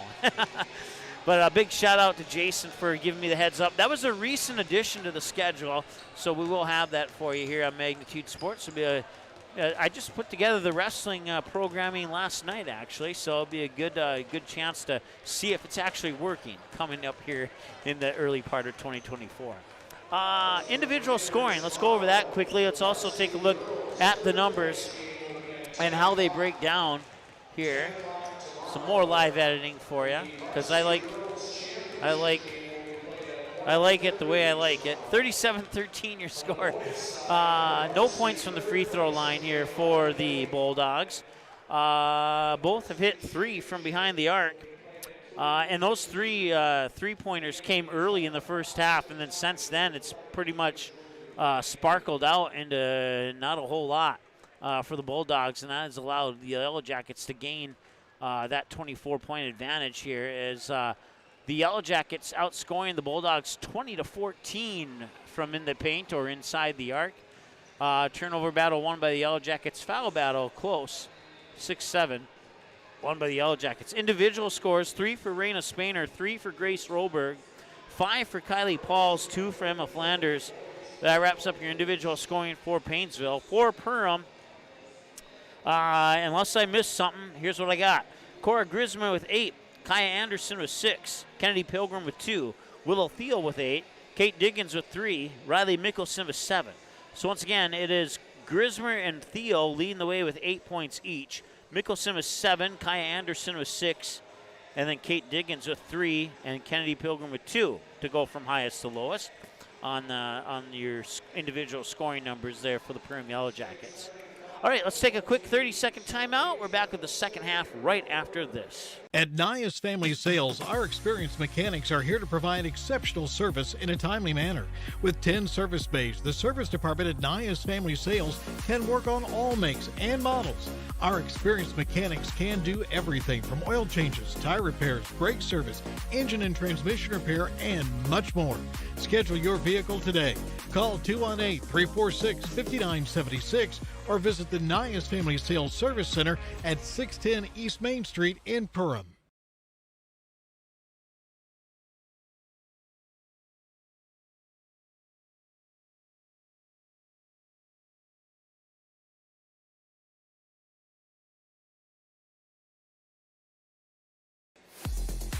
All right, welcome back.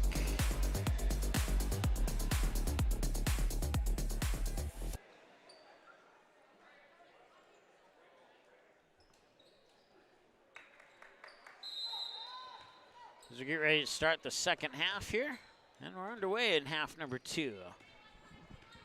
Possession arrow for the second half will go to Paynesville. We'll take the bonus off the board because they're not in the bonus anymore. Willow Thiel starts the second half by entering the double-digit club with 10. 39-13 now, 17-37 and counting to go here. Corner 3 on the way, won't go. Mickelson initially had the rebound. It was poked out to Willow Thiel in the corner. Now Kaya Anderson has it. Anderson back to Thiel. Thiel now quickly. Pilgrim gives it up for Grismer. Grismer outside. Mickelson has an open look. And, oh, no, but Willow Thiel's there for the rebound. And it's Willow Thiel 4. And nothing for Paynesville here in the second half so far. We only had 2 lead changes and a tie. And I haven't had to use that column in quite some time.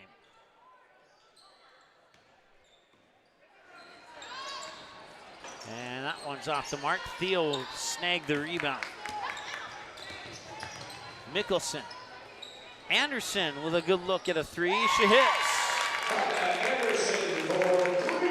That 3-pointer puts Anderson at 9 points in the game so far. We'll get up top here for Spainer. Spainer quickly over to Anfinson. Back over to Spainer on that far wing. Inside high post there for Flanders. And now it is Roberg with it. And Roberg hits a 3. That's her second 3 of the game, and she has 6 points now of the team's 16. Here's Mickelson, tosses one into the paint for Willow Thiel, and she scores.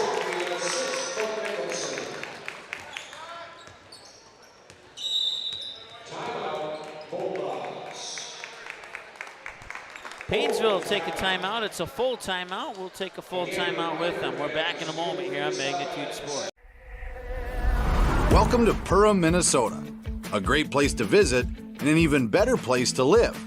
Here's a look at just a few of the things you can experience here.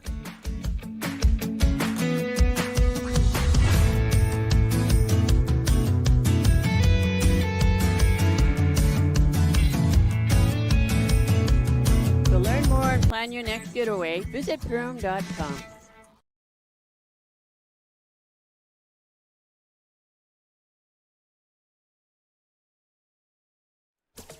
River's Edge Cabinetry loves their customers, and customers like Emily love them right back. She says, I've seen a lot of cabinets in my 16 years of real estate sales and appraising, and the quality of River's Edge Cabinetry is right there with the best. Jen says working with them was great because they took care of everything. I really like their style, attention to detail, and being able to see 3D drawings up front.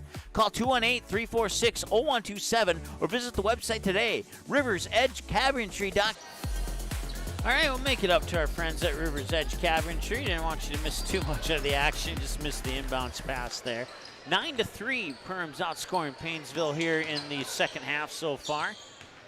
That is, it's Anderson. Now Grismer will try for a triple, and she hits. Cora Grismer enters the double-digit club with that 3. She has 11 now in the game. And going to the free throw line will be Grace Roberg. Riley Mickelson will pick up her second personal. First team foul the second half.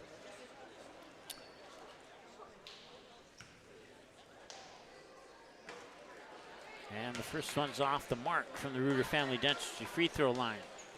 Once again, one more game after this one will be Perham versus Big Lake in the boys matchup. And then we'll have 4 more for you tomorrow starting at 10 a.m. So Roberg makes 1 of 2 from the free throw line, 49-17 on your United Community Bank scoreboard. Here's Mickelson, Kaya Anderson. Anderson drives the baseline, looking for some help. Oh, and she double dribbled. I don't know if she realized that, but she double dribbled, and that'll be a turnover. I think she realized it the moment she put the ball on the floor. But, yep, cannot do that, as the opposing student section would probably say if there was more of them here today for Paynesville. And Kai Anderson nearly took that one away. He'll go out of bounds and remain with the Bulldogs.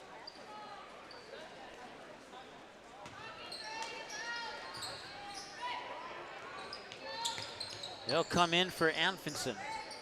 2 quick passes back over to Spainer. Back in for Anfinson. Anfinson up top now, Roberg. Roberg with a right-handed dribble, puts a shot up and too strong. Mickelson grabs the rebound. Back the other way come the Yellow Jackets. Anderson with it now. And Kennedy Pilgrim will try for a triple. She hits.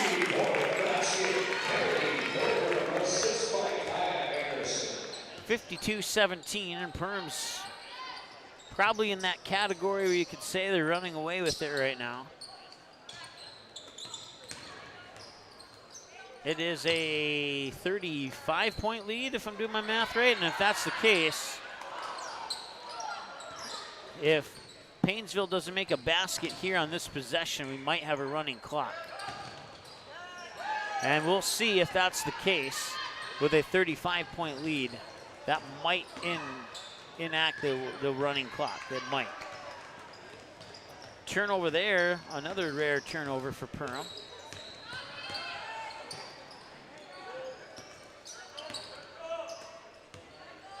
Here's Rolberg with it. Rolberg to Spainer. Spainer looks inside. And a nice pass into the paint, but lost the ball on the way up for the shot. Back the other way. I don't know if that was partially blocked or not, but it didn't matter. Willow Thiel was there to get the rebound. So Willow Thiel with 8 points in the first half, and now she's duplicated that here early in the second half.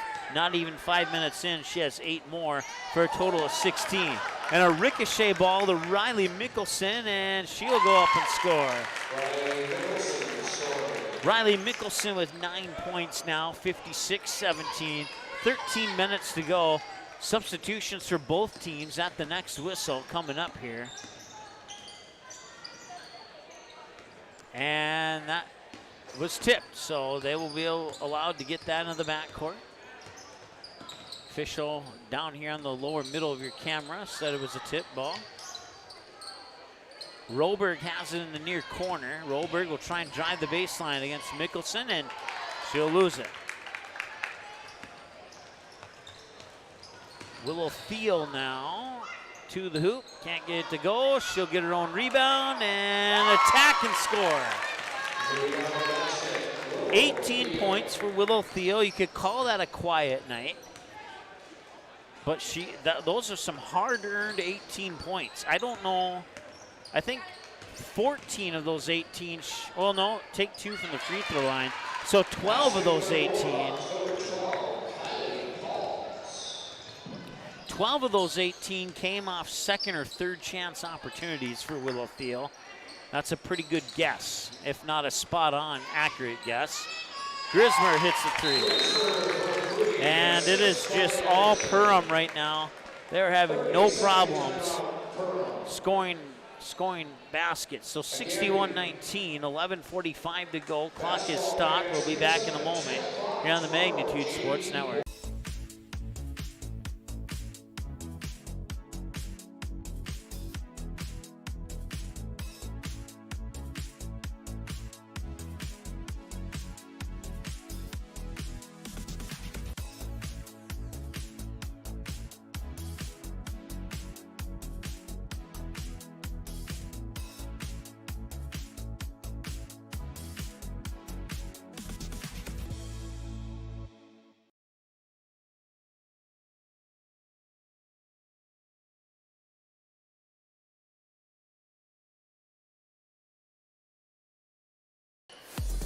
Hey, welcome back. Here you see your score by halves.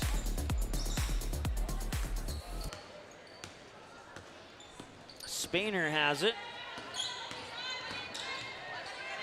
And that 3 looks good, but doesn't get the friendly bounce off the back iron, and a jump ball will go to Paynesville.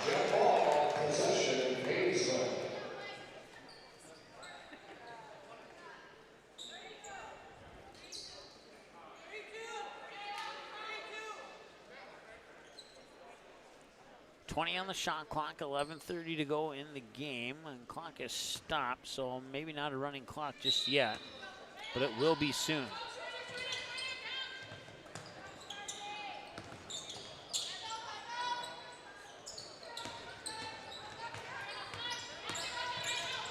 That shot is up and in off the glass for Amkinson. That's her first points of the game. 11-13.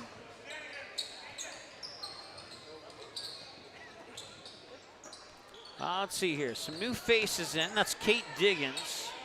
And Kaya Starzel has it now. Back to Kate Diggins. And number 11, that's Greta Razor. And number 12, that is Mari Pulver, a 5'7" junior. 5 on the shot clock. Perham will drive to the hoop. And it's put up there by Pulver, but it'll be a shot.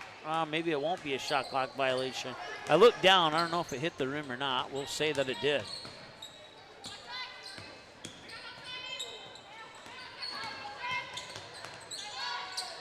Corner 3, that one won't go.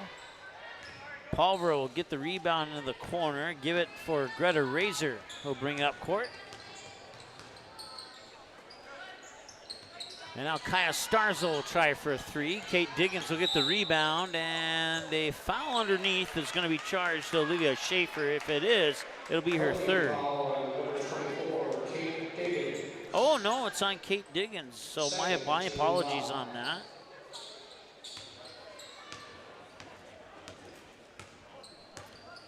That's her first, team foul number 2 for Perham. With it is Anfinson, and shot bounces in and out. Tough break there for Anfinson. One thing I like is Paynesville is still playing their game regardless of the score, and that's always good to see. You just never know what could potentially happen if you keep playing your game.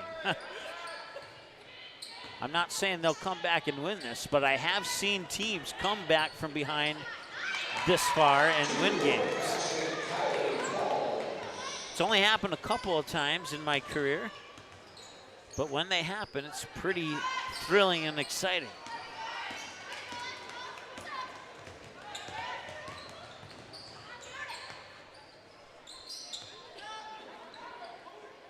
Kylie Pauls. Inside now there for Schaefer, and it's up and in.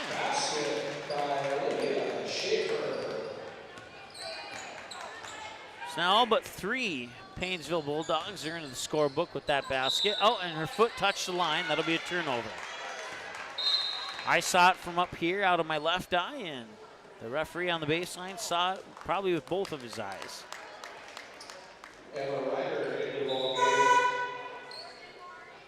Into the ball game for the Jackets. So we do have a running clock now.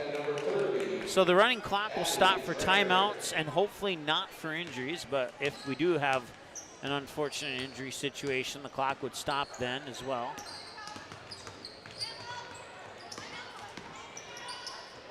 And that one's off the mark. Kate Diggins with the rebound. Quick pass up court for Greta Razor. Razor to the baseline, up against 3 teams, and I believe this foul might be charged to Anfinson, but it was one of the 3 white jerseys down there. Yes, it will be on Anfinson, her 2nd. Team's first.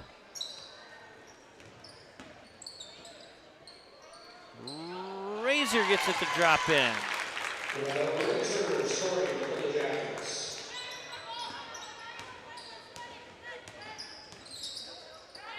Greta Razor gets her first 2 points of the ball game. 63-25, 7.5 running clock to go.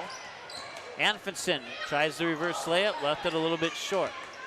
Rebound will be snagged by, is that Drager, number 30? Is that number 30? Yes, it is. It's Drager. And she'll score. Addison Drager, the 5'9" freshman, gets her first points of the game. That's a 40-point advantage with 7 minutes to go. 3 teed up here from Messer, and she connects. 3-point basket. So that leaves 2 players for the Bulldogs who have not scored yet. We'll see if they can get a bucket here in the next 6.5 minutes or not.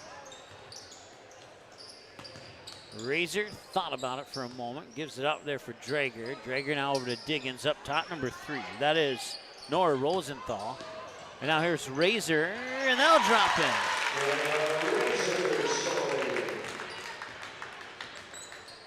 Razor with 4 points. I think the assist went to Rosenthal on that one. even though they didn't announce it. Up top, Messer. She hit the 3 last time down the court here for the Bulldogs. 6:12 with a running clock. 3 on the way from Spainer. Too hard off the back iron. They'll battle for the rebound, and Messer will go up for it. She'll earn a trip to the free throw line. So the clock will continue to roll here through the free throws. So after this free throw, we'll have changes for both teams. 4 points for Ariana Messer now. Tessa Levismeyer checks in.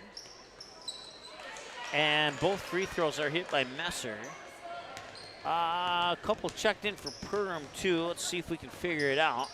That's Drager with a shot, and that's up and in.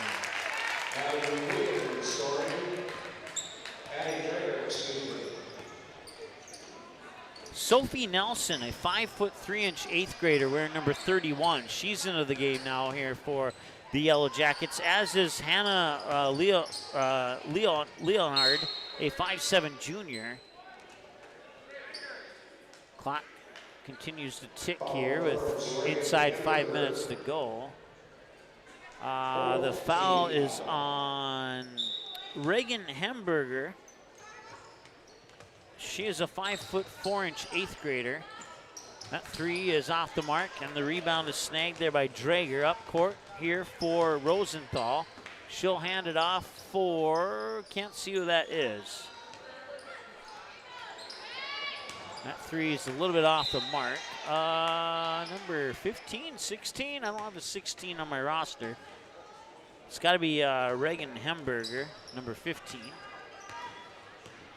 Let's see here. I get everybody for Emma Reeder is wearing number 10. She's into the lineup now here for the Bulldogs as well.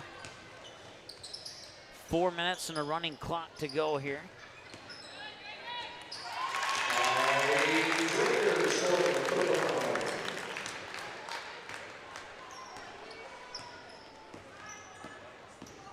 (71-30).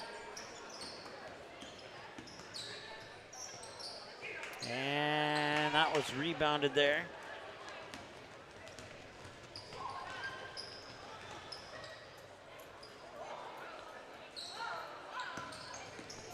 Driving in is Sophie Nelson.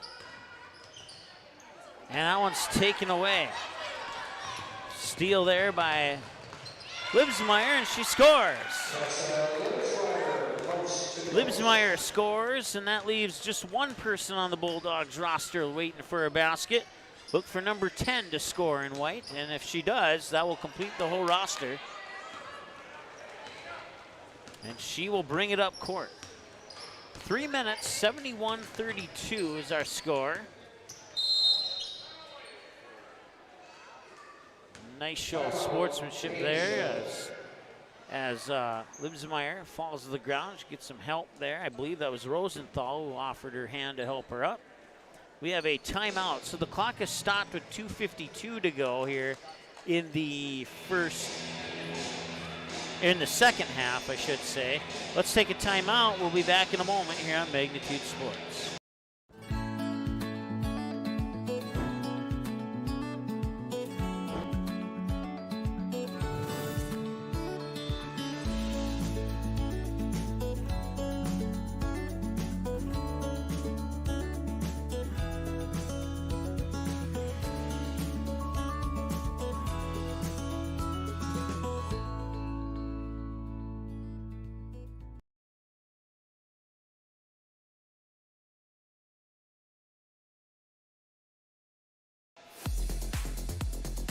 All right, 34-19 here in the second half.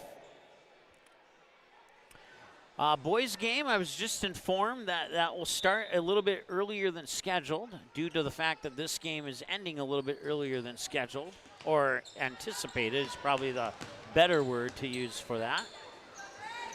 2:45 running clock, 15 on the shot clock, and a foul down below, and I believe that's going to be charged to Addison Drager. Foul number 30, Addie Drager. And it is. Marty Palmer back. That's the 5'9" freshman's first foul, team's fifth. And a whistle. What's the whistle? Oh, we had a substitution. Drager out, and coming in is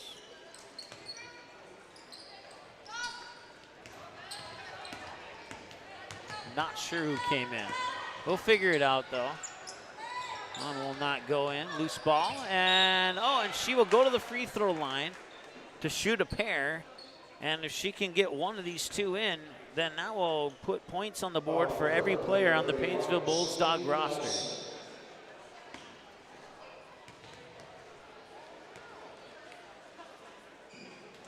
And it will rattle in, and now every player on the Bulldogs roster has scored one or more points in this game. Clock continues to tick, and the second one won't go in, but an offensive rebound won't go in, and another offensive rebound, and it'll be kept from going out of bounds. Perham will bring the ball back. This is number 1. I don't have number 1 on my roster for Perham. I'm not sure who that is. 71-33 with 1:11 to go. And that one takes an unfriendly bounce, and I wish I knew her name because I don't have her on my roster, but she got the rebound. With it here is Hamburger, and a loose ball is picked up by, that is Hannah Leonard, number 22. 40 on the game clock, 10 on the shot clock, and that one's a little bit off the mark.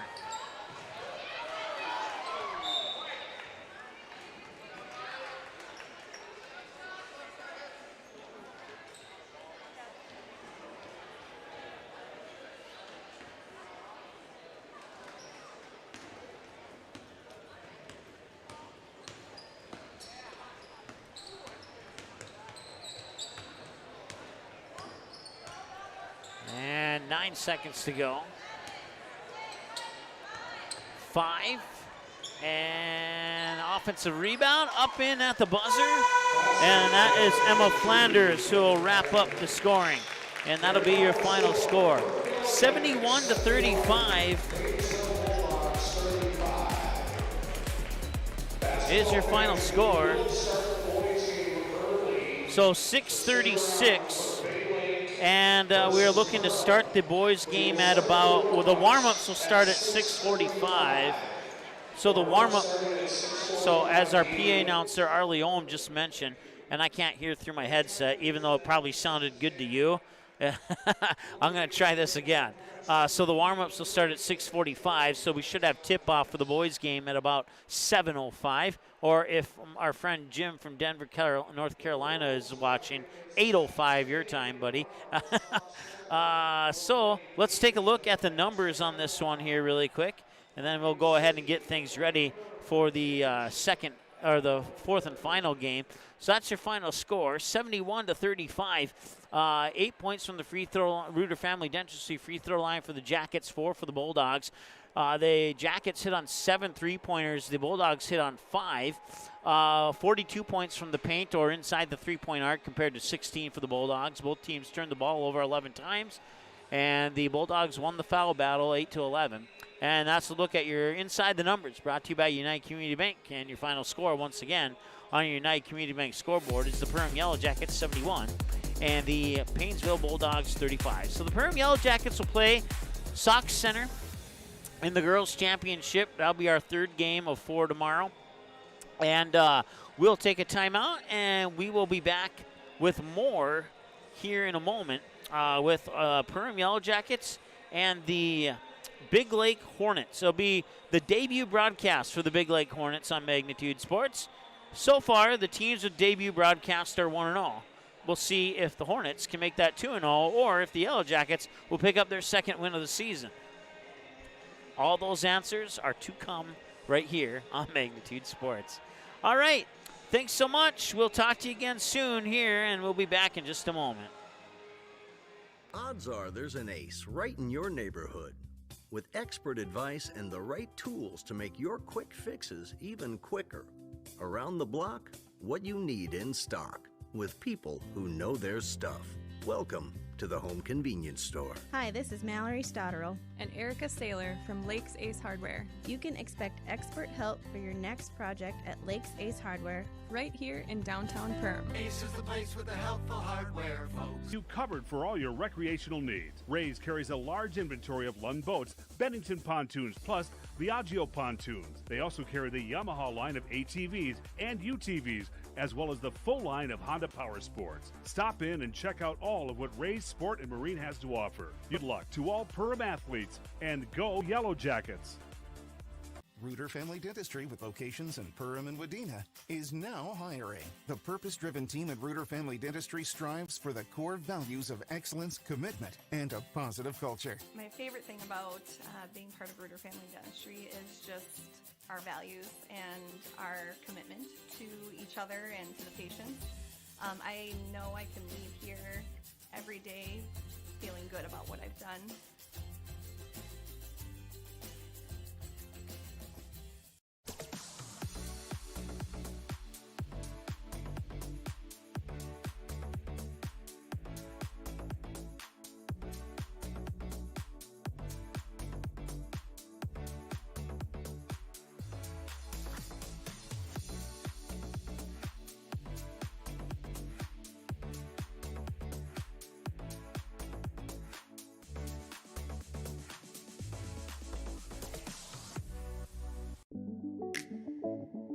One of our core values at United Community Bank is reinvesting in the communities we serve. I personally take great pride in this, as I'm a fifth generation in our family here at United Community Bank. We've been here for over 100 years. We take a great sense of pride in sort of that reciprocal relationship we have with our community, that, you know, we need our community members and they need us, and we love giving back and reinvesting. All right, welcome back. The next matchup here at the 2023 Holiday Hoops at the Hive Basketball Classic Tournament is coming up momentarily. We'll get you to that Budget Blinds pregame show here in a few minutes. But taking a look at our upcoming schedule, well, tomorrow we'll have, starting at 10 a.m., the girls' third place, followed by the boys' third place game. And then we'll follow that up with the girls' championship and the boys' championship. Boys Championship should tip off at approximately 2:15 tomorrow. And then that wraps up for 2023. We're off until January 4th when we kick off the new year right here at the Hive, where we ended the old year. Perham and Breckenridge in girls basketball, the 7:30 tip. And then off to Park Rapids, the Panther Den, and the Panthers will host those Barnesville Trojans in boys basketball January 9th at 7:30 p.m. And then right back to the Hive January 11th. At 7:30 for boys basketball between Perham and Breckenridge. Of course, the schedule is subject to change, but likely not in the next 4 games. But to get a full and always updated upcoming broadcasting schedule, visit us online at our website. Website's magnitudesn.com. We'll be back with more in a little bit here on Magnitude Sports. Thanks for tuning in. What sets the world's leading hospitals apart from the rest? It's their continued ability to deliver the highest quality patient care. Perham Health is honored to be a top 10 Minnesota hospital. Patients experience it, and Newsweek has recognized it. Even during the unpredictability of the pandemic, the nurses, doctors, and many others at Perham Health put their best foot forward. Thank you to everyone at Perham Health for continuing to provide the best patient care. At Nias Family Sales, our experienced mechanics are here to provide exceptional service in a timely manner.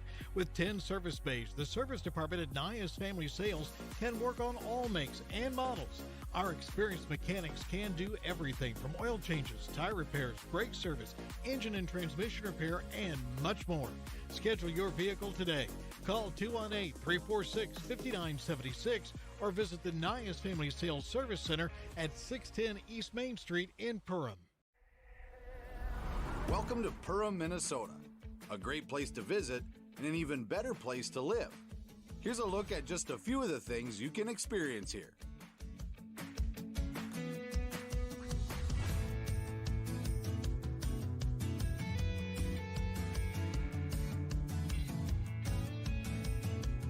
To learn more and plan your next getaway, visit Perham.com. I didn't know what a derecho was. Didn't know that kind of storm existed. I didn't worry a bit about my coverage. It did not let me down. I was not caught blindsided. The secret is to have an agent that gets you insured for your needs. If you don't have Farm Bureau, you don't have good insurance. Contact Farm Bureau agent Michelle Beck in Perham at 218-345-4010.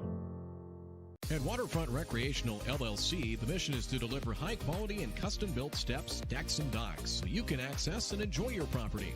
We believe in hard work, honest and fair dealing, high-quality craftsmanship, and excellent customer service. Our products have proven results. We can't control the weather, but our docks remain rock solid in the windiest of conditions.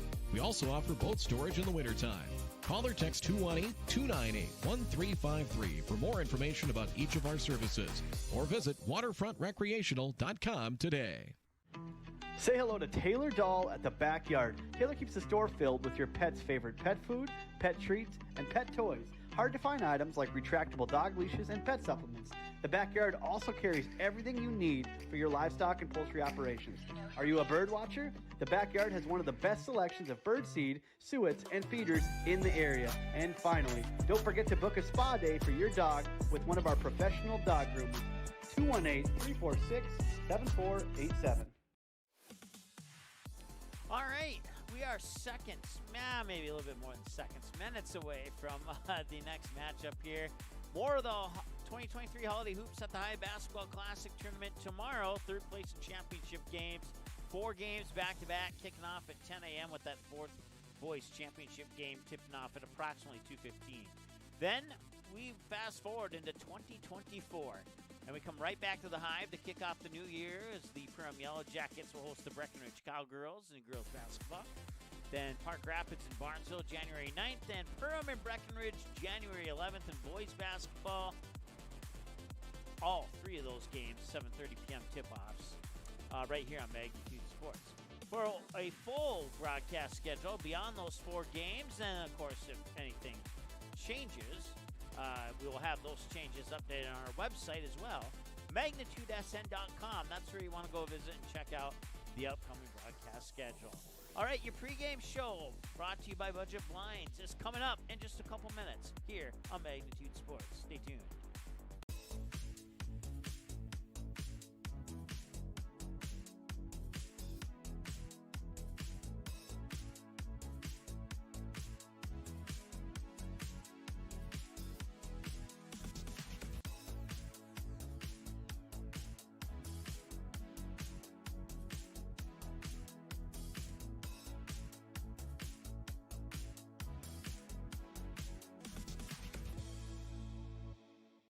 Central Market, the fresh place in Perham and Detroit Lakes, offering the freshest meat, produce, bakery, and deli products possible with great value for your money. A visit to Central Market is a journey into freshness. You'll always be able to find a wide variety of items that will result in the perfect meal for your family and friends. Begin with their meat department, and whether it's succulent fruit and vegetables, fresh baked specialties from their bakery, or the convenience of fresh deli selections, Central Market is the fresh place for your family. Go Yellow Jackets!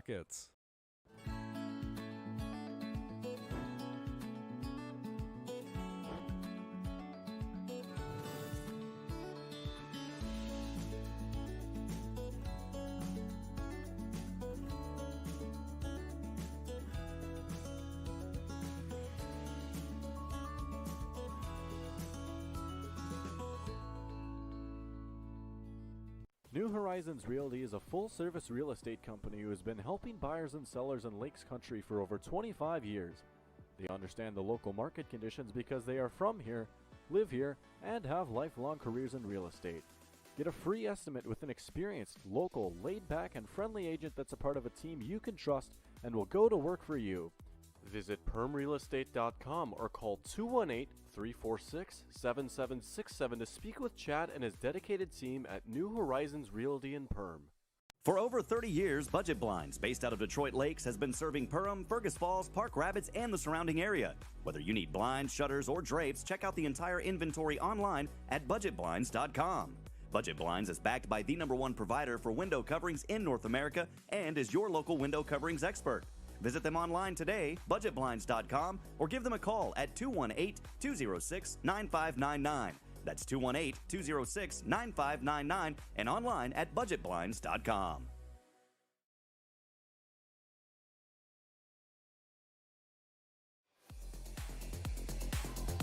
All right, welcome back to the Hive. It's Game 4 of Day 1, Game 4 of 8 of the 2023 Holiday Hoops at the Hive Basketball Classic. And it's been a fun day so far. 3 games down, 1 to go, and this should be an interesting matchup here. We got the Perham Yellow Jackets coming in at 1-4 against the Big Lake Hornets, coming in at 4-3 overall. Of course, Perham out of 8 AA, the Hornets out of 5 AAA. So if you're not familiar with the 5 AAA, they're out of the Mississippi 8 Conference. They play teams such as Duluth, Denfeld, Hermantown, Hutchinson, Annandale, North Branch, Mankato East, and Monticello, and a few of those type of teams. So that's kind of where they're coming from. That's some of their common opponents. Let's take a look at these two teams side by side on paper here on your Budget Blinds pregame show. And here we are, the teams on paper presented to you by MinnesotaScores.net, home of the QRF. As I mentioned, the Yellow Jackets 1-4 out of 8 AA, the Big Lake Hornets 5-3 out of 5 AAA. The Yellow Jackets are 1-3 when playing at home here in the Hive, and the Big Lake Hornets are 2-1 when playing on the road or away from home. Yellow Jackets winless against section opponents. The Hornets undefeated against section opponents. Of course, these two teams play in different sections, so that won't necessarily come into play here in this matchup. The Yellow Jackets 20.2, the QRF value, ranking them at 105 while in Class AA, while the Hornets are QRF value 61.8, ranks them 17th out of all the AAA teams in the state of Minnesota. Let's see here. That should be 56.8 for to 59.8 against on the averages there for Perham. And the Big Lake Hornets are averaging 701 points per game. I'm just kidding. It should be 70.1 points per game. And they are allowing an average of 72.3 points per game. Yellow Jackets looking to snap a 4-game losing streak. The Hornets looking to snap a 1-game losing streak. Yellow Jackets 1-4 in their last 5 games. The Hornets 2-3 in their last 5 games. For the Hornets, they opened up the season with an 84-74 victory over Hermantown. That was a road game in Hermantown on Friday, December 1st. And then they would have a tournament or an invite tournament style game in Hermantown on Saturday, December 2nd, where they'd pick up a 72-65 win over Duluth Denfeld.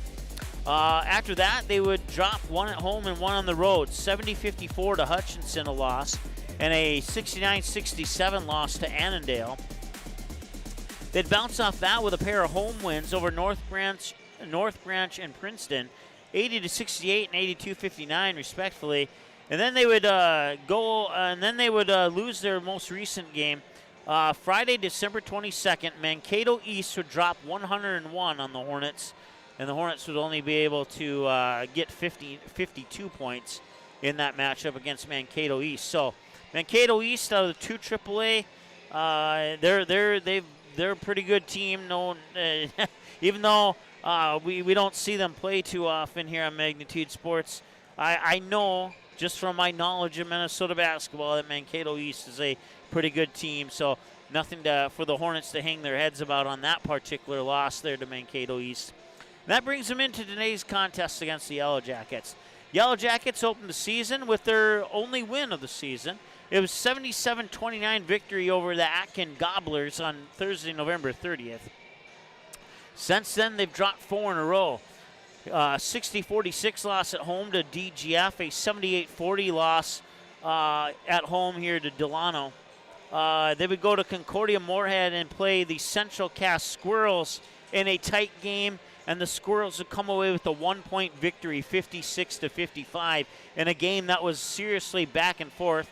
I can say that with confidence since I did the play-by-play on that game.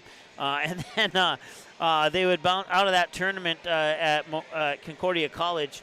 They would lose by 10 here at home to the Holly Nuggets on December 19th. 76-66 was the final in that one. So that brings them into today's game against the Big Lake Hornets. After today, the Yellow Jackets are on the road at Detroit Lakes on January 2nd, home versus Breckenridge on the 11th, at Frazee on the 16th, at DGF on the 25th, home against Wadena Deer Creek on the 30th, and then they kick off February with a road matchup against the Bemidji Lumberjackets, an 8-4A team, on February 6th. And coming up after tonight for the Big Lake Hornets, they're at home versus Zimmerman on the 4th of January. They go on the road January 9th at St. Francis. Back home on 9 days later on January 18th versus Becker. On the road at Chisago Lakes area on the 23rd. Cambridge Asante, if I'm saying that correctly, on January 25th. That's a home matchup for the Hornets. And then they're at North Branch on the 30th, and they kick off the month of February on the road at Princeton. That's part of a 6-game road stretch from January 30th to February 26th. That's a long time to be away from home. And they kick off the month of February on the game 2 of that 6-game road trip at Princeton. And then they have at Zimmerman, at Monticello, at Becker, at Cambridge Asante to finish up that road trip before they finish up the regular season at home on February 29th against Chisago Lakes area. And that's what's coming up for the Big Lake Hornets. So now you have a little bit of an idea of what these two teams have done so far this season. And that means we have 9 minutes before this thing tips off. We're going to take a commercial break, and when we return, we'll have your starting lineups brought to you here by Lakes Ace Hardware in just a moment on Magnitude Sports. Ray's Sport and Marine in Perham has you covered for all your recreational needs. Ray's carries a large inventory of Lund boats, Bennington pontoons, plus Viaggio pontoons. They also carry the Yamaha line of ATVs and UTVs, as well as the full line of Honda Power Sports. Stop in and check out all of what Ray's Sport and Marine has to offer. Good luck to all Perham athletes, and go Yellow Jackets! Reuter Family Dentistry, with locations in Perham and Wadena, welcomes new patients. Come meet the friendly and professional team and experience for yourself what it is patients love about Reuter Family Dentistry. It's just nice to be in a small hometown knowing that you have a local dentist that cares about you, knows you, and wants to do what's best for you and your family.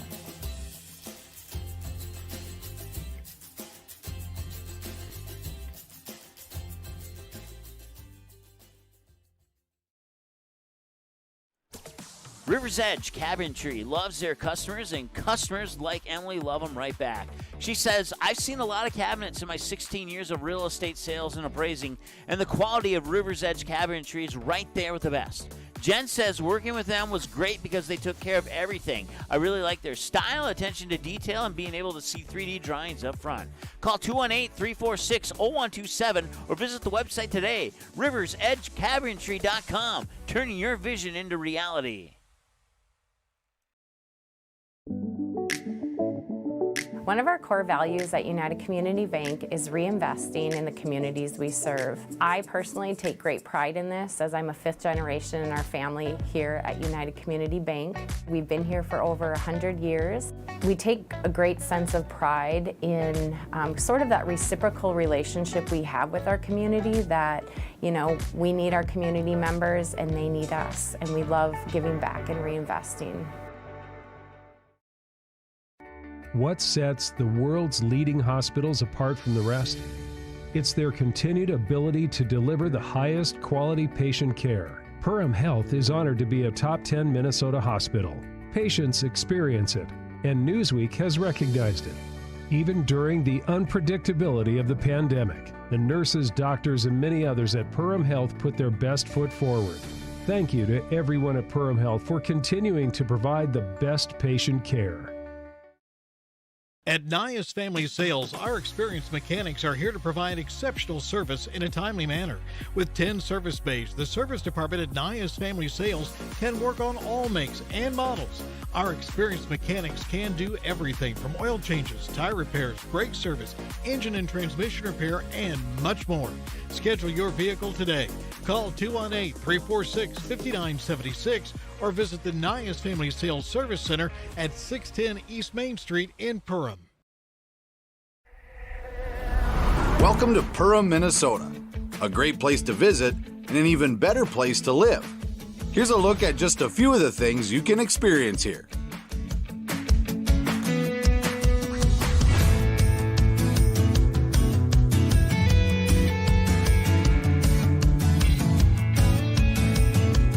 To learn more and plan your next getaway, visit Perham.com.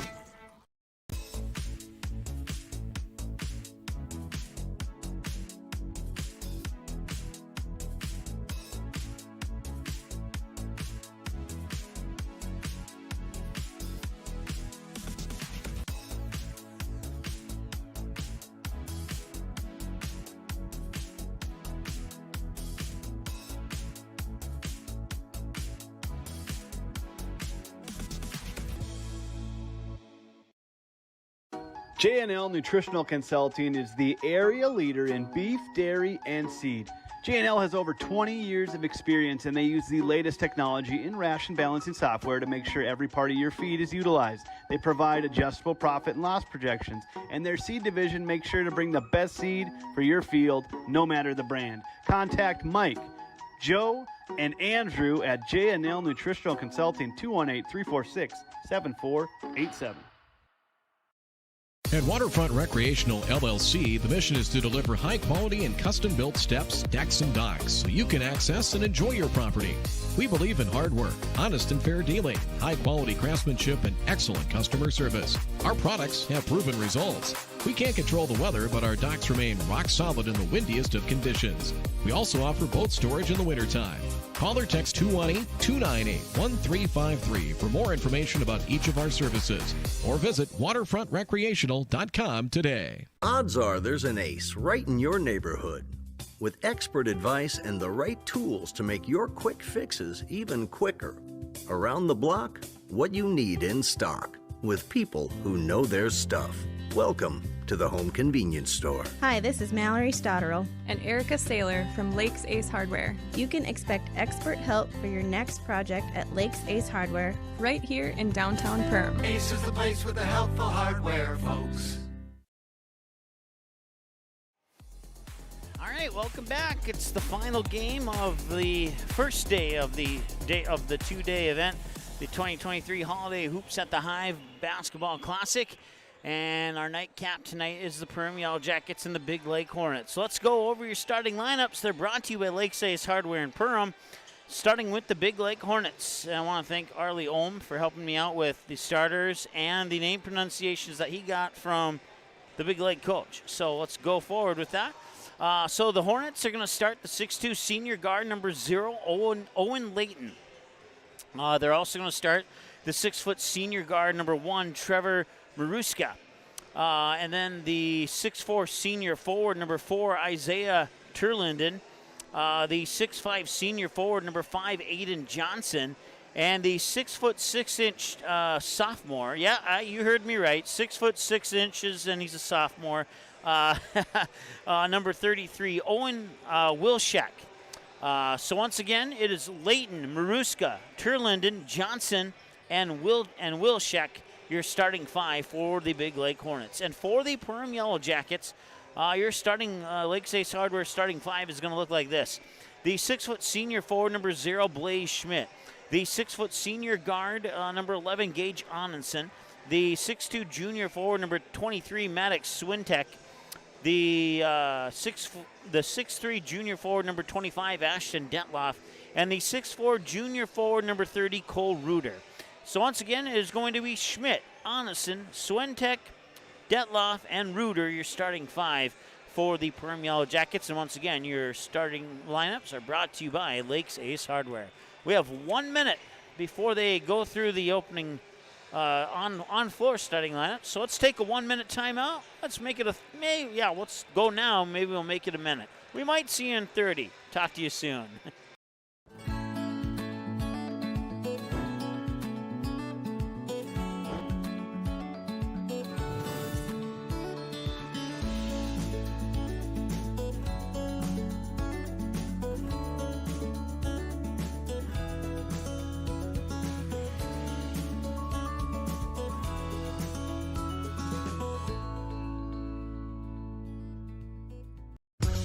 At Great Clips, we use online check-in to help NHL player Jack Hughes achieve game day flow faster, so he can do more with his time off the clock. Great Clips, official hair salon of the NHL. At Great Clips, we use clip notes to save NHL player Cale Makar's haircut details, so he's always confident in his hockey hair. Because with a name like Cale, you gotta sport great salad. Great Clips, official hair salon of the NHL.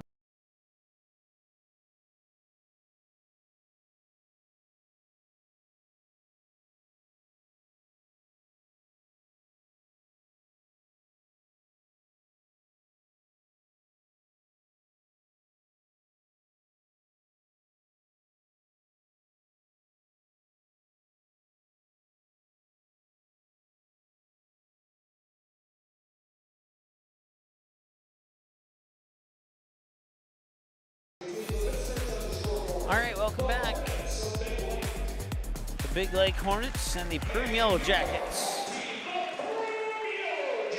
Perham obviously will be the home team.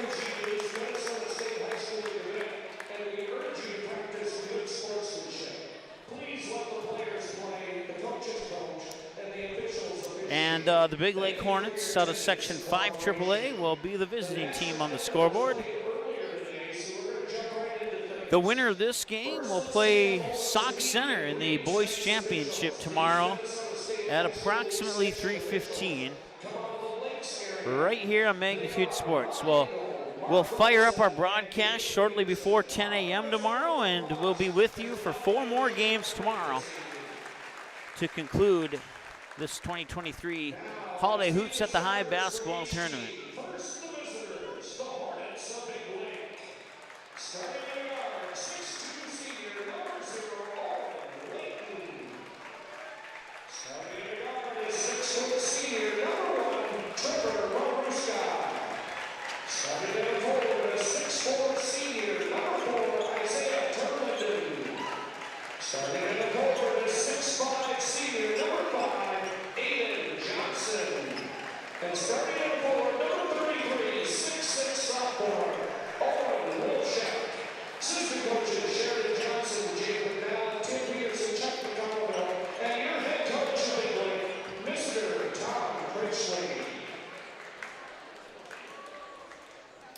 Tom Critchley, the head coach of Big Lake, used to be the girls' coach at DGF, if that name sounds familiar.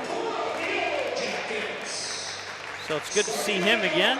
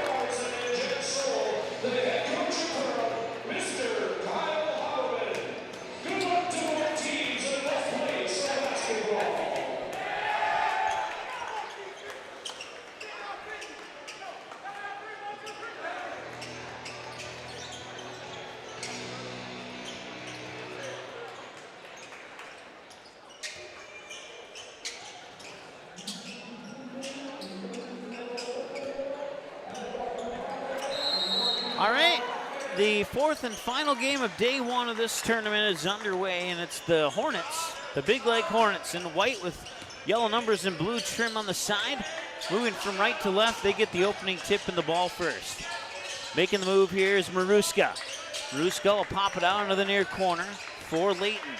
Layton now back up top. Wilczek, 2 passes later, Wilczek gets it right back. He looked at the basket. The guard closer there by Blaze Schmidt. And we'll have a reach-in. Now whistle on a foul. Blaze Schmidt picks up his first, team's first.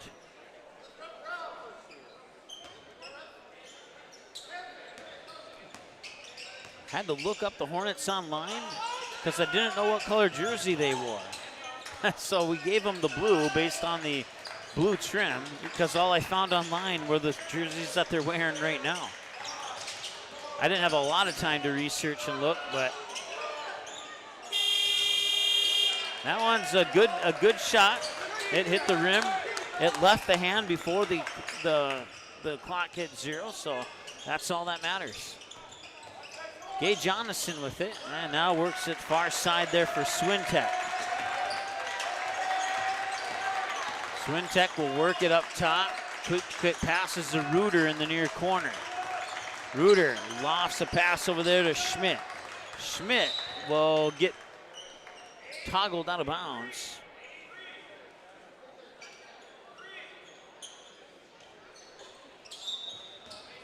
.42 to go.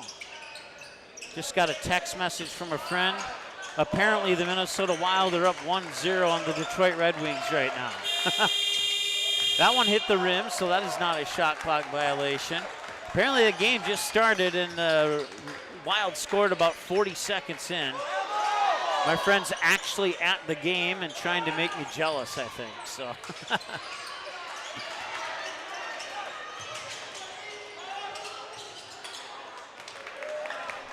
It's still 0-0, believe it or not. We're 2 minutes into this ball game. Swintek has it up top. If I get any more messages from my friend from that game, I'll pass the score along. Otherwise, I won't focus on that too much. But here's Reuter with a 3. In and out won't go. And back quickly come the Hornets. And that is Maruska. 2 passes later. They'll come into the hands of Layton. Layton gives it up there for Wilczek, and Wilczek will score the first points of the game.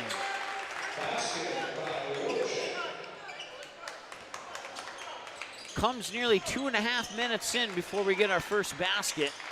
Here's Swintek, now works it up top here for, that is Onison. Reuter gets in the corner for Schmidt. Schmidt back up top for Swintek. He has to spin away from his defender. And now he'll take a paint shot, a roll off the rim, and that was Ashton Detloff trying to get the rebound. It'll go out of bounds and back to Big Lake.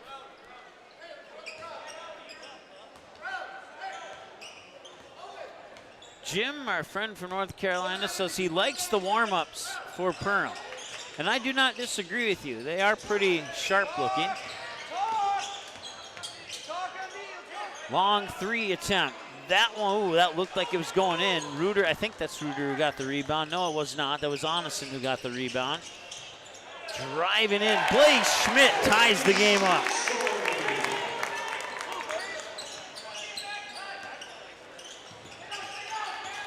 So we have our first tie of the game. No lead changes yet. Here's Wilczek with it. He'll put the ball to the floor on a left-handed dribble. Fade away from the baseline and put it up and in. Nice shot there by Wilczek. That's our first lead change at 4-2.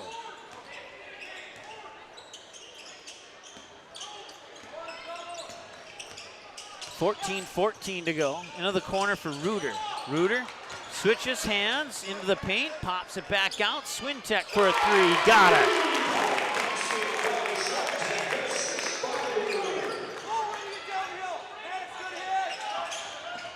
So 1 tie and 2 lead changes, 1 for each team. And that will be a charging foul.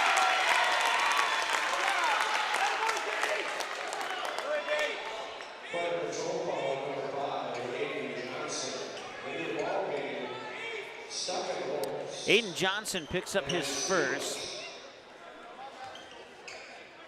Connor Steckenholtz checks in. He's wearing number 2 with the pink shoes. That won't be too hard. Oh, there's 2 players out there with pink shoes. Maybe it will be hard to remember. Here's Schmidt. And that one's taken away. Coming back here is Wilczek to the hoop. It counts.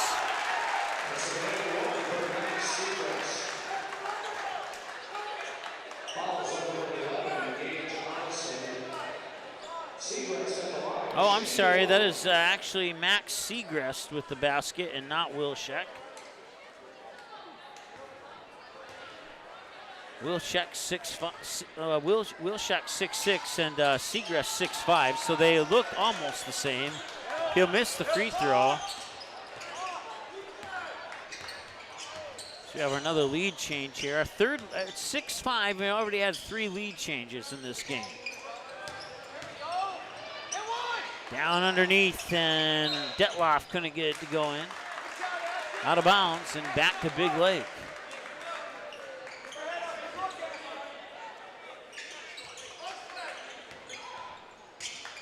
This is Stuckenholtz. Connor Stuckenholtz wears 2, and there's another Stuckenholtz, number 21, Trevor.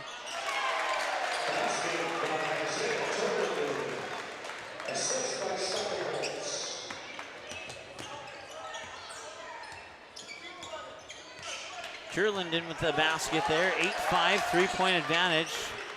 Substitution for Perham at the next whistle. Looks like Mason Happel will come in. Here's Reuter, floats one up and in. Nice job there by Cole Reuter to get that basket and make it a 1-point game once again. 8-7 in favor of Big Lake here on your United Community Bank scoreboard. 12:27 and counting to go. As Stuckenholtz out into the corner, 3 on the way. It's in from Wilczek. That makes it 11-7.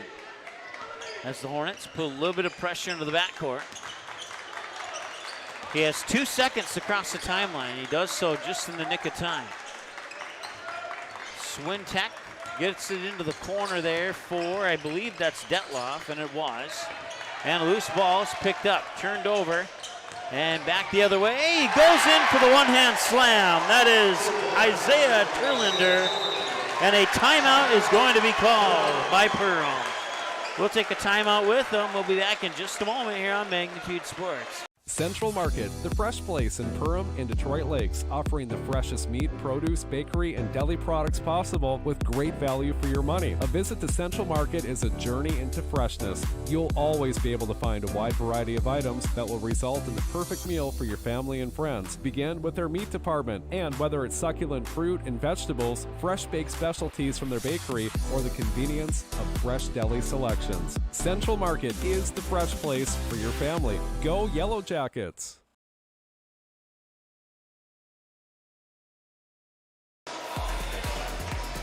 Welcome back. Perham calls a timeout in hopes that they stop the momentum that Big Lake has gained here over the last 2 or 3 possessions. And right before that timeout, Isaiah Turlington slammed it down with the one-handed jam, and it'll be Perham basketball as the Big Lake Hornets are going to put on a full court press here. Inbounds pass comes to Mason Happel. Happel get over the timeline quickly. Swintek up top here for Blaze Schmidt. Schmidt now outlet pass for Happel. Happel quickly passing it around the perimeter now with it is Alex Bloom into the lineup. Happel. And it's going to be a foul on Perham.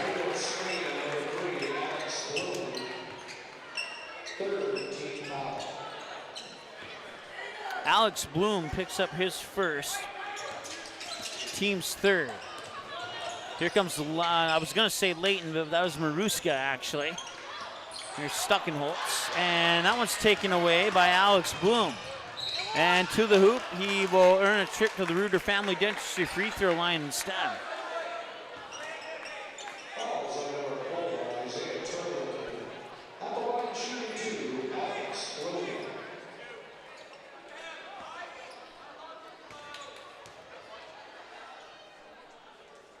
And connecting is Bloom on that one.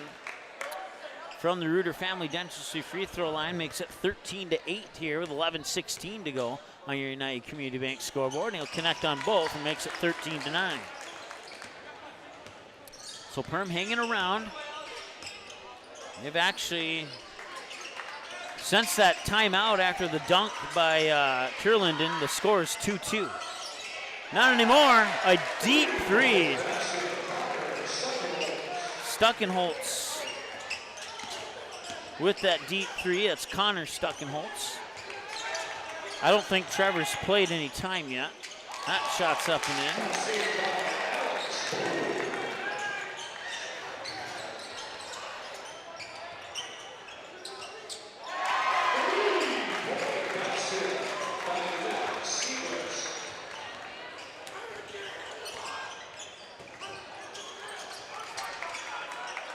I don't know who got that last basket for Perham.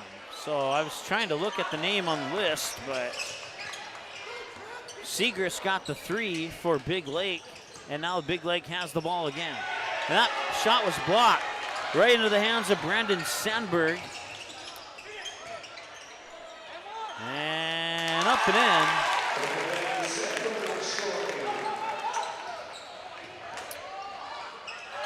And a block on a dunk attempt with no foul, and that puts the Perham fans into this one. I don't think I've ever seen a blocked shot on a dunk attempt before. It's usually been a dunk or it resulted in a foul on the defending player, not that time. And I thought I've seen a little bit of everything, but I continue to be proved wrong. Into the backcourt. Alex Bloom will track it down. 19-13 as Perham tries to stay close here. Big Lake threatening to separate a little bit on the scoreboard. And they turn it over. Fadeaway jumper a little strong, and it'll come down here to Swintek. Bloom in the paint. Nearly lost it, and a foul will prevent an official turnover.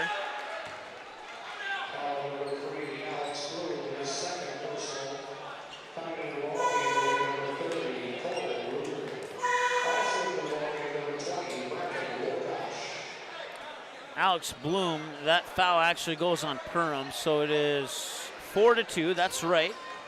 That's right, what you see on your screen.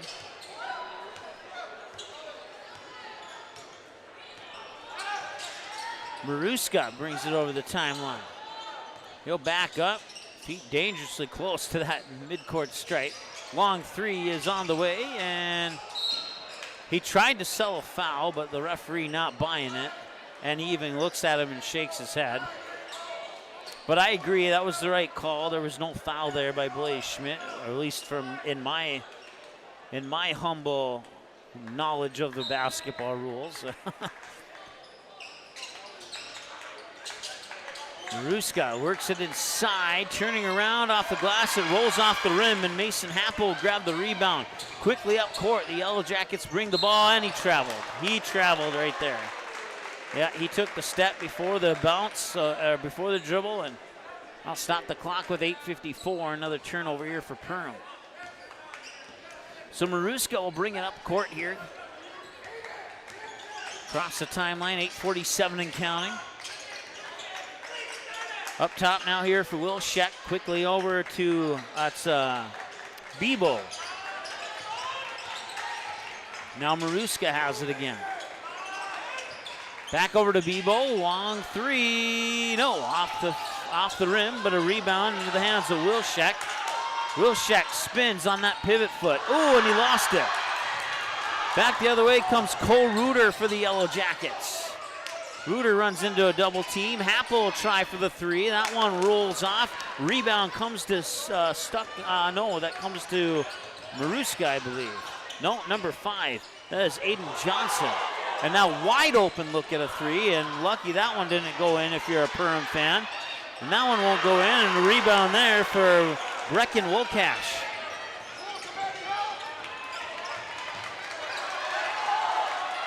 Big Lake coach wanting a travel there. He may have a case to plead on that. Reuter, left-handed dribble into the paint. Finds Happel going to the hoop and scores. Nicely done by Cole Reuter. And Mason Happel gets the bucket, assists Reuter, and it's a 4-point game, and Big Lake's going to talk things over. We'll take a break and be back in a moment here on Magnitude Sports.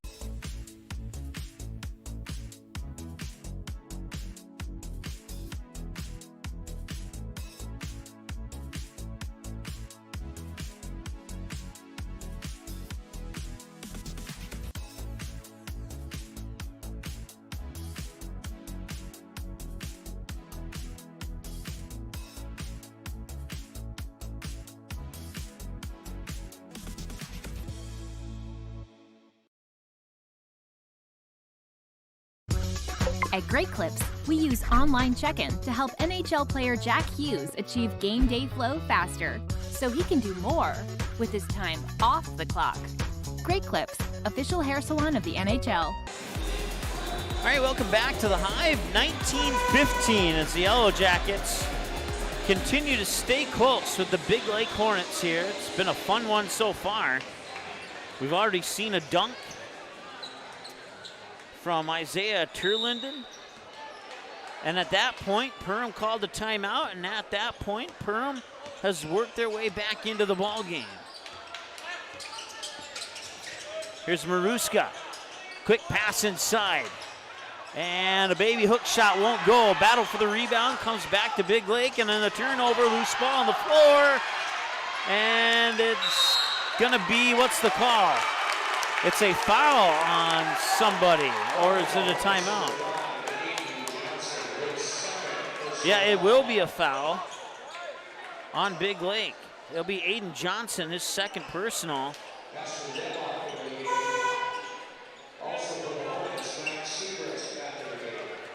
7:12 to go.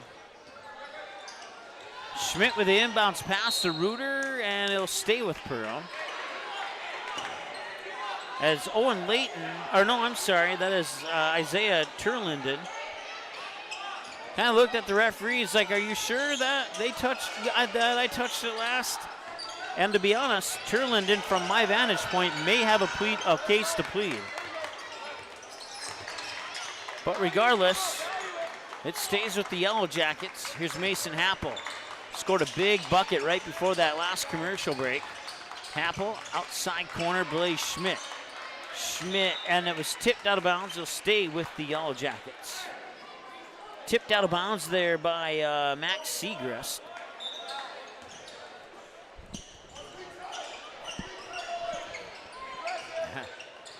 Step back three. Nope, too strong on that one for Cole Reuter. Blaze Schmidt getting in the way there. I'll slow down the Hornets just a little bit, and that's going to be a blocking foul on, he didn't have his feet planted. So Ashton Detloff's going to pick up his first. Team's fifth. 4-point game, inbounds pass off the baseline with 29 on the shot clock. They'll loft that one up into Maruska's hands at the top of the key. Back into the paint really quickly, and he'll earn himself a trip to the free throw line. That's Turlinden who will go to the line.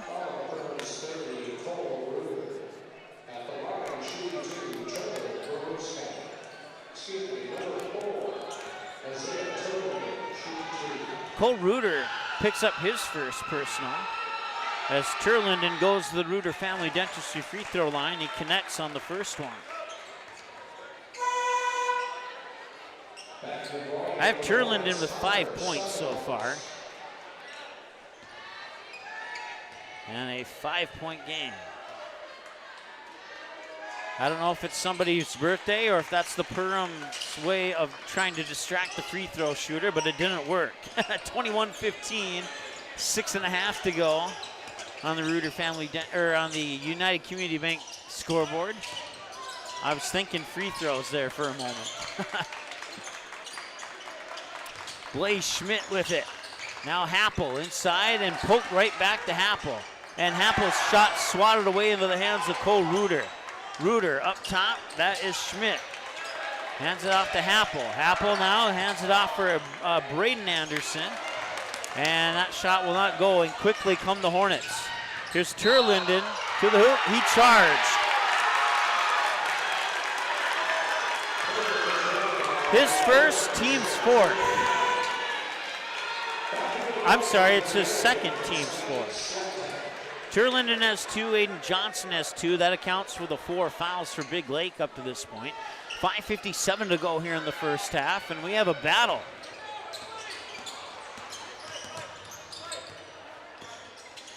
With the ball here is Onison. Now Reuter with it, up top. He thought about it for a split second. Swintek did not pull the trigger on that one.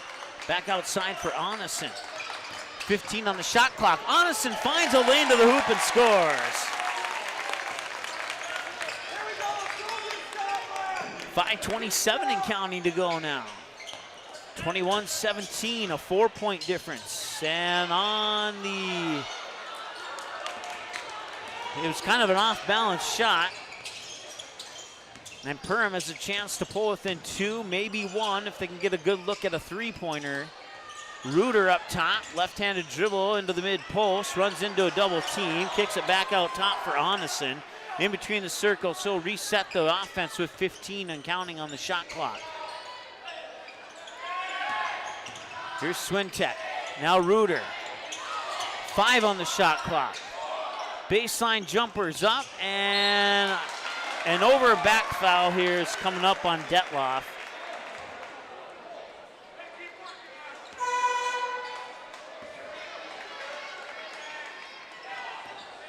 And that will put Big Lake in the bonus, so march down to the other end for free throws.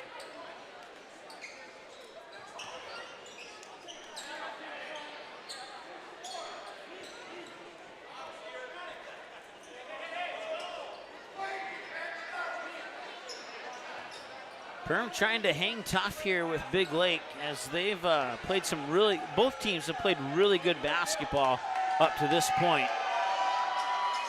And that free throw is missed. They'll swat around for the rebound. Big Lake will come away with it. Stuckenholtz with a long 3. Left it short. Rebound Perham. Quickly up court. 4.5 to go in the first half. Schmitz up top.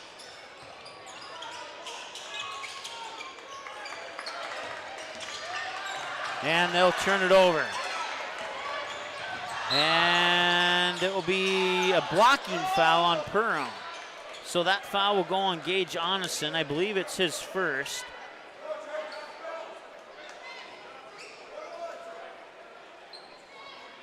And you get this feeling that Big Lake might pull away with it here in a little bit.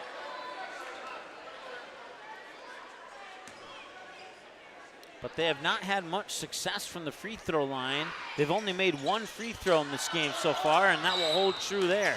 And now we have an immediate another foul. This one's going to go on Mason Happel. It's going to be a slap on the arm.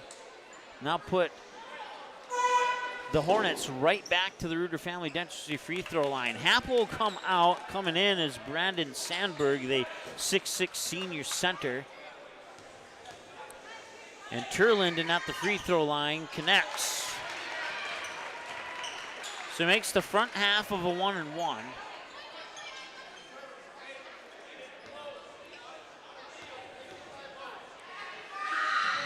And he'll also make the back half of the 1-and-1.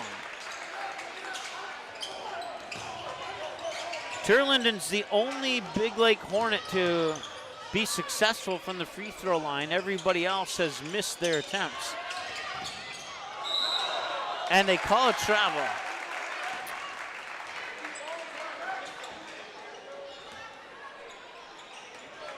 .406 and counting. Stuckenholtz brings it over the timeline with 4 minutes exactly. Open look at a 3, too strong. Rebound, and Onison had it. What's the whistle for?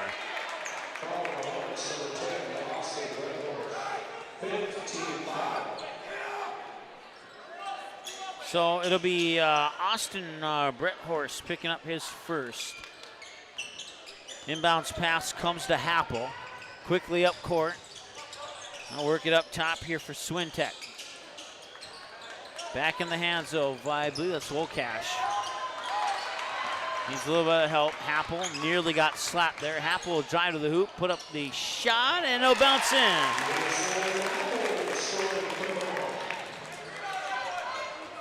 Perham staying right with this team. 23-19, and they get a rebound and a chance to cut into the deficit a little bit more. Happel double team, gets it over the double team to Okash. Quickly in the corner, Swintek thought about the three, stops, and it's tipped out of bounds, goes back to Big Lake, last touch by Perham.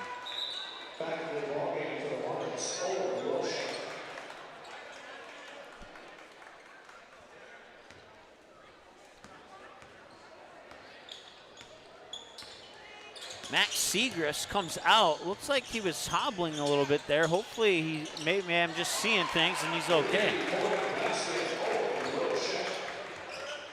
Owen Wilczek with another three. He has 2 twos and 2 threes so far here in this contest. That three puts him into double digits with 10.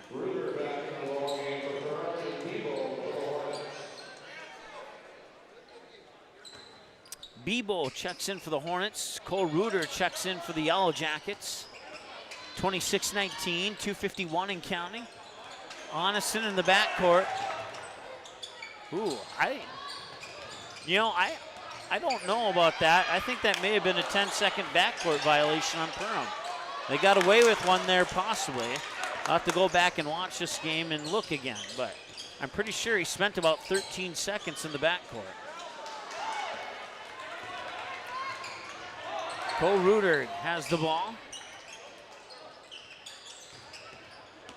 Reuter works his way into the paint, tries to put a floater up, rebound there, won't go, and a foul on the second chance attempt will put Brendan Sandberg at the Reuter Family Dentistry free throw line.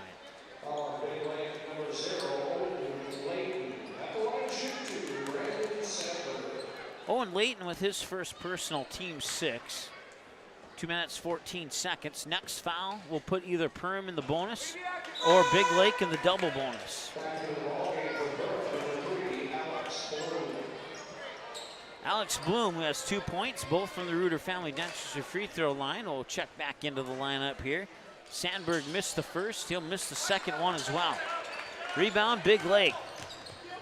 Maruska will bring it up court. Right-handed dribble to the top of the key. Leaves it off there for his teammate, Wilczek. Wilczek off the front of the rim. It will not go. Quick rebound and an outlet pass to Bloom, and now Stuckenholtz.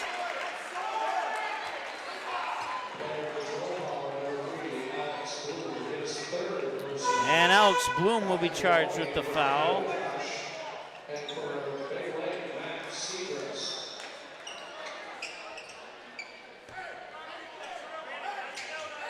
So that's 10 now for the Yellow Jackets.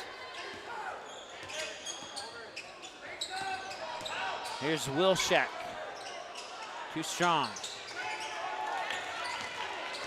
Swintek.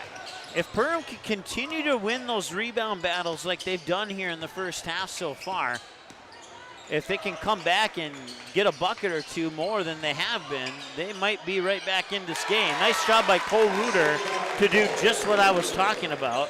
He has 4 points now, 26-21 in a 5-point game. No double-digit leads yet in this contest. Three-pointer on the way. Missed, I don't know where that hit. I know it went off to the right side. Doesn't really matter, it just didn't go in. That's the simple way to put it. Swintek will try for a triple, that one won't go. And the rebound is gonna be controlled there by Sandberg. Oh, and a hard hit. It was unintentional, but still a hard hit and a foul. That's the kind of hit you want to see in a hockey game, not a basketball game. Let's put it that way. So now bonus for the Yellow Jackets, double bonus for the Hornets. Minute 4 to go. Brecken Wokosh to the Reuter Family Dentistry free throw line. He will shoot the front half of a 1-and-1. He needs to make one to get one, and he will get one.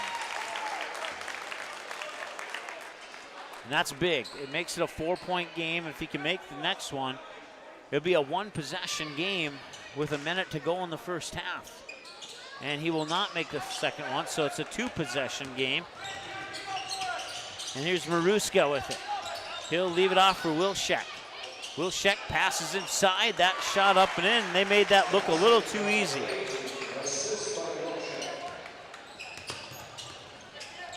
Owen Layton gets his first points of the game. Happel now up top, thought about it for a moment, didn't pull the trigger, was Wokash. Now Reuter has it. Back up top for Happel, back to Reuter. Reuter, stutter step, spins on his defender, puts up a hook shot up and in. Nicely done by Cole Reuter. 25 seconds to go, shot clock is off. The Hornets can hold for the final shot if they choose to do so.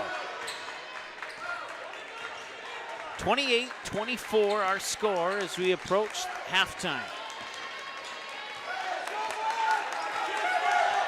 Maruska holds it at the top of the key. Now Wilczek will try for a three at the buzzer. It will not go in. Happel gets the rebound, and no. A little bit off the mark there. I don't think it would have countered if it was in. But that brings us to halftime. And it's been a good game so far.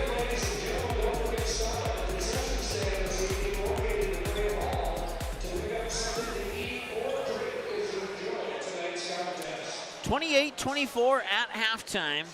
We will take a break, add up some numbers. Wants to say hi to Patrick. He says, "Go Hornets." Thanks for tuning in, Patrick. Hope you're enjoying the broadcast. Like I just said, it's been a good one so far.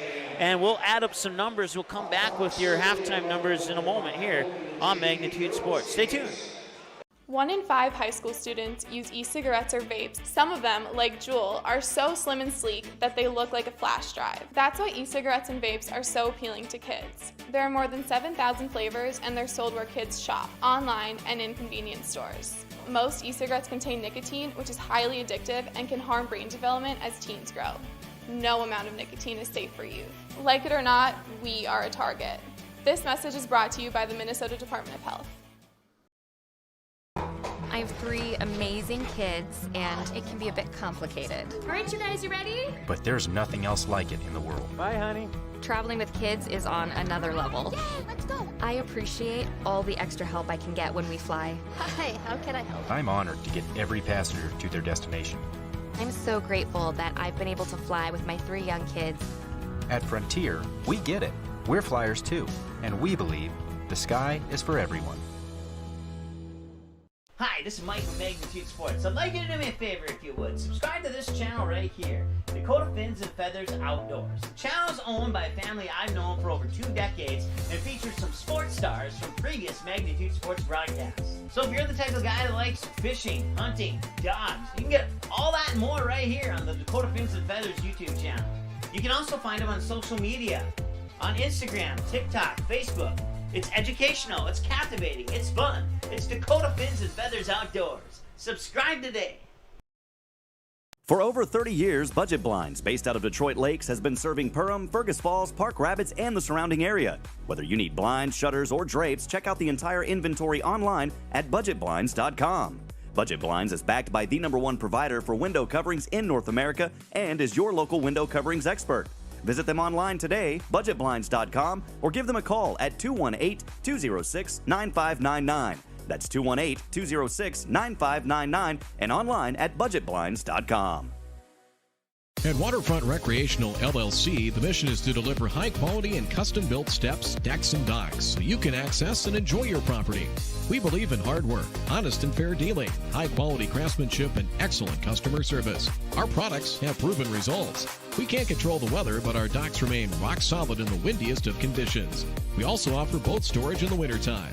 Call or text 218-298-1353 for more information about each of our services, or visit waterfrontrecreational.com today.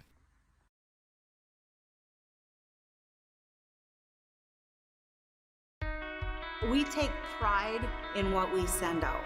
When you open a bag of licorice, you want that licorice to look good, you want that licorice to taste good.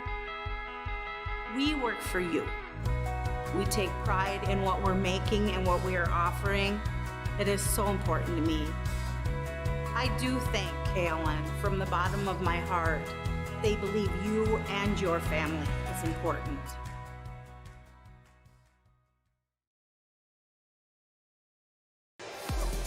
All right, welcome back. The Big Lake Hornets have a 4-point edge on the Perham Yellow Jackets here at halftime. We've had 1 tie at 2-2 and 3 lead changes.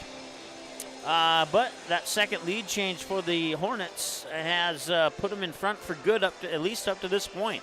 We'll see what the Yellow Jackets did a really good job at rebounding. I don't have the official rebounding numbers in front of me, but like I kind of mentioned towards the late part of the second half or first half there, if Perham can continue to win those rebound battles and then cash in on more buckets than, let's say they get 4 rebounds, they get 2 buckets instead of 1 bucket on 4 trips down the floor after a defensive rebound, they could be right in this game at the end. It could be very interesting. We'll see what kind of adjustments the Yellow Jackets make coming out of halftime here. And you got to keep in mind the adjustments that the Hornets might make too. This game could continue to be a tight one like it has been through the first half, or there's a potential of us seeing the Hornets kind of pull away in this one here. If I'm the Hornets head coach in the locker room right now, I'm probably saying, hey, let's, I like the pace that the team has right now, but there might be a little bit too trigger happy, and that may have resulted in a few missed shots going in favor of Perham rebounds. Otherwise, there's a good possibility that the Hornets could possibly have like an 8 or 10 point lead right now if they would have just taken maybe an extra pass and maybe took a little bit more high percentage shot here and there. But either way, they have the 4-point edge. We'll see what the two teams do coming out in the second half. Let's take a look let's break down that score for you here. So 28-24, and 4 of those points for the Hornets have come from the free throw line, while 3 have come from the Reuter Family Dentistry free throw line for the Yellow Jackets. Yellow Jackets have only connected on 1 3-pointer, and that was from Maddox Swintek early in the first half. While the Hornets have connected on 4 3-pointers, 1 from Connor Stuckenholtz, 2 from Max Segrest. Let's see here. I'm sorry, that is not correct. That is a 2 and not a 3-point. I can't even read my own writing here. Okay, let's try this again. Connor Stuckenholtz with 1 of those 3-pointers. Max Segrest with 1, and then 2 more from Owen Wilczek accounts for the 4 3-pointers hit by the Hornets. So the rest of the points come from inside the arc, 18 from the paint for the Yellow Jackets, 12 for the Hornets. Turnover battles being won by the Hornets right now, 2-6, fouls 7-10 in favor of the Hornets as well. And that breaks down your 28-24 scores. We go inside the numbers, brought to you by United Community Bank. All right, let's go over the individual scoring. We'll start with the Big Lake Hornets. 2 for Owen Layton, 3 for Connor Stuckenholtz, 7 for Isaiah Turlinden, including that one-handed slam early in the first half. And he also went 3 for 3 from the Reuter Family Dentistry free throw line. Max Segrest has 8, and right now Owen Wilczek leads the way with 10. Add those all up, that comes to 28. Individual numbers for the Perham Yellow Jackets. Blaze Schmidt has 2. Mason Happel with 4. Alex Bloom with 2. Both of those coming from the Reuter Family Dentistry free throw line. Gage Onison has a bucket. Reed Wolcash with 1 point from the Reuter Family Dentistry free throw line. Max Swintek with that 3-pointer early in the first half. 6 for Cole Reuter, all from the paint. 4 more for Brendan Sandberg. And that rounds out your individual scoring for the Perham Yellow Jackets. We're about 2 minutes away from the start of the second half. Let's take another break. We'll come back with that second half in just 2 minutes here on the Magnitude Sports Network. Stay tuned. New Horizons Realty is a full-service real estate company who has been helping buyers and sellers in Lakes Country for over 25 years. They understand the local market conditions because they are from here, live here, and have lifelong careers in real estate. Get a free estimate with an experienced, local, laid-back, and friendly agent that's a part of a team you can trust and will go to work for you. Visit permrealestate.com or call 218-346-7767 to speak with Chad and his dedicated team at New Horizons Realty in Perm. One of our core values at United Community Bank is reinvesting in the communities we serve. I personally take great pride in this as I'm a 5th generation in our family here at United Community Bank. We've been here for over 100 years. We take a great sense of pride in sort of that reciprocal relationship we have with our community that, you know, we need our community members and they need us, and we love giving back and reinvesting. At Nias Family Sales, our experienced mechanics are here to provide exceptional service in a timely manner. With 10 service bays, the service department at Nias Family Sales can work on all makes and models. Our experienced mechanics can do everything from oil changes, tire repairs, brake service, engine and transmission repair, and much more. Schedule your vehicle today. Call 218-346-5976 or visit the Nias Family Sales Service Center at 610 East Main Street in Perham. All right, welcome back. Halftime is going to be concluding here in about 15 seconds or so. 28-24 is your halftime score in favor of the Big Lake Hornets over the Perham Yellow Jackets. The Yellow Jackets first out of the locker room, the Hornets to follow. And both teams are on the court finishing their warm-ups as they put the balls back onto the rack. And we're moments away. There's the horn. We're moments away from starting the second half here at the Hive in Perham. It's the final game of day one of the 2023 Holiday Hoops at the Hive Basketball Classic. And, well, we have 3 of the 4 matchups for tomorrow determined. Third place girls game will kick us off at 10 a.m. tomorrow morning, followed by the third place boys game. And then we'll have the girls championship, and we'll wrap it up at approximately 3:15 or so tomorrow with the boys championship. And right now, either Big Lake or Perham is going to take on Sauk Center in that boys championship tomorrow. And we'll see what happens here as we get ready to go in the second half. Perham will start the second half with the ball. And that one will roll off the front of the rim there on the attempt by Ashton Detloff. We'll turn off the bonus.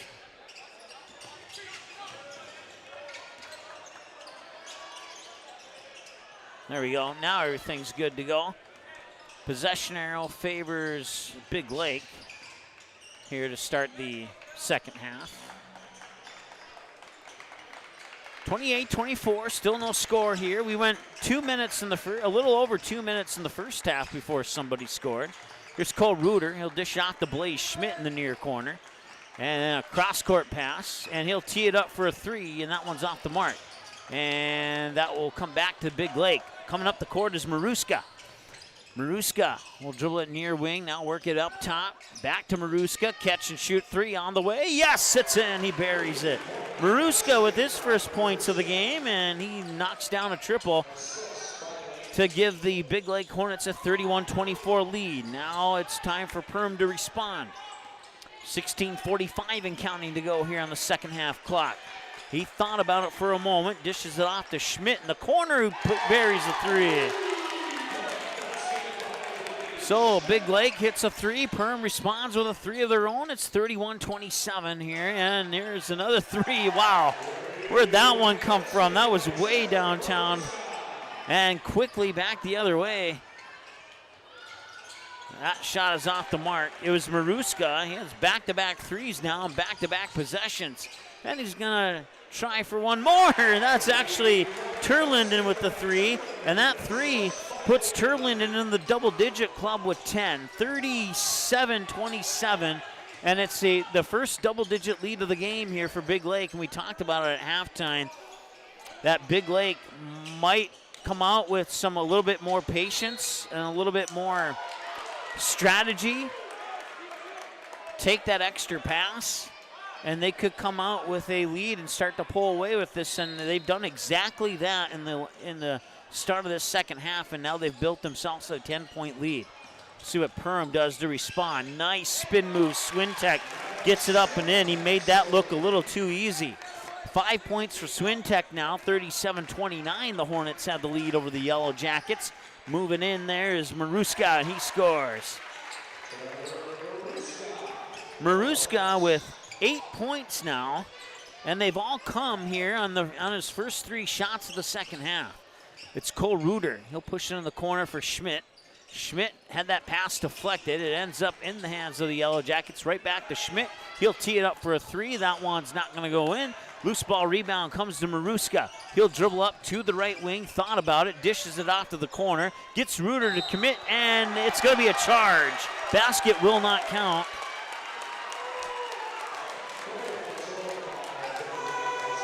That is the first personal on Max Segrist, and the first team foul here in the second half.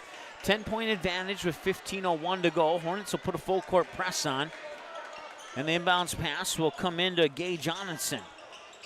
And that one's deflected, attempted for Reuter and turned over. And now to the hoop, and it's a blocking foul and it'll count.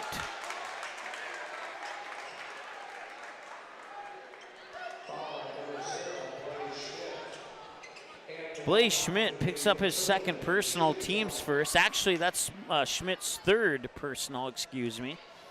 And this is Turlinden, who's a perfect 3 of 3. Oh, and I'm sorry if I jinxed that one. He was perfect until he missed that one. My apologies to the Big Lake fans. Reuter had to get rid of the ball as he was pushed over the back line, and it was fearful of an over and back. They're going to say that it was last touch by Turlinden, and it'll stay Yellow Jackets basketball. 14:47 to go. 41-29 is our score here on the United Community Bank scoreboard in favor of the Big Lake Hornets. Out of 5 AAA. Play some good competition in their section and conference. And a whistle and a foul is coming up here on Stuckenholtz, excuse me. That's his first, team second of the second half. Now work it up top for Blaze Schmidt. Quick pass and a catch and shoot 3 from Onison, left it a little bit short. Battle for the rebound underneath, and it's going to be picked up by Stuckenholtz. Stuckenholtz being pressured in the backcourt there by Maddox Swintek, and Maddox Swintek's going to get called for a bump.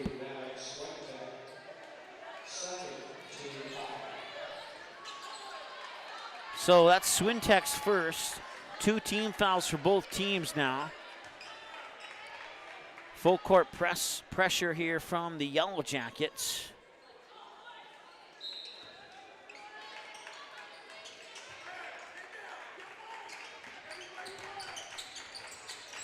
$14-17 to go. And let's see, and it will be a turnover maybe. Yes, it will. We'll count it as a turnover there. And underneath, and 1. Oh man, that was not a smart play there. Defensively for the Hornets. As if he'll go to the free throw line. Ashton Detloff will, to try and make it a single-digit deficit once again, and that foul is the 3rd one on Aiden Johnson. And now Big Lake is going to call a timeout. We'll take a timeout with them. We'll be back in just a moment here on Magnitude Sports. Stay tuned. J&L Nutritional Consulting is the area leader in beef, dairy, and seed. J&L has over 20 years of experience, and they use the latest technology in ration balancing software to make sure every part of your feed is utilized. They provide adjustable profit and loss projections, and their seed division makes sure to bring the best seed for your field, no matter the brand. Contact Mike, Joe, and Andrew at J&L Nutritional Consulting, 218-346-7487.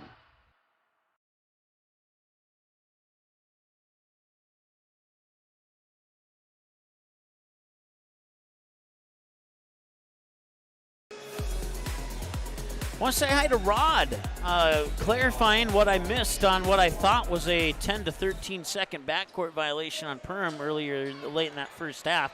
Thank you for the clarification on it. I have a lot to do up here. I don't always see everything that the viewers see, so I will not dispute that at all. Oh, I assigned that point to the wrong team. My apologies.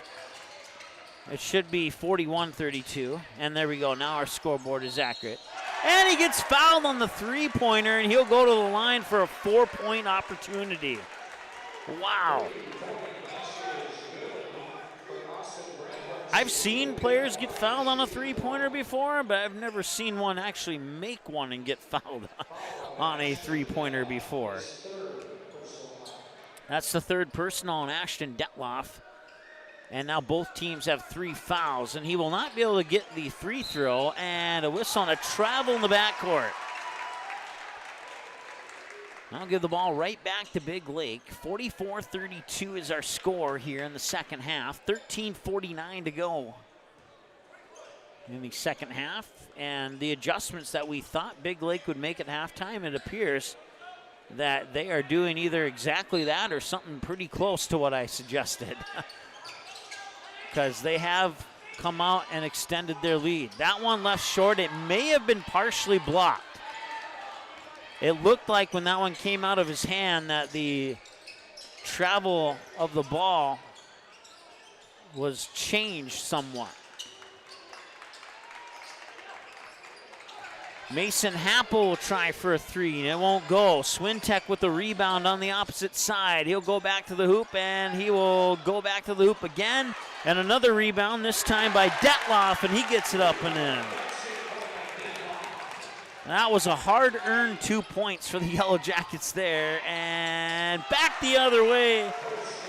Maruska on a tough shot that he made look easy after the Yellow Jackets had to get about 3 rebounds to get a bucket of their own down at this end of the court.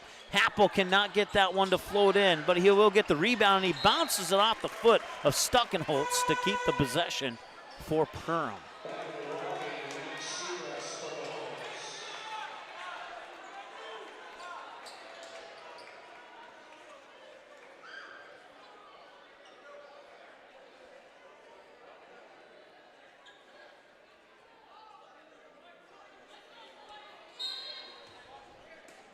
(46-34), 12:52, 20 on the shot clock, and they'll lob it in up top here for Detloff. Detloff will split defenders to the hoop and score. Nicely done by Ashton Detloff. He has 6 points now, according to my numbers, and it's a 10-point game once again. Can Perham close the gap even further? We're about to find out. Stuckenholtz up top. He'll back up in between the circles. Right-handed dribble. Goes to the right wing. Now they put it inside quickly there. And Wilczek cannot get the shot to go in. But I believe there's a foul coming up here on Detloff. If it is on Detloff, it's his 4th. No, it's actually on... Okay, it's actually on the Hornets. And it is the 2nd on Max Segrist. And it should be 4 team fouls, and it should be 3 for the Yellow Jackets. So there we go. Now their foul numbers are correct. Swintek up top. Detloff will try for a 3. Too strong. Getting the rebound there is Alex Bloom. Bloom will try and get around Stuckenholtz, and he'll draw the foul on Stuckenholtz. So Stuckenholtz picks up his 2nd, team's 5th. 12-12, Perham trying to get Big Lake into that foul trouble to get them into the bonus, and that one's nearly taken away. And good alertness there from Alex Bloom. I believe it was touched last there by Maruska as it went into the Perham bench. Stops the clock with 12:06 to go. 46-36 on the United Community Bank scoreboard, and that will stay with Perham once again. As it's swatted out of bounds by one of 2 Hornets. I'm not sure which one. Looks like we have a substitution here. Maruska out. I didn't see who came in, but we'll figure it out. They'll lob that one up. Swintek, and that one comes away here on a breakaway opportunity of Segrist, who gets the assist. And I'm not sure who got the basket. I think it was Terlinden who got that bucket, if I heard the PA announcer correctly. Here's Detloff with a 3. That one won't go. Rebound underneath. Oh, he got blocked on the shot. It allows him the extra possession, and Sandberg turns it into 2 points. Once again, a majority of these buckets for Perham are not coming easy. There'll be a blocking foul on Alex Bloom. That'll be his 4th.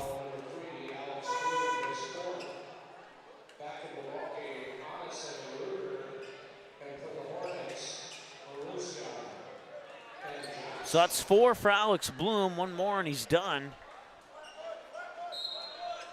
48-38, 11:29 to go. If this game keeps going the way it's going, a 10-12 point deficit might be too much to come back from, but we will see. 50-38, we got 11-12 in counting. Happel has it. He walks into a double team, and it's going to be collected there by Gage Onison. Onison back over to Happel, catch and shoot 3. That's in and out. Rebound underneath Detloff. He will go to the line to shoot a pair.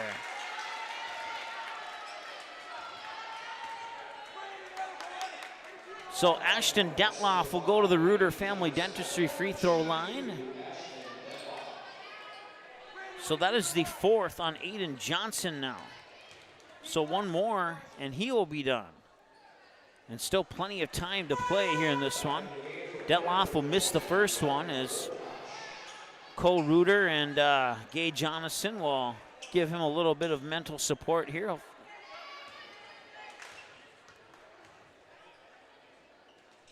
Detloff misses both from the Reuter Family Dentistry free throw line, and it's a 12-point lead for Big Lake. Here's Wilczek, and that one will fall in. Oh, I'm sorry, that was 20 and not 30. That was Max Segrist. I got them mixed up earlier, and I said that the reason why, that got tipped in. It was tipped in by Big Lake Hornet. So the last person to touch the ball for Perham will get credit for that basket, and I'm not sure who that was. I was not paying attention. I had my mind on another thought, and he'll come back after, that time that is Wilczek. That is Wilczek who got that basket there. So where are we at, 54-40? Yep, that's where we're at. 10:07 and counting to go. Here's Reuter with the basketball, and Reuter pops it out, catch and shoot 3 on the way here from Wokash. That won't go. And it's going to go back to Perham.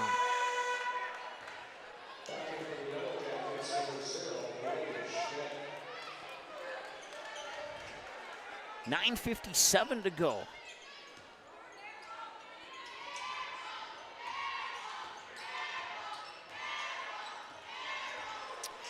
Perham student section chanting air ball. That one's kicked away into the backcourt. They're going to call over and back on that.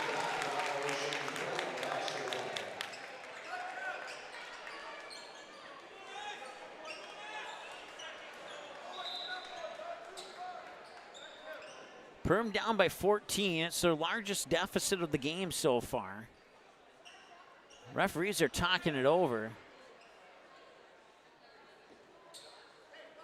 They're just going to have the inbounds on the other side of the in the half court straight.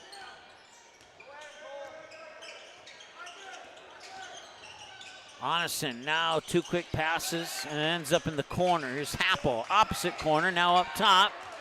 Fakes it and the ball's stolen away. Back the other way comes Segrist, and did he travel or is there a foul? There's a foul on Perham.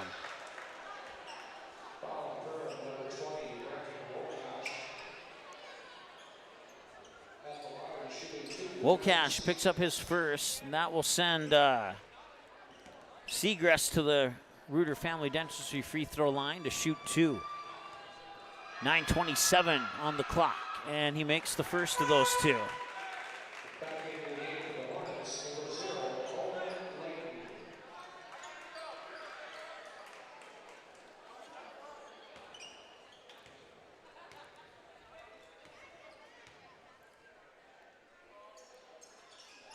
He makes them both. 2 free points for Big Lake with 9:24 and counting to go. So they put 3/4 court pressure on the Yellow Jackets and they get it over the timeline.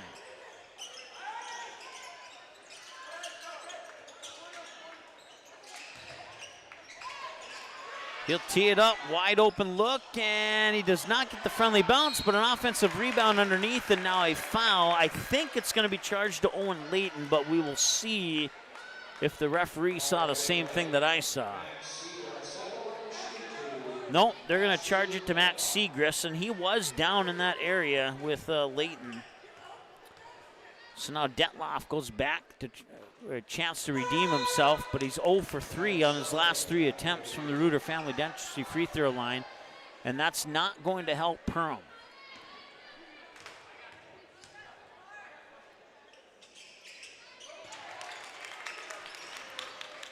The good news is every foul will put Perham at the free throw line for the remaining 9 minutes of this second half. But the bad news is the less than good news is they have to make them and they get those opportunities.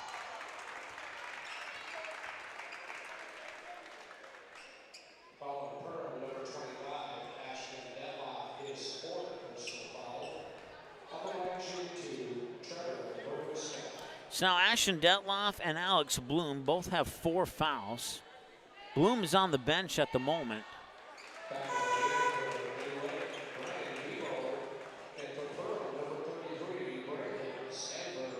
So Sandberg will come in for Detloff.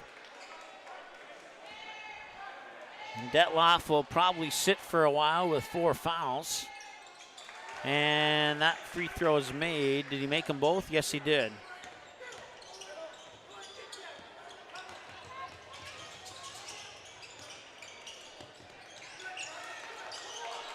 Into the hands now of Wokash. And I think that's Happel. No, that's Onison, actually.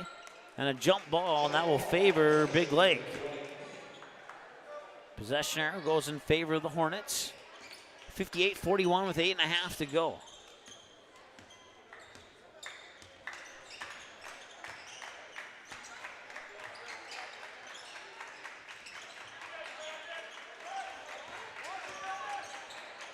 Nice strong move to the basket there.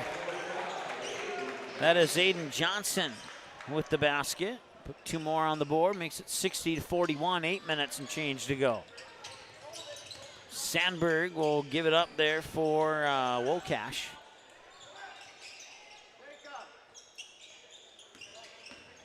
Driving to the hoop is Onison, and it counts. Gage Onison gets the basket, his first since early in the first half. He has 4 points and a chance to make it 5 here from the Reuter Family Dentistry free throw line. Stops the clock with 7:52 to go. 60-43 your score once again. We thank you for tuning in. If you've been with us all day, thank you. If you've been with us for just 1 or 2 games, we appreciate that as well. Free throw is in from the Reuter Family Dentistry free throw line, and now Big Lake will try and respond here. Leading by 16 and leading by 18, possibly 19.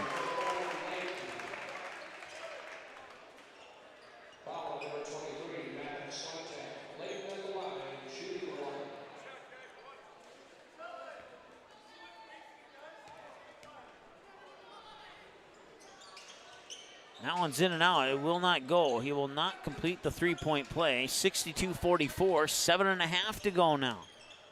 Happel over the timeline, high post, hands it off there for Onison, who drives to the hoop, and it rolls off the rim, but his teammate Sandberg is there for the cleanup. Sandberg with 8 points off the bench now here for Perham. 7:20 and counting to go here in the second half.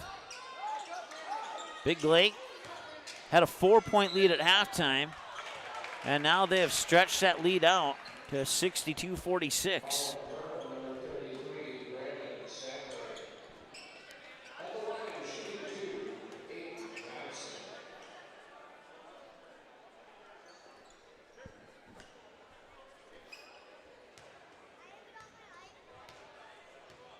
Aiden Johnson at the free throw line, and he will not connect on that first one.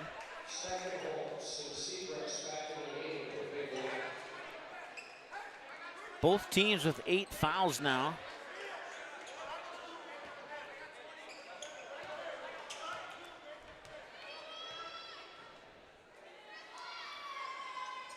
And the second one's up and in. So Aiden Johnson goes 1 of 2 on that trip to the Reuter Family Dentistry free throw line. Here's Sandberg. Check that. Yeah, that was Sandberg. And now a couple passes later, it is Blaze Schmidt trying for a 3, and he connects. He has 8 points, with 6 of them coming here in the second half, and all 6 of those from behind the arc. 63-49 our score now, 6:44 and counting. Time is running out for Perham. And that'll be a blocking foul, and that will send Matt Segrest to the free throw line.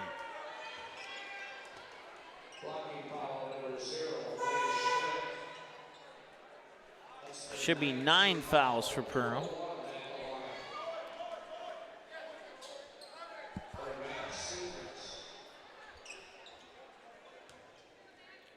So Segrest now at the free throw line. 6:38 to go. Team leading by 14. He cannot get that one to go in, and Blaze Schmidt will come away with the rebound. Schmidt and Anderson play catch. And that one's stolen away. I was going to say Schmidt and Anderson were playing catch in the backcourt, and that one's turned over. So turnover per each side.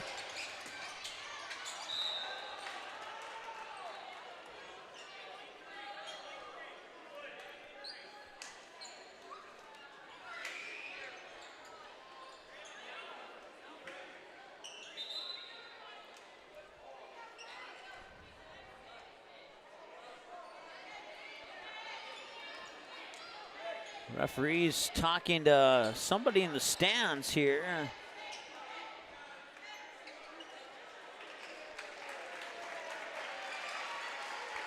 Oh, the ball went underneath the bleachers. That's what the delay was. And a young kid, maybe 5, 6 years old, crawled underneath the bleachers to get the ball so he could play basketball again. Pretty cool. Blaze Schmidt, a little hook shot off the glass. A full timeout taken by, I think Perham took it. No matter what, we'll take one with them. We're back in 30, maybe 60. What sets the world's leading hospitals apart from the rest? It's their continued ability to deliver the highest quality patient care. Perham Health is honored to be a top 10 Minnesota hospital. Patients experience it, and Newsweek has recognized it. Even during the unpredictability of the pandemic, the nurses, doctors, and many others at Perham Health put their best foot forward. Thank you to everyone at Perham Health for continuing to provide the best patient care.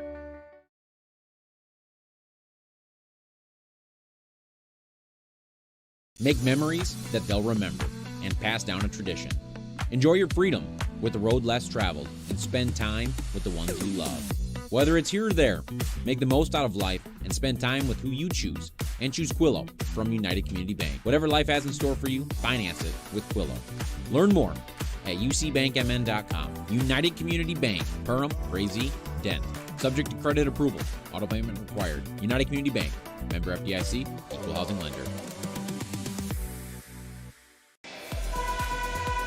All right, there you see your score by halves, and 28-24 at the half, but 35-27 so far here in the second half in favor of the Hornets. Puts them up 63-51 with 6:12 to go. Full court press here by the Yellow Jackets, and they will get that ball in, and it is taken away. Corner 3, Mason Happel, it rolls in. 7 points for Mason Happel now. And it's an 9-point game all of a sudden. 30-second timeout taken by Big Lake. We'll take another one. We'll be right back in a moment here on Magnitude Sports. Welcome to Perham, Minnesota. A great place to visit and an even better place to live. Here's a look at just a few of the things you can experience here.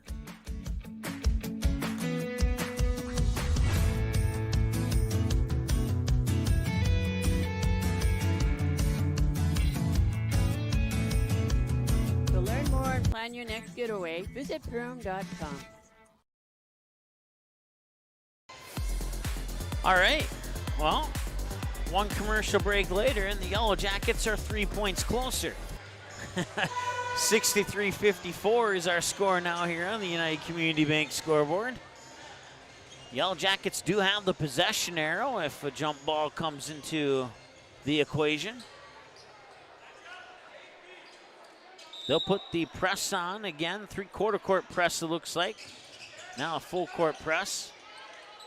Looking to create that turnover. Not going to happen this time down the court.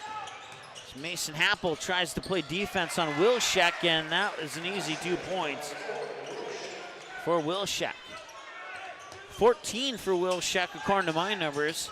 65-54, 5.5 to go. He'll tee it up for a 3 off the front of the rim, and the rebound comes down to Maruska. And Maruska carried. That'll be a turnover.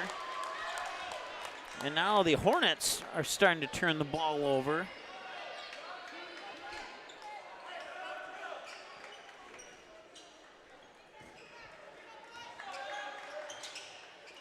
They'll put a little bit of pressure into the backcourt now as well. Ooh, dangerous pass to the sideline. Right back there to Mason Happel. Happel will get it again. He'll tee it up for a 3. Bingo, he got it. Mason Happel with a pair of 3s here on the last 3 possessions, and it's 65-57. And he thought about teeing it up. Now a long 2 is up and in for Wilczek. That was about a 17-footer approximately. A 10-point game now. It's 67-57, and a couple of big 3s from Mason Happel, and that one will roll off. Rebound, no, it comes, oh! And a chest-to-chest collision. It would not surprise me if both of them got the wind knocked out of them there for a split second. And who are they going to call the foul on there? They're going to call it on Onison.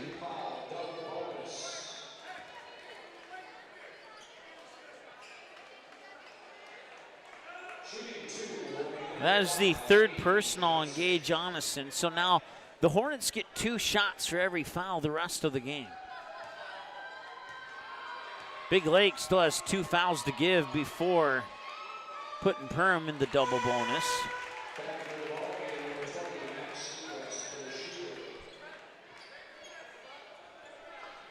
(68-57).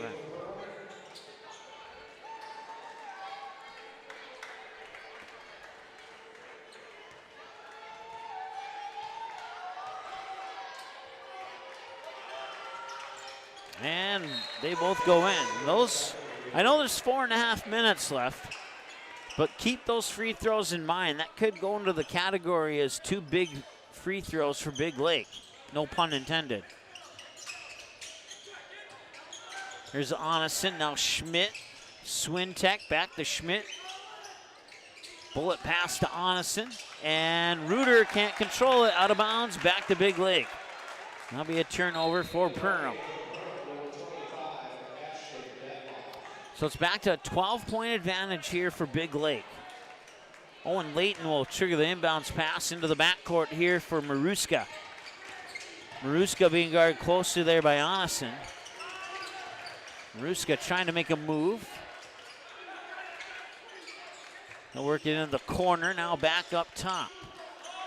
Segrist gets it back to Maruska. Maruska, shoulder fakes left, tries to go right, cuts in. And he thought about the long 3, but did not pull the trigger. Probably a smart decision there. 5 on the shot clock. Here's Layton with the basketball at the baseline. 3 on the shot clock. 2 on the shot clock. Good if it goes, and it goes. Holy smokes.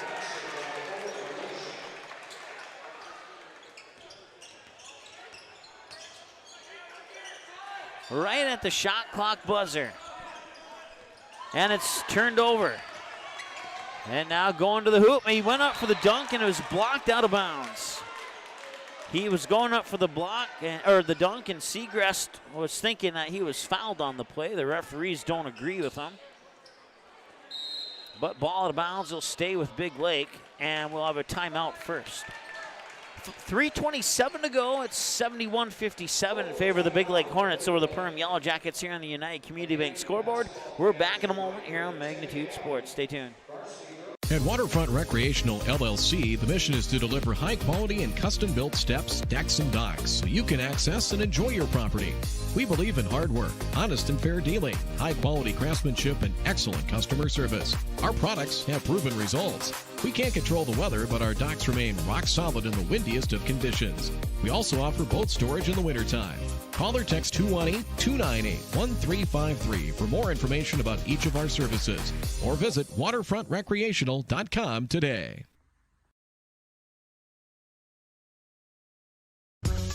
At Great Clips, we use online check-in to help NHL player Jack Hughes achieve game day flow faster, so he can do more with his time off the clock. Great Clips, official hair salon of the NHL. At Great Clips, we use clip notes to save NHL player Cale Makar's haircut details, so he's always confident in his hockey hair. Because with a name like Cale, you gotta sport great salad. Great Clips, official hair salon of the NHL. All right. A ton more points scored here in the second half than the first half. But 71-57 is our score with 3:27 to go on the United Community Bank scoreboard. 31 on the shot clock off the inbounds pass for Big Lake. Comes in up top here for Maruska. Maruska, and that one got away from him. And it's tracked down by Cole Reuter in the corner. Reuter will bring it up court quickly. Try and find some space on the floor, and he'll draw the foul on Maruska. That's team foul number 9 now, I do believe. Yep. Maruska picks up his second. So now send Cole Reuter to the Reuter Family Dentistry free throw line. I love saying that. 71-57, 3:13 to go. In and out won't go, and an over and back foul on the rebound. That one's going on Swintek, I believe. It's his second, if it is. And we march down to the other end for 2 shots now. That's his third, actually, and not his second. So you got 3 Yellow Jackets with 3 fouls. You got 2 Yellow Jackets with 4 fouls. Let's see if that comes into play here. As Wilczek connects from the free throw line. 3:12 to go. And he'll make them both. Nice job there by Wilczek. 73-57. One more foul by Big Lake will put Perham in the double bonus. 3 minutes to go. Reuter, corner 3. Yes, he got it. 13-point game. Does Perham have some magic in them? We'll find out here.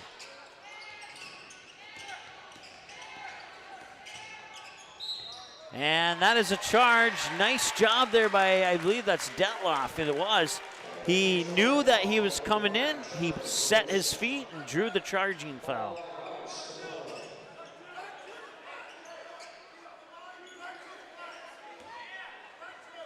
So now both teams in the double bonus. I know the foul counters usually stop at 10, but on our scoreboard it keeps going. I haven't figured out how to make it stop, so.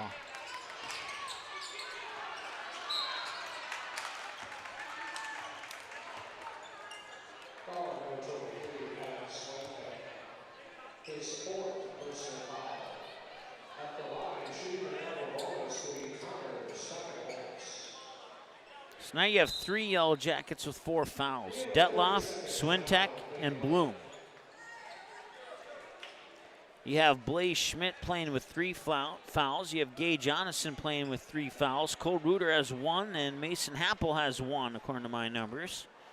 The only one in really foul trouble for Big Lake is Aiden Johnson. He has 4. Max Segrist has 3. Everybody else has 2 or less for the Hornets. 2:30 to go. We have a timeout on the floor. I'm not sure if it's a full or a 30, so we'll just take a 30 and we'll be right back. Odds are there's an ace right in your neighborhood. with expert advice and the right tools to make your quick fixes even quicker. Around the block, what you need in stock, with people who know their stuff. Welcome to the Home Convenience Store. Hi, this is Mallory Stotterell and Erica Saylor from Lakes Ace Hardware. You can expect expert help for your next project at Lakes Ace Hardware, right here in downtown Perham. Ace is the place with the helpful hardware, folks.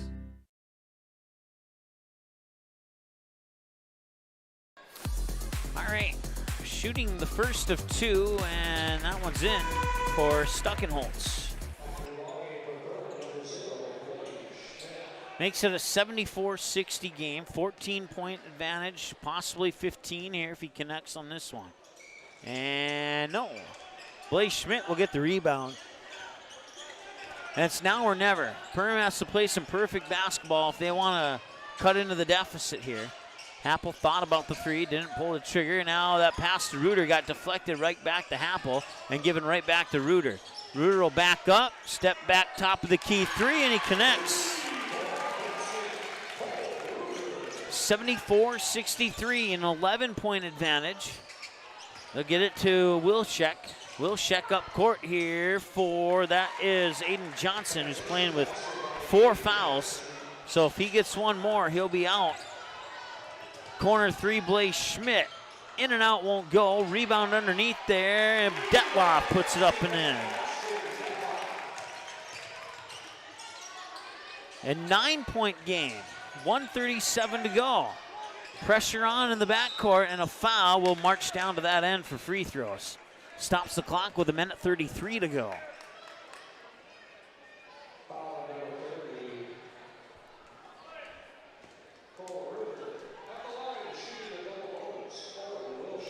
So he'll shoot 2.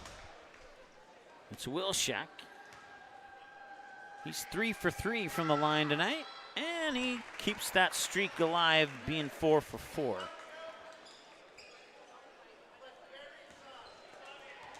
See if he can go 5 for 5 here or not. Yes, he can. No problemo for Wilczek. 78 to 65. 13-point advantage. Happel has it. Happel drives the baseline. And the ball's thrown out of bounds. And that turnover may have just sealed the W here for Big Lake. I know Perham is trying to battle back, but it might be just too much of a hill to climb for the Yellow Jackets at this point. Minute 10:27 on the shot clock.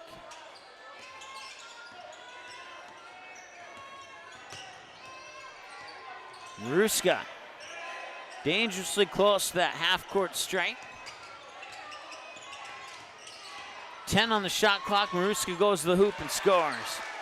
And if the turnover wasn't the dagger, that shot there was. And a turnover, and now there's no doubt, I don't think.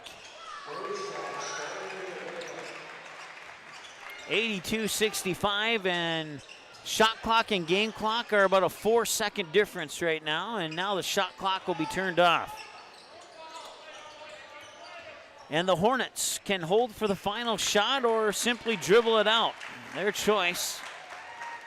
Cole Reuter and Connor Stuckenholtz will give some high fives to each other, and that starts a rally of high fives between the Hornets and Yellow Jackets. And the final 10 seconds will come off the clock here, and the Big Lake Hornets will play in the championship game tomorrow against the Sauk Center Main Streeters as Maruska hands the ball to the referee at the horn, and that's your final score. The Big Lake Hornets 82 and the Perham Yellow Jackets 65. We'll take a short break. We'll add up some numbers, come back with a post-game show, wrap this one up, and get set for tomorrow's action. And we'll tell you who's playing who. We'll get everything all straightened out, give you all the final scores from earlier today, and all that good stuff. So give me a couple minutes. We'll be back, and we will bring you a post-game show that hopefully is enjoyable. We'll be right back here in a moment. For over 30 years, Budget Blinds, based out of Detroit Lakes, has been serving Perham, Fergus Falls, Park Rapids, and the surrounding area. Whether you need blinds, shutters, or drapes, check out the entire inventory online at budgetblinds.com. Budget Blinds is backed by the #1 provider for window coverings in North America and is your local window coverings expert. Visit them online today, budgetblinds.com, or give them a call at 218-206-9599. That's 218-206-9599 and online at budgetblinds.com. Ray's Sport and Marine in Perham has you covered for all your recreational needs. Ray's carries a large inventory of Lund boats, Bennington pontoons, plus Viaggio pontoons. They also carry the Yamaha line of ATVs and UTVs, as well as the full line of Honda Power Sports. Stop in and check out all of what Ray's Sport and Marine has to offer. Good luck to all Perham athletes, and go Yellow Jackets! At Nias Family Sales, our experienced mechanics are here to provide exceptional service in a timely manner. With 10 service bays, the service department at Nias Family Sales can work on all makes and models. Our experienced mechanics can do everything from oil changes, tire repairs, brake service, engine and transmission repair, and much more. Schedule your vehicle today. Call 218-346-5976 or visit the Nias Family Sales Service Center at 610 East Main Street in Perham.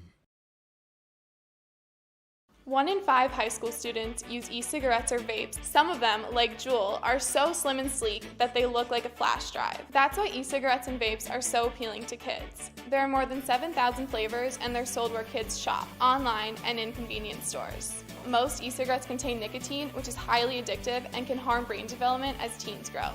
No amount of nicotine is safe for youth. Like it or not, we are a target. This message is brought to you by the Minnesota Department of Health.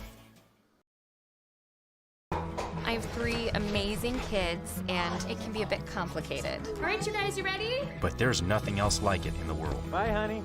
Traveling with kids is on another level. Yay, let's go. I appreciate all the extra help I can get when we fly. Hi, how can I help? I'm honored to get every passenger to their destination. I'm so grateful that I've been able to fly with my 3 young kids. At Frontier, we get it. We're flyers too, and we believe the sky is for everyone.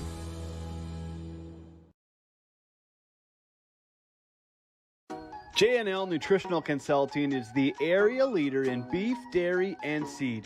J&L has over 20 years of experience, and they use the latest technology in ration balancing software to make sure every part of your feed is utilized. They provide adjustable profit and loss projections, and their seed division makes sure to bring the best seed for your field, no matter the brand. Contact Mike, Joe, and Andrew at J&L Nutritional Consulting, 218-346-7487.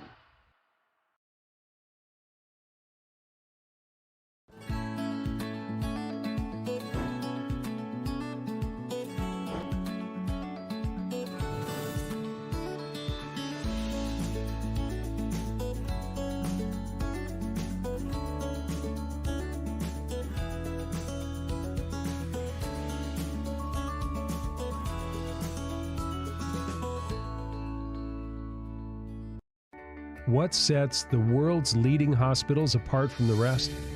It's their continued ability to deliver the highest quality patient care. Perham Health is honored to be a top 10 Minnesota hospital. Patients experience it, and Newsweek has recognized it. Even during the unpredictability of the pandemic, the nurses, doctors, and many others at Perham Health put their best foot forward. Thank you to everyone at Perham Health for continuing to provide the best patient care.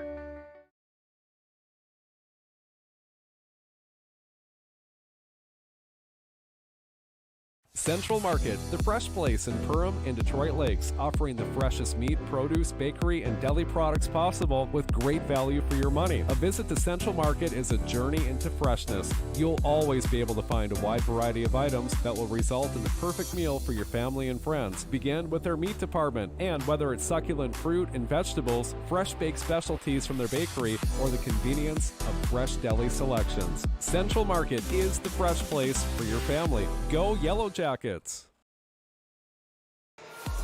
right, welcome back to the Hive in Perham as we get ready to wrap up day 1 here of the 2023 Holiday Hoops at the Hive Basketball Classic. And it's been a fun day 1, and we'll hope to have a similar fun day 2 for you tomorrow. 82-65 is your final in game 4 of 8 of the Classic tournament. Individual numbers, let's take a look at that and put your team numbers on the screen as well. As we go inside the numbers on your United Community Bank scoreboard, there you see it. 16 points from the free throw line for the Big Lake Hornets, 24 from behind the arc, the other 42 coming on 2-point baskets. Turned the ball over 7 times, committed 17 fouls for the Perham Yellow Jackets, 65 points overall. 6 from the Reuter Family Dentistry free throw line, 21 from behind the arc, and 38 from 2-point baskets. 14 turnovers and 22 fouls.